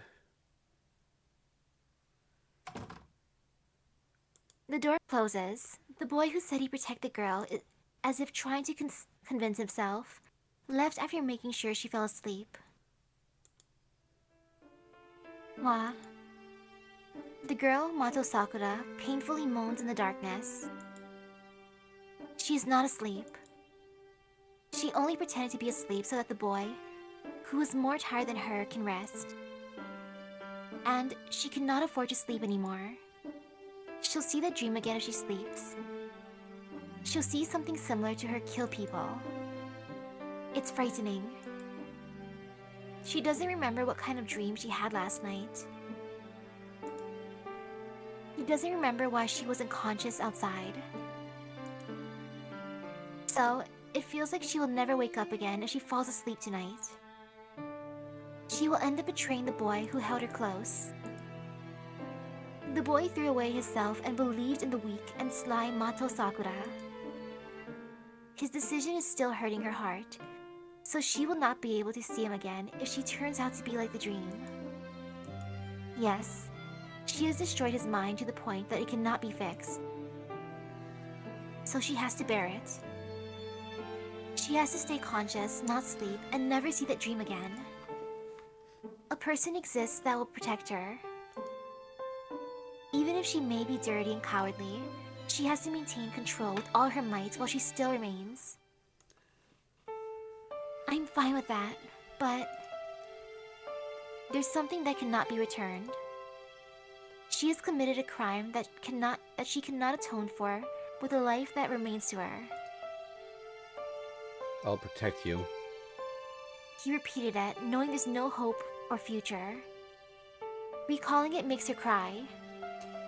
Half an hour ago, she was determined when he came to her room. She knows that he came to kill her. She's sensitive to the hostility of others. Even if someone comes to kill her in her sleep, she will notice. But the hostility was empty. It's not that he's not feeling anything. It was a painful emptiness, as if there was a big hole in his chest with cold wind blazing through it. This made her accept death. She thought the best possible outcome would be if the boy were the one to stop her. But she was a coward.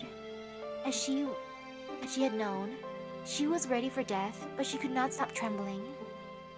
And It cornered him by saying something selfishly convenient. He embraced her. The boy still embraced her. They both knew that there was no future. But he still put his arm around her, knowing fully well what awaited them in the end. The boy still had determination. His embracing arms told her that he will accept the crime she committed and will commit. Senpai. That's why it's sad. He can do it. She knew that from the start. The school in the sunset. The person that kept on running. The boy that changed her voice from give up to keep going. She had wished from that time to be with him. To be protected by him. Admiring him for no reason, she went to his house like her grandfather told her and made her wish come true. I'll protect you. I swore to be your superhero.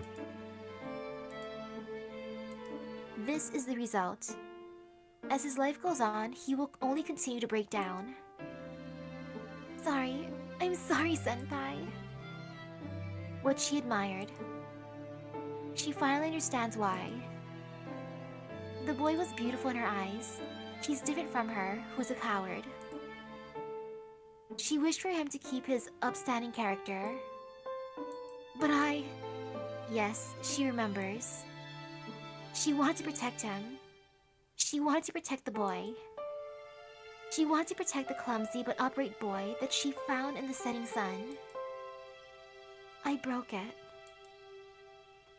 That's all she wished for. So why? Why did it turn out like this? And then, the girl makes her final resolution. You're there, right, Ryder? She calls out into the darkness. The girl should be the only one here, but a woman appears like a ghost. It is Mato Sakura's servant, Ryder. I thought so. Were you guarding me? Yes. Had he tried to take your life, I would have killed him. Good thing that didn't happen. She sighs, thinking it was close. Ryder puts priority on her master. Her decision is based solely on whether that person will kill her master, Mato Sakura. In that regard, Shirou was Ryder's enemy back then. Don't do anything to him, Ryder. I won't forgive you if you hurt him. My role is to protect you. If he is to be your enemy, I must fulfill my mission. I will protect you no matter what you may become. Do you mean that? Even if I turn to something other than myself? There's no reply. It's something she shouldn't say, the worst possible scenario. Yes. Even if Shirou sides with Mato Sakura. If Mato Sakura recognizes Shirou as her enemy, he will become a foreign foe that must be defeated. The girl raises her body and clenches her fists. Ryder's statement hasn't angered her. She's just scared that the assumption might become a reality. Sakura? What are you doing? You cannot use magic with that body of yours. Ignoring Ryder, the girl raises her hand in the darkness. Magical energy runs through it for only an instant. When the light fades, the only thing different is her left hand. Sakura. This is my last command spell. Please, Ryder. Please protect Senpai until the end, no matter what happens in the future. The girl gives her final order. The command spell is gone from Mato Sakura's hand. I'll stop, grandfather. This is a problem between me and the Mato family. I know it's too late, but I can't cause any more trouble. The girl holds her chest as she coughs. Her eyes light up in the darkness. They are weak, but they are eyes of determination that belong to Amagas. Interlude out.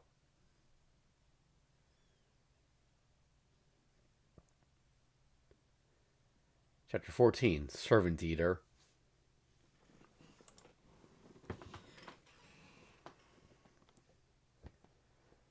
wake up at the same time as usual. It's before 6 o'clock. The day is dawning and the sky is filled with gray clouds again. I don't feel any pain from my left arm. There's no one in the living room. I should make breakfast before Tosaka wakes up.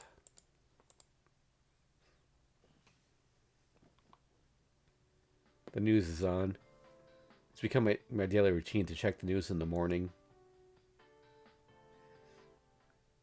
There aren't any big stories. I guess it didn't appear last night. She must mean the Black Shadow. Yeah, I guess it doesn't come out every day. I answer, careful not to let my relief show. Yeah, I wouldn't be able to bear hundreds of people getting hurt 2 days in a row. It's past 7. Tosaka and I are the only ones in the living room. Sakura and Ilya are both sleeping. Wanted Ilya to wake up and come, but Tosaka told me that she's tired and I should let her rest.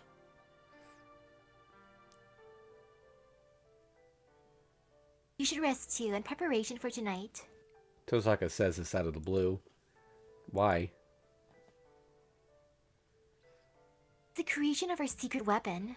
We'll complete the framework today, so we'll do the projection tonight. We'll go settle our match with Zoken as soon as we succeed. We can't allow any more victims, no matter what that shadow may be. The Holy Grail War will end once we defeat Zoken. The mysterious shadow should disappear then.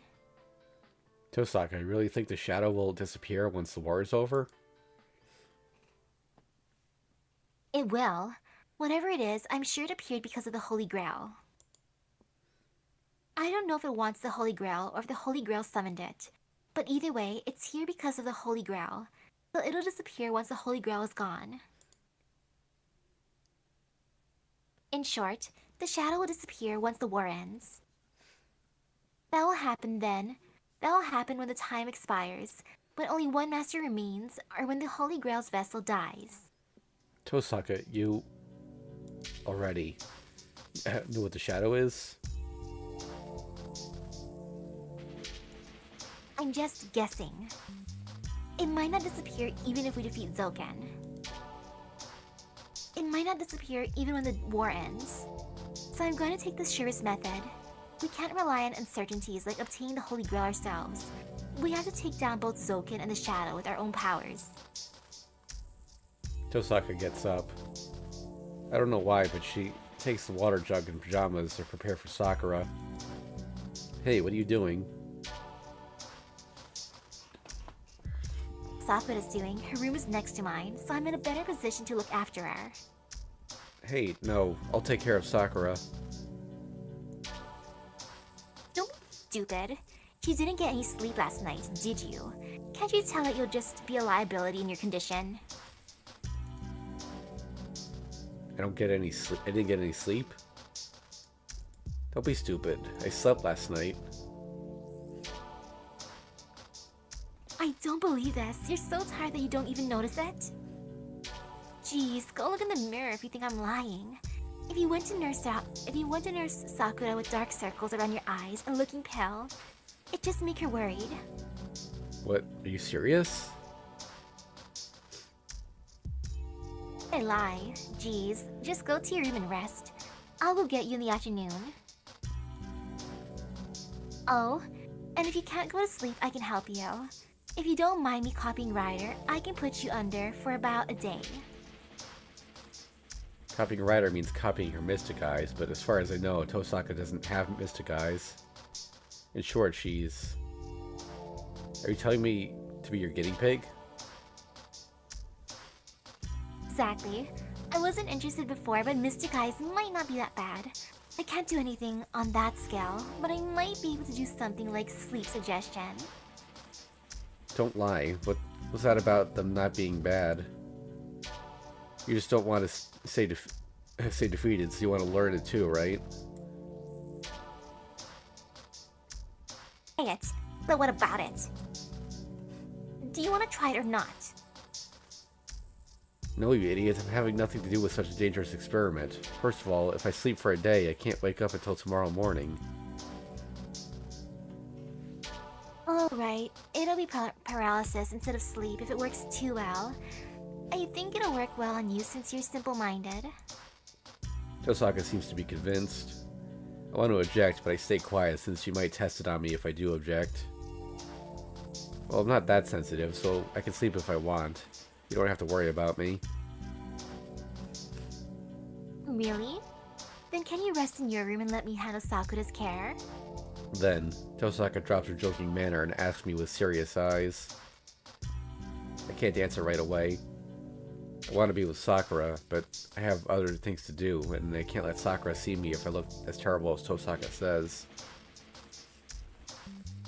I can trust Tosaka with Sakura's care, so I'll take her offer.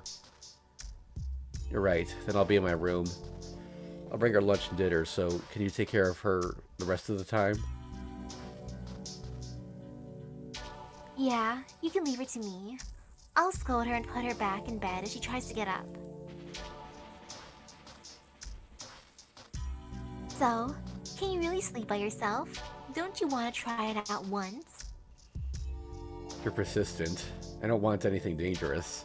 But thanks, Tosaka. I'm sorry for making you look out for me.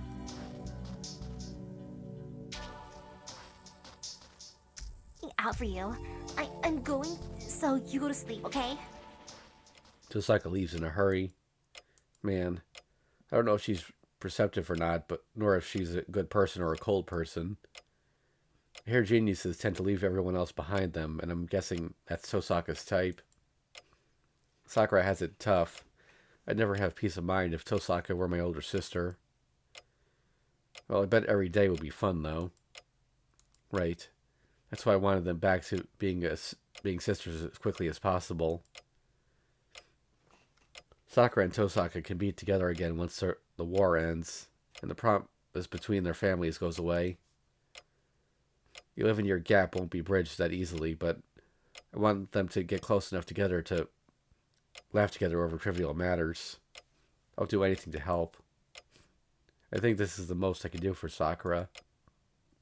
And then for Tosaka, too. Sakura is the only one who can make her look troubled. Oh crap, I just imagined Tosaka smiling happily. I'm sorry, Sakura. Wait, does this count as being unfaithful? No, more importantly, I can't take it easy forever. Tosaka said she'll challenge Zoken tonight. That's bad. The war will end if we defeat Zoken. The Holy Grail will appear once the war ends. No, rather, the Holy Grail will be opened. Zoken said the Holy Grail is a gate. What grants the wish is not the Holy Grail, but what's inside of it. When that's true, what will happen to Sakura, who is the Holy Grail? Ilia said that. Sakura lost her human functions as she nears completion as a Holy Grail. So there's only one way to save Sakura.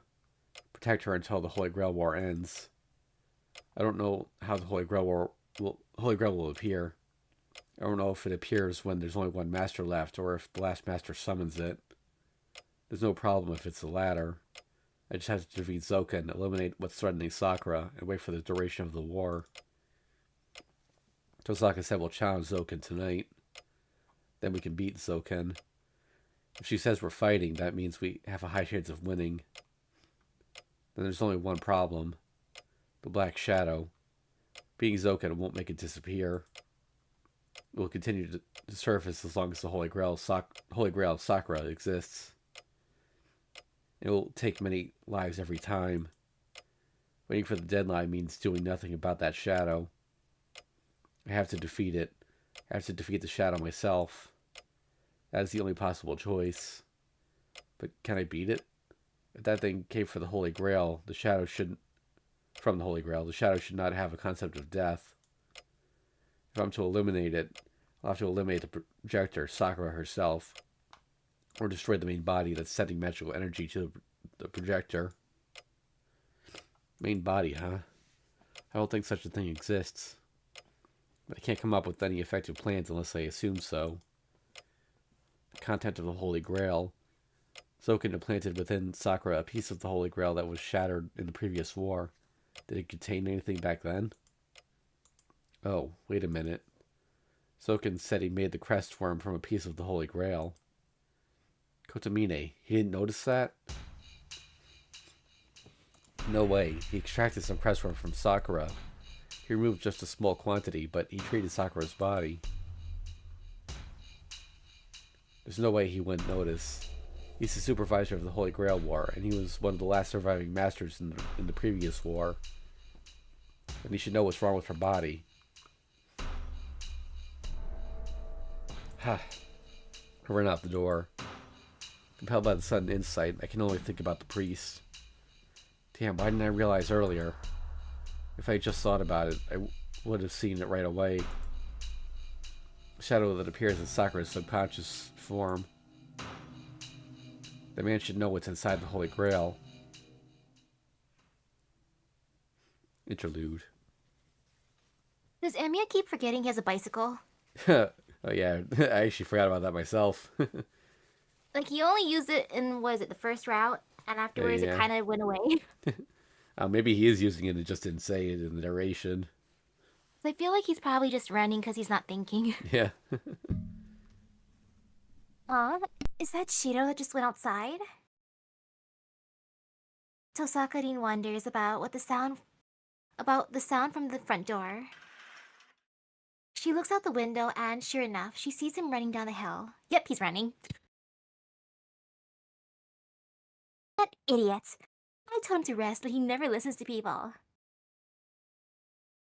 She stops filling prescriptions and gets up.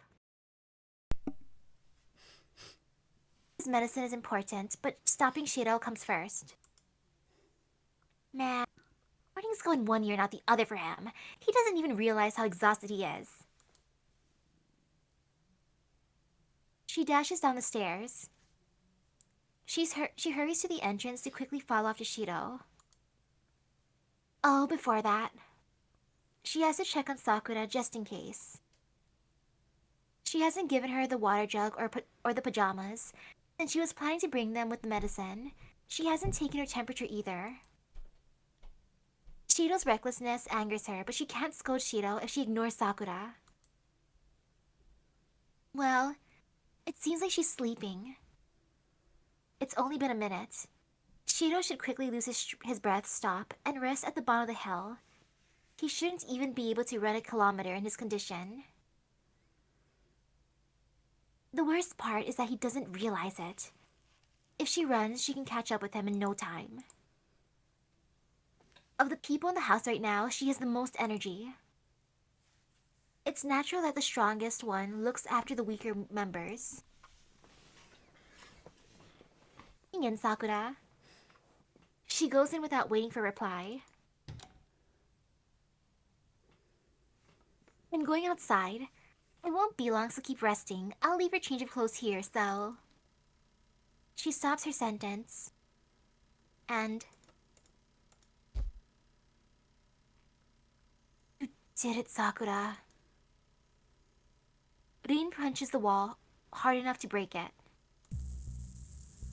Mato Sakura isn't in the room. The one in bed is not her. You've fallen far, Ryder. I never thought I'd see a servant sleep in a bed, pretending to be her master. I was unwilling, but this is an order. But this is your carelessness. Please do not push your responsibility onto me. Well said. She's the one causing us the trouble. She grits her teeth.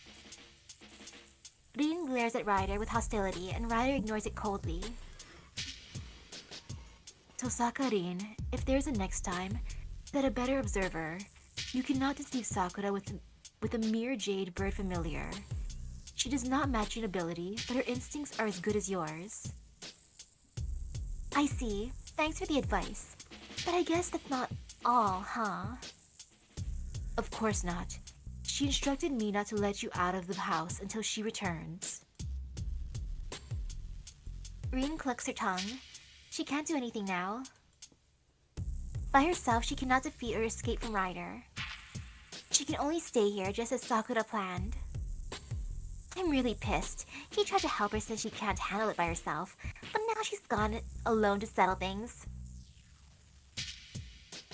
Are you not going to resist? It is good to be graceful, but this is unexpected. I just don't have to go outside, right? I can't match you, so I'll stay quiet until she comes home. She sighs and leans against the wall. There's no will to fight. Rain relaxes, looks down, and...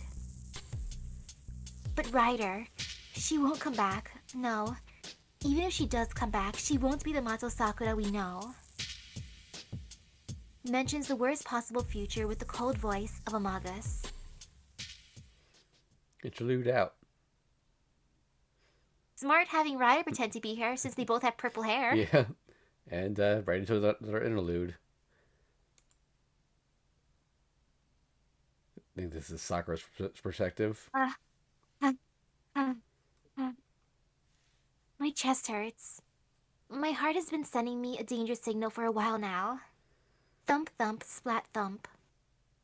The heart spits out blood to the rest of the body, raging around as though saying it'll beep if it moves anymore.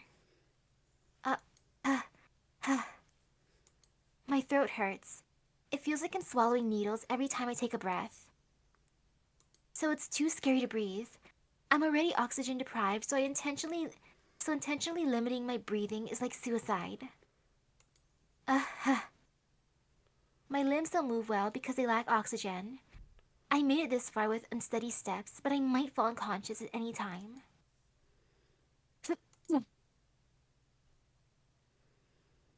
That thought brings back my strength. I can't fall here.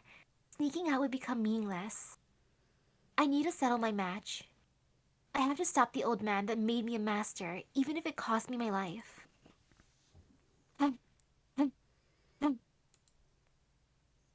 I steady my breathing.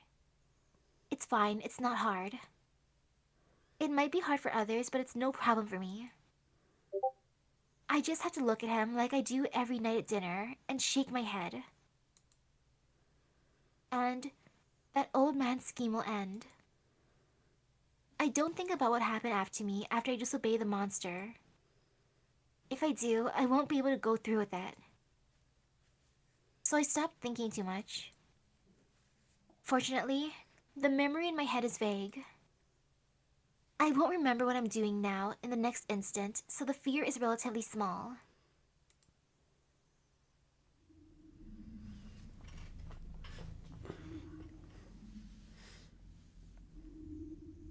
I walk through my house, which I haven't been in for a few days. A dark house. I look through my scattering memories, but can't remember the house ever being bright. It's just like always. It's damp, degenerate, and viscous like always. But... no way. Why? But it's not as expected. Grandfather's presence is not in the house. The worm's presence cannot be felt anywhere.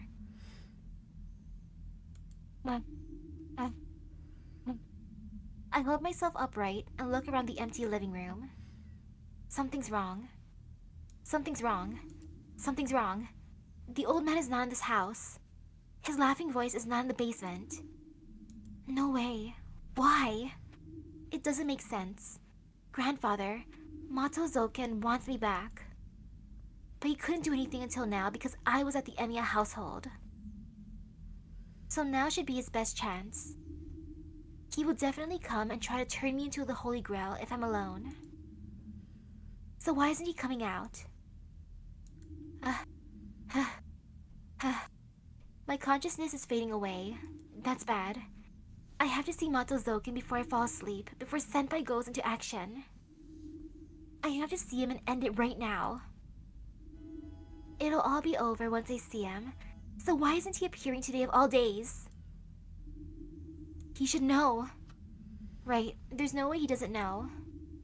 He's always watching me. He can find me, no matter where I am, or no matter where I hide or how far I run. He knows he can easily catch and control me. He never considers the possibility that I might resist. He only treats me as a tool. So why? There's no way he doesn't know. It shouldn't even matter that the priest removed some of my crest worms. Because that's just insurance. He's watching my actions using a more reliable method. He knows my current condition. He's even listening to my heartbeat. He knows that I'm alone here and that I left Ryder behind. Because he's... Sakura. A voice comes from right behind me, and...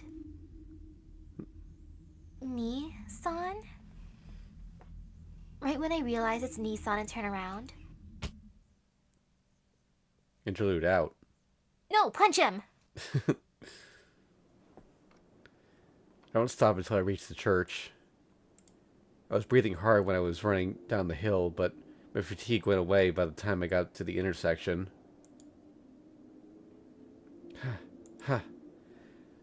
Even I'm surprised by how well I'm doing. Even though I took the shortest route, I ran full speed for 5 kilometers from my house to the church. Wait, this is no time to be amazed at myself. I head to the entrance. Pull myself together, readying myself to have Kotomine talk if he knows everything.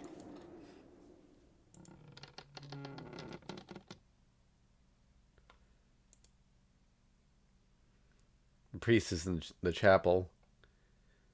Seems he's been waiting for me. Oh, what's wrong, Emiya Shirou? I do not think you were admirable enough to come pray to God when you were at a loss. Did you change your religious beliefs? He offers an absurd welcome. Shut up. I don't have time for your sarcasm. If you want to make small talk, do it alone. Oh? You seem disturbed. I'm surprised you made it here in your condition. Why don't we go to the back if it's going to be a long conversation? You must be hard for you to stay on your feet. I'm fine. Just answer me, Kotomine. You knew that Sakura is a holy grail, right? Of course. I opened her body, after all. I knew that she is a black holy grail that Mato Zoken coordinated. The priest plainly answers, as if it's not a big deal. Do you know what that means? My head boils up in an instant. I tried to be calm, but Kotomine's reply shatters my composure. Yes, I knew better than you what that meant. If we let Mato Sakura live, she'll end up killing many people. That is why I warned you. I asked you if she was worth keeping alive. I stop. He's right. Kotomine did warn me back then. He saved her, but he kept repeating that keeping her alive was a mistake. Then why did you save Sakura? I only wanted to protect her, but you don't have a reason to. I do have a reason. Like you, I did not want to let Mato Sakura die. I could not leave the new life within her to die. Humans die. Sakura's death would be only natural. Were she the only one to die, I would never have gone to such lengths. Is Sakura the only one to die? Wait, is she pregnant? In short, he saves Sakura to save the Black Shadow. Yeah, I guess with a with a magic baby. Oh gosh.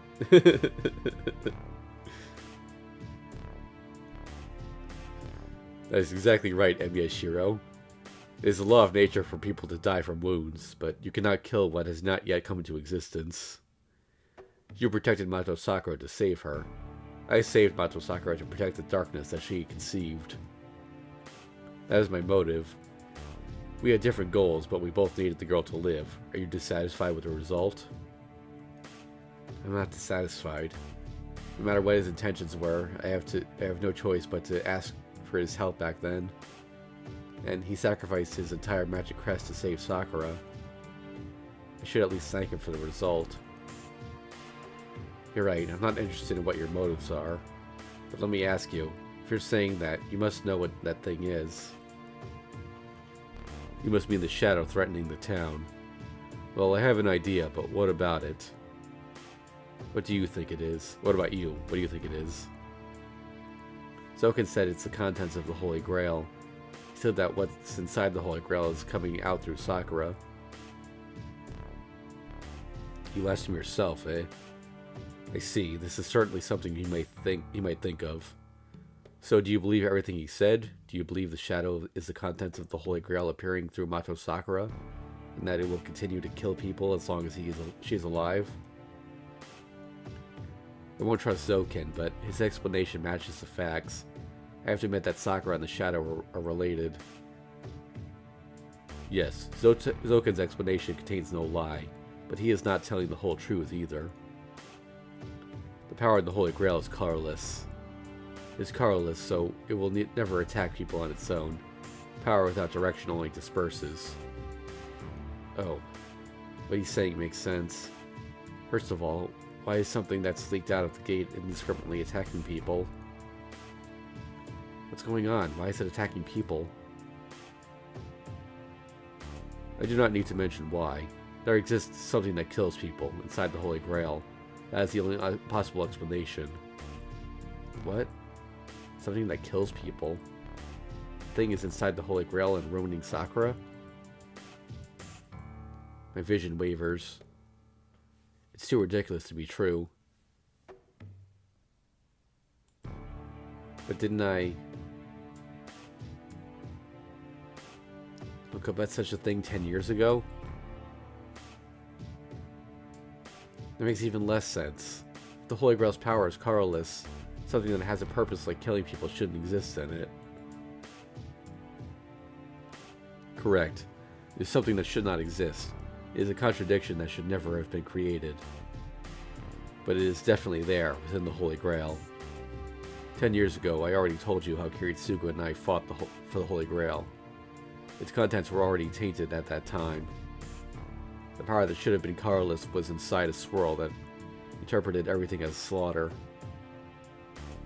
But it is a big enough swirl of magical energy to grant wishes.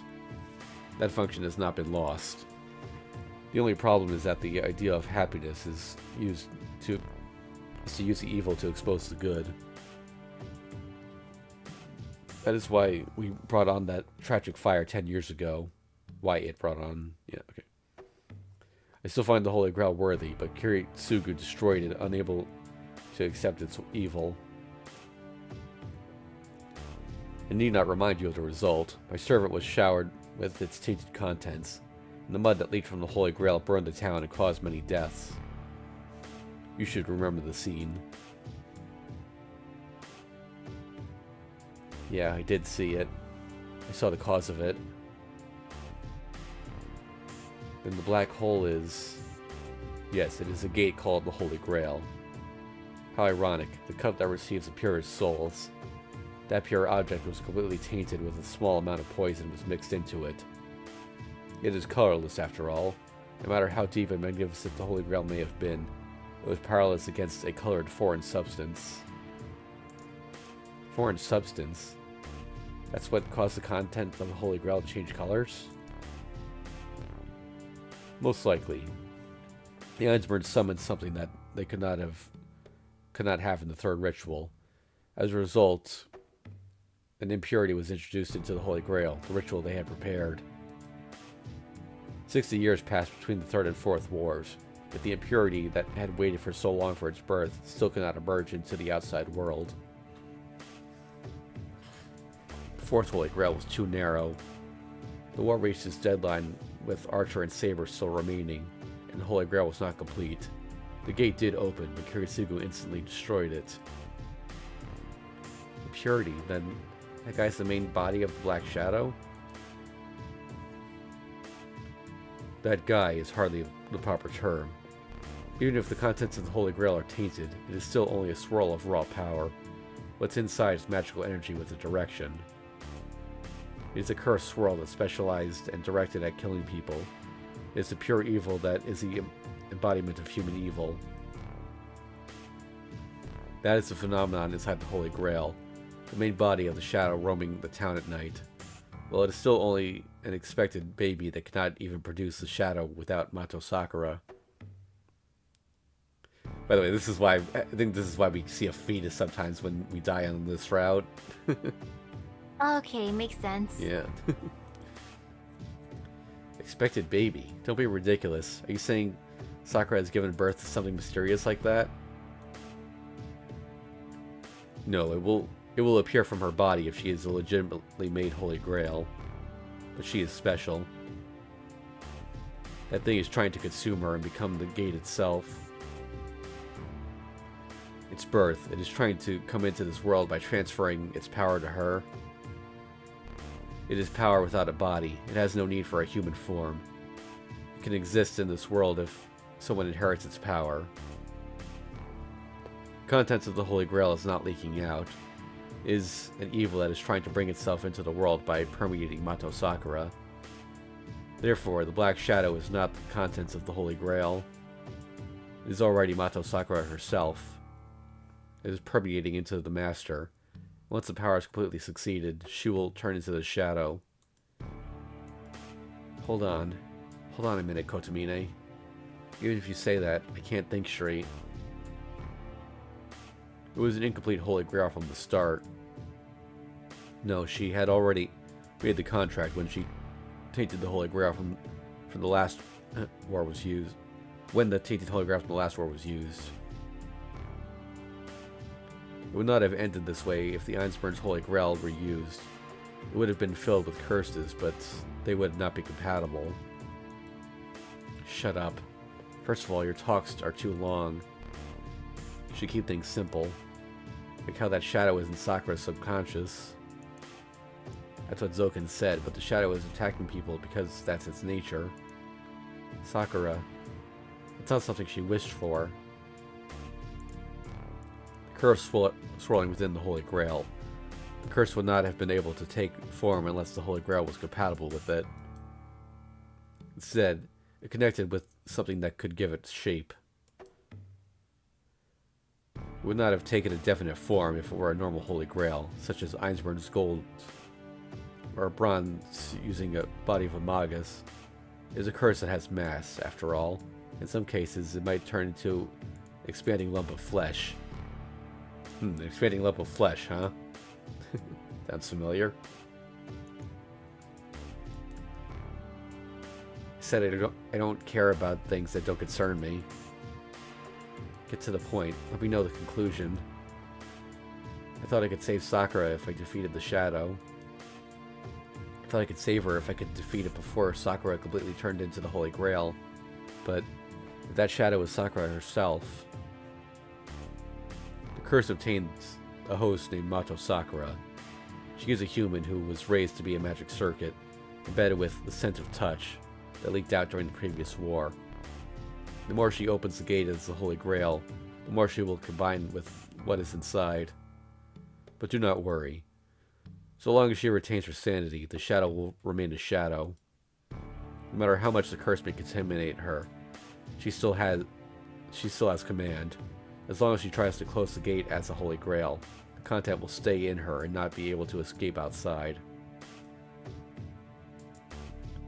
It is the same as a relationship between a servant and his master.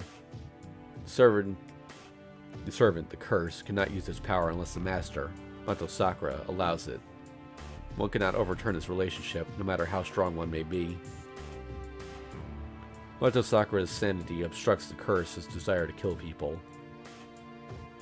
Mato Sakura cannot accept the curse as part of her, or her sanity can cave in to the magical energy of the curse. The darkness in her will be given birth the instant either occurs.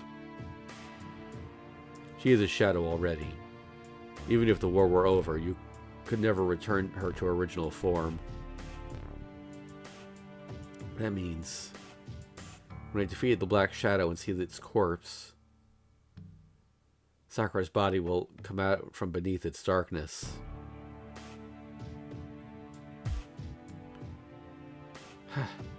I thought my heart stopped.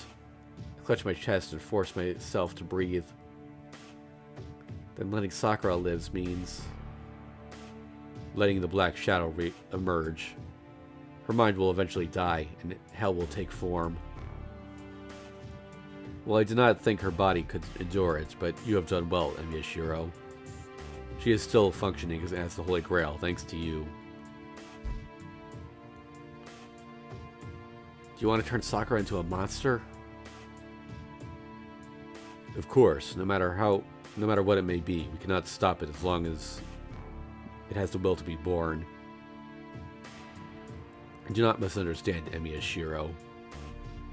You call it a monster when it has not even come into this world? Of course, that shadow is a devil. It's a devil that's killing people without limit. You are rushing to conclusions. Good and evil are what we decide on after it occurs. Nobody can deny what has yet to exist. Or what? Are you saying the son of a criminal will definitely be a criminal, so we should kill him before he is born? What? How ridiculous. That thing is a killer by its very nature. In reality, it is killing people. That is your mistake. The shadow has only been created by the host, Mato Sakura. What is about to be born from the Holy Grail is something different. That shadow is merely using Mato Sakura to suck lives needed for its birth. It is the same as a baby that wants to live. You cannot judge it as to be good or evil, as it is doing so unconsciously. Don't be stupid, people are dying. True, it shall receive punishment for its crime, but that is after it is born. Nobody can deny its existence right now. You cannot reject that which has not yet been born and cannot be punished. Look, a clear evil does not exist in this world, but if there is an evil in this world, would it not be the act of denying what is about to be born? I swallow my words. It's not that I agree with Kotomine that Sakura should become the contents of the Holy Grail, but condemning him won't change anything, let alone save Sakura. Kotomine, is your intention to save Sakura, to have Sakura turn into the Holy Grail? I ask with hostility. It's a question to clarify our positions. A statement made too late to be a declaration of hostility. I said that is why I saved her. I will bless whatever is born. Just as you protect Mato Sakura, I will protect the embryo. I see. Does that mean you're our enemy? Of course, but it's not that I want Mato Sakura's life, or that I want the Holy Grail's power like Mato Zoken. I will only protect what lies within the Holy Grail after it has been born. If the mother, Mato Sakura, should reject the child before it is born, I will respect her decision. There's no lie in his words. That priest does not care who wins the Holy Grail war. All he wants is the result. He just wants to see what appears after Zoken or I remain. He has no intention of forcing Sakura and altering her. He's saying he will save Sakura only when we're unable to save her, and when she turns into something else. Alright, I won't do anything to you as long as you're just watching. No matter what your intention, to save Sakura's life. That's all I care about right now. I see. All I did was save the body of the mother, but I will not say anything if that is what you think. Well, is that all? Then go back to Mato Sakura. This is no time for her to be left alone. Yeah, about that. The priest is worrying about Sakura's health. No, her mind. We're clearly enemies, yet I still can't tell for certain. No, I want to ask one more thing. This will probably be my last question. Oh, if that is the case, I cannot refuse. Alright, I shall listen. Kotomine, can Sakura be saved? The atmosphere changes. The pressure from the priest increases as he gives me advice. There is a way, but the success rate is about 50-50. The person called Mato Sakura will disappear once she is completed as the Holy Grail. But if her mind can endure the power from the Holy Grail for a bit, that small amount of time will be your hope. A few seconds at most. You will need to control the Holy Grail and use its power to eliminate what is within her. In short, you're using brute force. You just need to use the Holy Grail to kill the baby within her, and the crest worm that is transforming her. The Holy Grail is tainted, but it still has the power to grant wishes. If it is used to kill, it can kill any form of life. So it all comes down to the Holy Grail, huh? From the start, this war is... Yes, it all comes down to obtaining the Holy Grail. But watch out. You are directing the power of the Holy Grail at itself. A normal Magus would not be able to control the magical energy, and it could end up repeating the disaster that occurred 10 years ago. Not only that, it is madness to try to take control of the Holy Grail in only a few seconds. It's a miracle you will never achieve by yourself. Heh, but that's the only way, right? Then I'll do it. And if that's the case, I do have one hope. I see. You have Rin. Rin is Mato Sakura's older sister. It should be possible to tune with her sister's mind and moderate the reaction from the Holy Grail. But I do not think Rin will go with such a ridiculous gamble. That's true. I have to convince her to change our course of action once I get home. It's fine, that's my problem. Well, bye. I hate to say it, but thanks. I don't approve of your opinion, but I'll thank you. Hold on, I answered your question, so I have something to ask of you as well. I stop. I don't want to, but it's nothing if I can return the favor. What, you're the one that said this is it, make it short. Well, let's say by some chance you do save Mato Sakura with this method. But as you are fine with that, but are you fine with that, Emiya Shirou?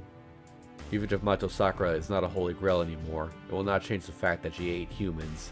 Are you going to protect such a sinner? It stops. My heart freezes. You are not the only one who cannot bear it. Mato Sakura has killed many. I do not think she will be able to forgive herself. It must be painful to commit a crime and live on, knowing you cannot atone for it. Then is it not better to just kill her? It is less painful that way. It will be an apology to all who she has killed. That's right. The chain would end right there. It doesn't matter if she intended to or not. No matter what the reason, the assailant must be punished. If she took lives, she must repay the victims with something of equal value. So kill. My morals tell me I must kill Sakura if I truly pity the victims. Not only that, if I can't save Sakura and she becomes a Holy Grail, nothing can stop her. Many more lives will be lost.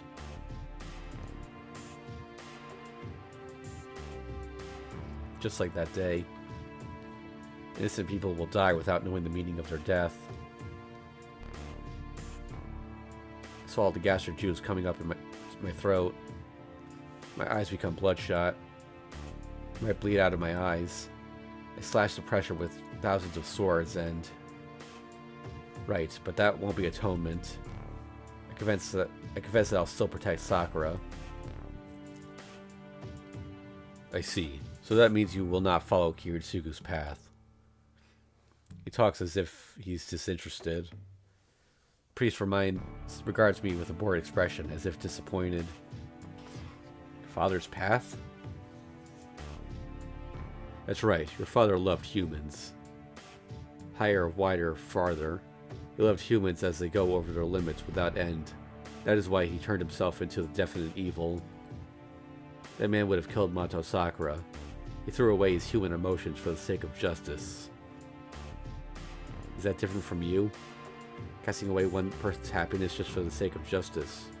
For many people's happiness. No, what you people call happiness did not bring me joy. Huh? That's not a reply. No, more than that. He's not even looking at me. Right, we were different. He threw away what he had, but I had nothing to throw away. The result was the same, but the process was completely different.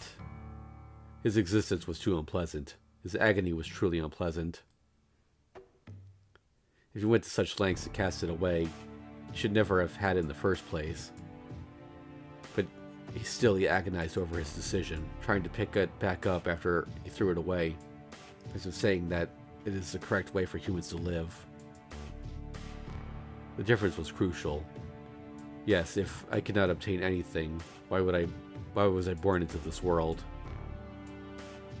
The priest's words were not directed at anyone, but they contain anger. They contain emotion, which I thought this man did not have.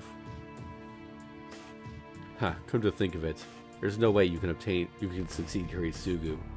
He did what was necessary by throwing things away, but you insist on having it both ways. We are similar, you and I. You died once and broke down when you were resurrected. It is posteriori, but you are like me, a defect from birth. What? What part of me is broken? You just do not realize it. You have no concept of self. So I did not think you would concern yourself with a single person. No, rather, you are not concerned about many. Concerned about all as if they were only one. Yes, Kotomine Kirei sounds almost envious as he speaks to himself. Anyway, I will not stop you if you plan to save Mato Sakura in spite of everything. But be burdened with as much sin as you want. But let me warn you, if you want to save Mato Sakura in any way, you will need to kill Mato Zoken. You will take over her body after her mind disappears. You will not be able to save her after that. You mean Zoken will take over Sakura? Yes, his main body is a parasite. I do not know where the worm with his soul exists, but it is easy for him to take over another's body as long as it is alive. He is immortal in a way. You cannot completely eliminate him unless you find that tiny main body or purify his soul itself. I see, that's actually a relief. I have to defeat Zoken either way. Huh, I see. It's certainly easy to understand.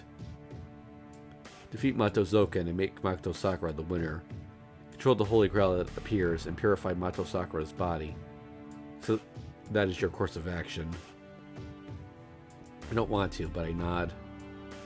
The plan should be simple, like Kotomine said.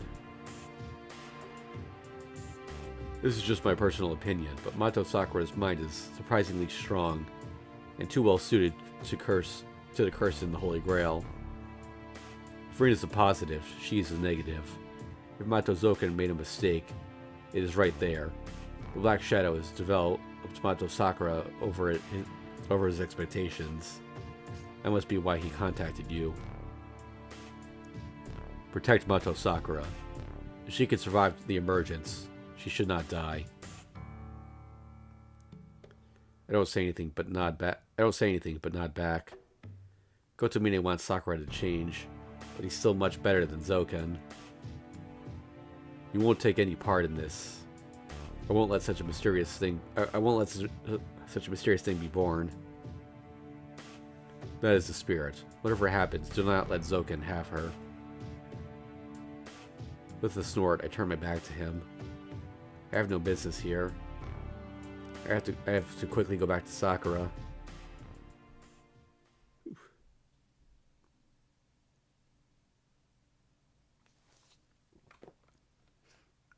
What?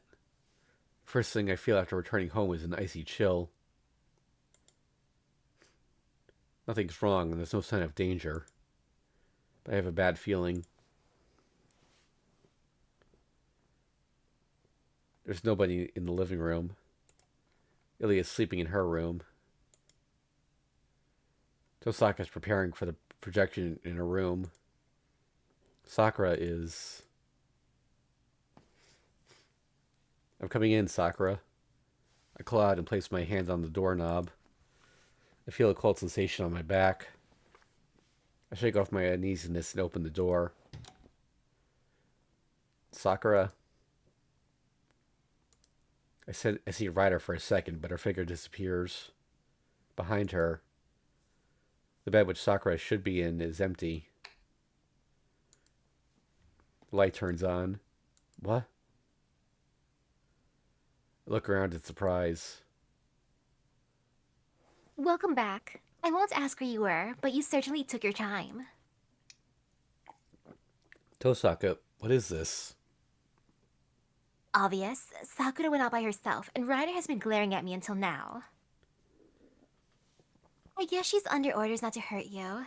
She switched into spirit form and ran out as soon as you came in. What? Tosaka sounds calm. No, that's not it. Her voice doesn't sound calm. Her tone is out of cold disinterest, as if she's given up on something. Tosaka, Sakura really went out? It's true. She was gone before you left, so it's already been 2 hours. I don't know what her intentions are, but I guess she doesn't want to follow our directions. She'd rather stop me from going after her, though she must not want us to know what she's doing. Don't be stupid. Sakura wouldn't hide things from us. I can't say for certain. Sakura's nightmare. I have no idea what Sakura thought about her deteriorating body. We have to bring her back. If we leave her alone, it'll... There'll be many victims. She might drain magical energy from anyone she sees, like when she attacked me at school. No one was attacked by the shadow last night, right? So she must be hungry. Tosaka. Tosaka looks away and swallows her words. Her eyes say to give up, telling me it's over. Tosaka, you... We can look for Sakura. I agree with that. But once we find her, you know what to do if Sakura isn't herself anymore, right? That's not possible. Sakura will always be Sakura. Are you insane? Can't you tell she's at her limit? Give up already, Shirou. If you keep protecting her, you'll be the first one to die. We can make stupid speculations later. We need to find Sakura and bring her home right now. After that, I'll argue with you as long as you like, so shut up for now. Wait, Shirou? I run through the hallway. I don't have time to wonder where Sakura went. I don't know who said that. It's over now, Shirou. I run outside at full speed as if denying her words. Shirou, are you going to go look for Sakura? Then, someone unexpected calls me from behind. When did she come here? Ilya is watching me from a distance, as if there's a wall between us. Ilya. Mishiro, are you going to go look for Sakura? I nod. Ilya's voice is tense. The despair in her voice is different from Tosaka's. As the Holy Grail, Ilya must understand what condition Sakura is in. I see. But Shirou, Sakura went out by herself because she didn't want you to see her. She's scared and doesn't want to die, but she still chose to end herself in order to protect you. Who do you like doesn't exist anymore. She went out by herself to eliminate herself. Ilya looks straight at me. I meet her gaze and shake my head. I won't let that happen. Even if Sakura isn't Sakura anymore, there's only one thing I'm going to do. I see, but Shirou, both Sakura and I have another self in us. It's probably not the Ilya you know, and it's not the Sakura you know. Sakura won't come back. She'll just be a different person after she changes. But you still refuse to kill her? A quiet question. This is what Ilya really means. The Holy Grail is made with the premise of it breaking down, so I don't need to hesitate about destroying it. But to me, it sounds like she's talking about herself rather than about Sakura. Shirou, let me ask you one more time. Are you still going to go look for Sakura? I don't know how much emotion her question carries, so I honestly tell her the path I chose. Yes, I'm going to look for her. Sakura will always be Sakura to me. The same goes for you. Even if you turn into a mysterious thing like a Holy Grail, you'll still be Ilya. No matter how much you may have changed, if Ilya is inside you, you'll be the Ilya I know. I don't know about difficult things. That's all I care about.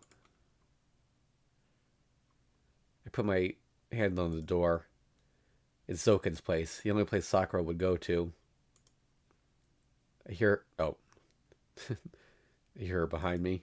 Zoken's place. That's the only place Sakura would go to. Alright, please wait here, Ilya. I'll go find Sakura and bring her back right away. I leave. Ilya stays standing in the hallway as if seeing off something very far away. I reach the Mato household. I'm not out of breath. My body has to be tired from all the running, but it doesn't complain to me at all. Yeah, your bike, bro. It's open. I stop before I ring the doorbell. Did someone go in or come out? The front door is half open and it's dead quiet inside. I don't feel any human presence. The Mato household's gloomier than yesterday. There's nobody on the first floor. My footsteps echo through the hallway. The floor creaks and I make my way to the stairs. There's nobody on the second floor. Give me a sec.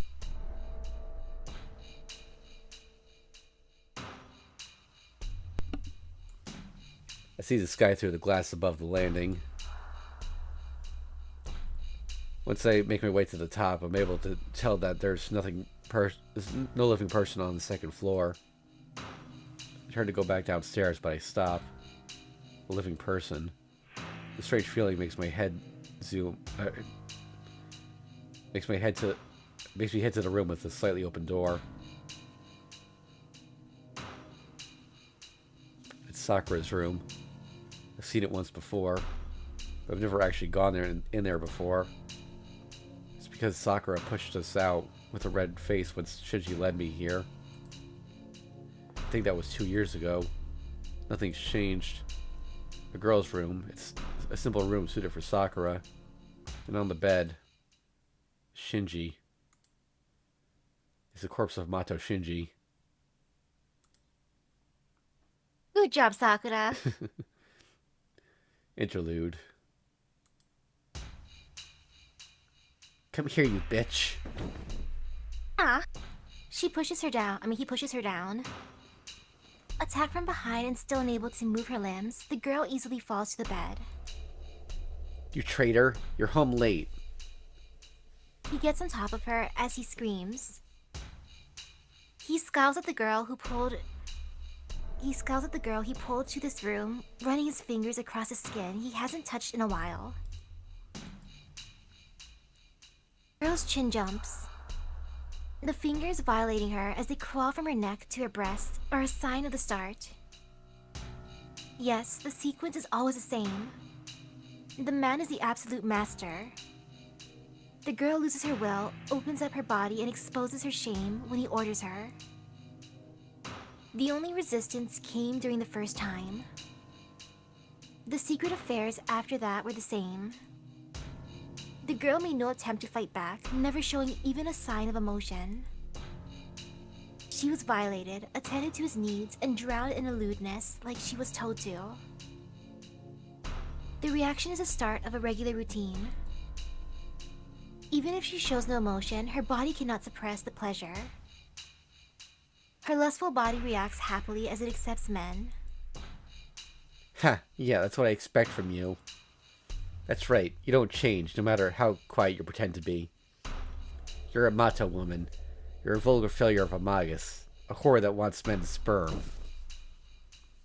The man roughly pushes down the girl's body. No. A spasm runs through her. By the way, this is not an H scene. I double-checked that ahead of time. Because, The man smiles, believing the reaction is the same as always. It's no different. The relationship will never change, no matter where the woman may run. Even if she regains her emotion and finds another man, she will want him once he pushes her down. Is what he thinks. This woman is his possession. It doesn't matter if she is the heir. She is merely a toy given to him. That's why he doesn't notice until it happens. The girl struggling beneath him feels no excitement. He doesn't notice that she's filled with nothing but disgust and loathing. Oh, you sure are energetic today. I see. So Emiya wasn't able to satisfy you. I see. That's great. I bet Emiya is depressed now. The girl he fell in love with was a real sex maniac. Does that acknowledge please him more than the act of violating her? The man laughs from the bottom of his heart and reaches out for her clothes. He'll do the usual. He will not undress her. He always exposes her body.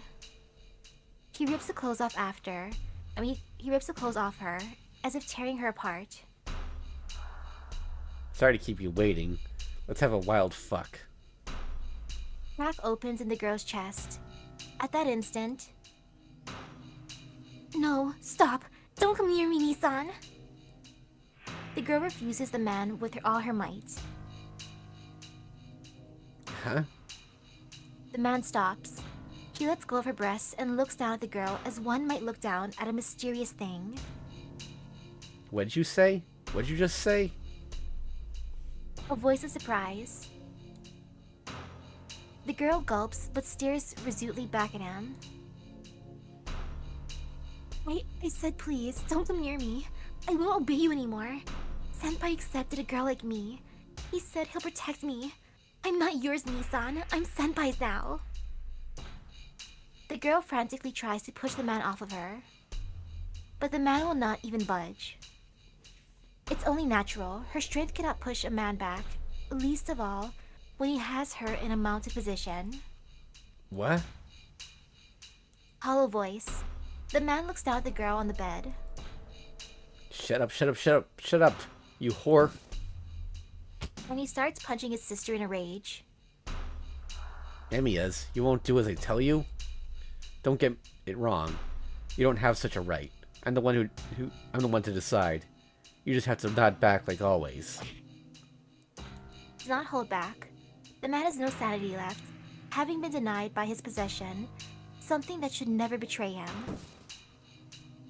Take it back, Sakura. You're mine. You're nobody else's. Know your place. You were Sol Tomato, so you have no right to disobey me. He punches her as though he has gone mad. The girl does not fight back. She doesn't even protect her face from the punches. Her eyes show great determination, condemning the man on top of her. That is the last straw. He can't stand the look in her eyes. He doesn't want her staring straight at him. So... I see. And I have a plan too. Do what you want if you like Emiya so much. But Sakura, you shouldn't hide things from someone you love, right? He decides to reveal everything the girl fears the most. Nissan. Her eyes open wide. Ha! He laughs. The expression of despair pleases him a bit. That's right, Sakura. I'll tell Emiya all about it. He accepted you, right? Then this is nothing at all. She can't form the words. The girl stares in astonishment. She looks up at her older brother with empty eyes, just like before. Ha ha ha ha ha ha ha.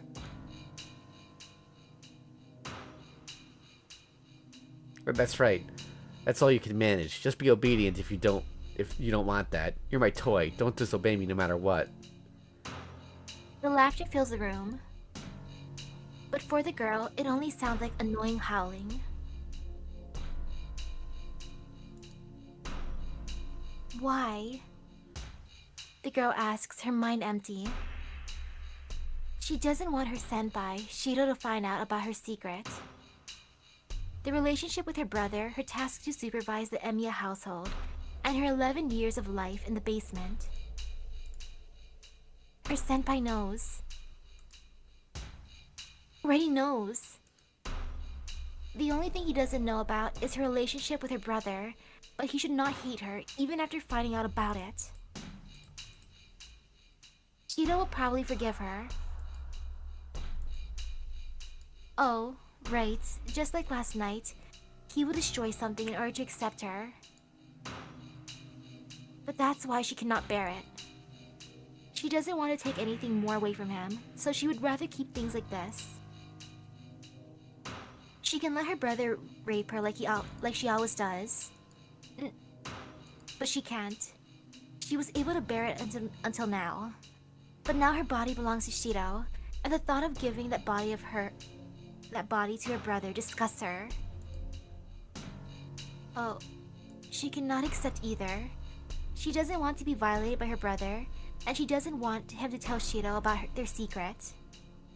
All that's left is her naked emotion. The mind that has been suppressed for 11 years. The man grabs her breasts. Her brother tries to expose her body as if it's natural to do so. No, no, no, no! Stop! I don't want this. Please stop, Nisan! She resists with all her might. He laughs at her futile efforts.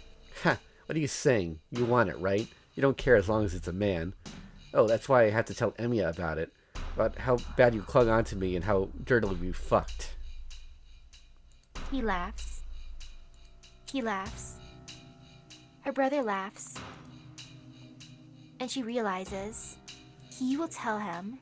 No matter what happens, no matter what she does, he will tell her senpai about it. No matter what.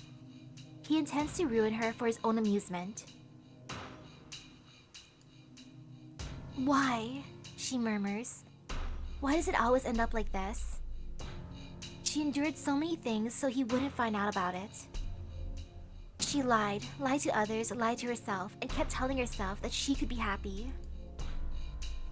She thought she was happy just by being at her senpai's house.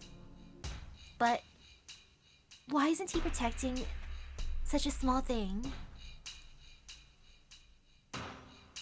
No, he's not the only one who isn't protecting her. She thought for a long time. She has cursed for a long time. Why? Why the world around her hates her so much? The strength floods out of her body. She loses her will to resist, and her brother looks down at her in satisfaction. Come on, spread your legs like you always do, bitch. You wouldn't even care if a dog fucked you, right? All you could do is accept a man. Asserting his dominance, he starts to violate her like he always does. The girl stares up him with empty eyes. I wish he wouldn't exist. 11 years. She thinks something she has never thought during that time.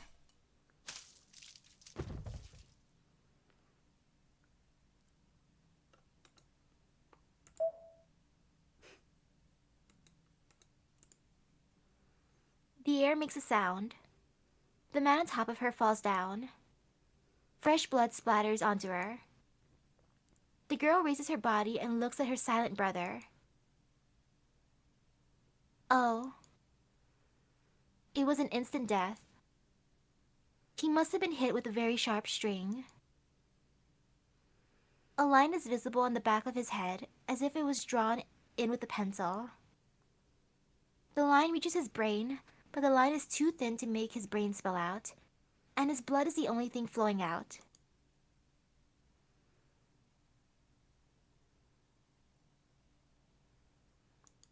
Oh. She looks down at it without emotion. The shadow that killed her brother wavers. It wavers in the gray sunlight. Her own shadow. Her own shadow is standing up and wavering. Ah. So she's the one that killed. It was she who killed her brother. She understands but does not feel anything. She feels nothing. Nothing. Nothing. Nothing. No disgust, no fear, no guilt, no regret. The only thought in her vacant mind was that it was easy.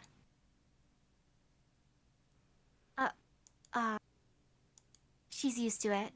This isn't her first time. Because she saw plenty in her dreams. She saw it in her dream. So did she copy what she saw?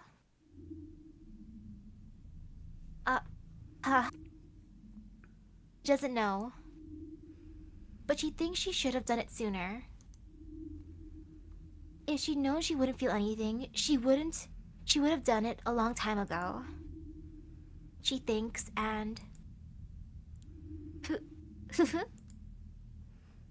Her empty emotion murmurs that it was fun. It was fun. It was fun. It was fun? It was fun? Where? When? What?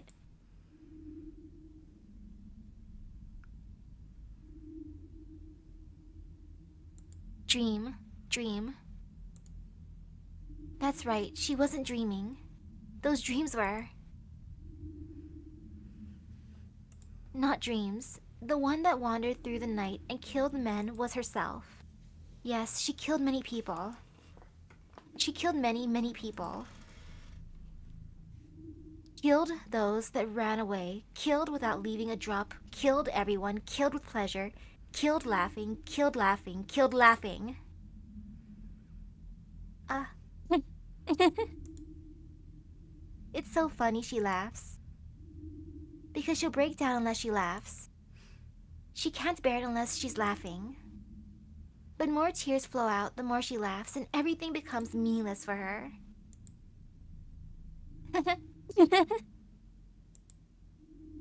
It's so funny that her stomach hurts. It's as if she's regressing mentally every time she laughs. But it's so comforting and natural. Oh, how stupid, how stupid, how foolish. Ah. Her face is contorted in a manic grin. In place of her silent brother, the girl sweetly spills out a voice like glass. And like that, after tinkering with her brother's body like she's playing house, she gets up. She stands in front of the mirror, still covered in blood. Behind her stands a shadow that killed so many. Her own shadow. The black shadow that had eaten countless people. Someone was there trying hard not to turn her into it. Someone was there by her side. She laughs. There was never any hope for her. I see. I was slowly going crazy. She twirls in front of the mirror. The girl makes a proud smile. Senpai, I was crazy from the beginning. And speaks as if asking for a dance. The girl's consciousness ends there. No, to be more accurate, it changes. It's merely that her repressed subconscious has risen to the surface. Something talks to the girl, behind her. The darkness stays as darkness, shows up as a presence, and looks at the girl. I think that's still like her. That's like her alter ego, I guess. You have killed many people, Sakura. The girl doesn't reply. She doesn't even need to acknowledge such a question. You cannot live as a human anymore. The girl doesn't reply. She doesn't even need to be told about it. Accept the shadow. Nobody can stop you. Seize the daughter of Ainsburn and obtain the Holy Grail. That is the only way for you to live. Yes, Oh. as you wish, grandfather. Okay, well, never mind. I got that wrong. She nods quietly. Did she agree because it sounds fun? Or did she just want to run away? The girl doesn't understand her mind anymore. But the pain in her body goes away as soon as she accepts it. It crawls up. Black mud comes out from her core and smears itself on her skin. The pain turns into fire to burn her skin. Like a curse. It turns her white skin into something else.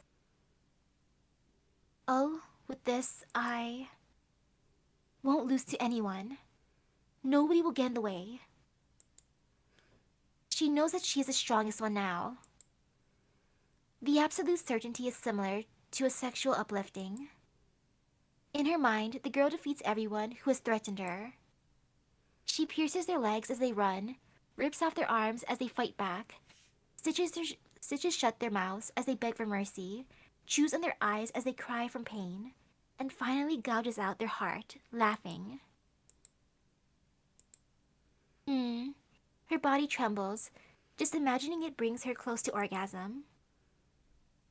And in this fantasy, foremost in her mind, is the relative she loves the most, the one called Tosaka-rin. Interlude out. There goes a talk with Gramps. Yeah. Alright, so I think we're actually going to end it there for today. That's actually where the movie ended, the second movie. Shinji deserves it. Yep. They really played up how awful he is in this route just to lead up to that moment. He's awful in all the routes. He's annoying. Yeah. So, yeah, I guess that's it for now.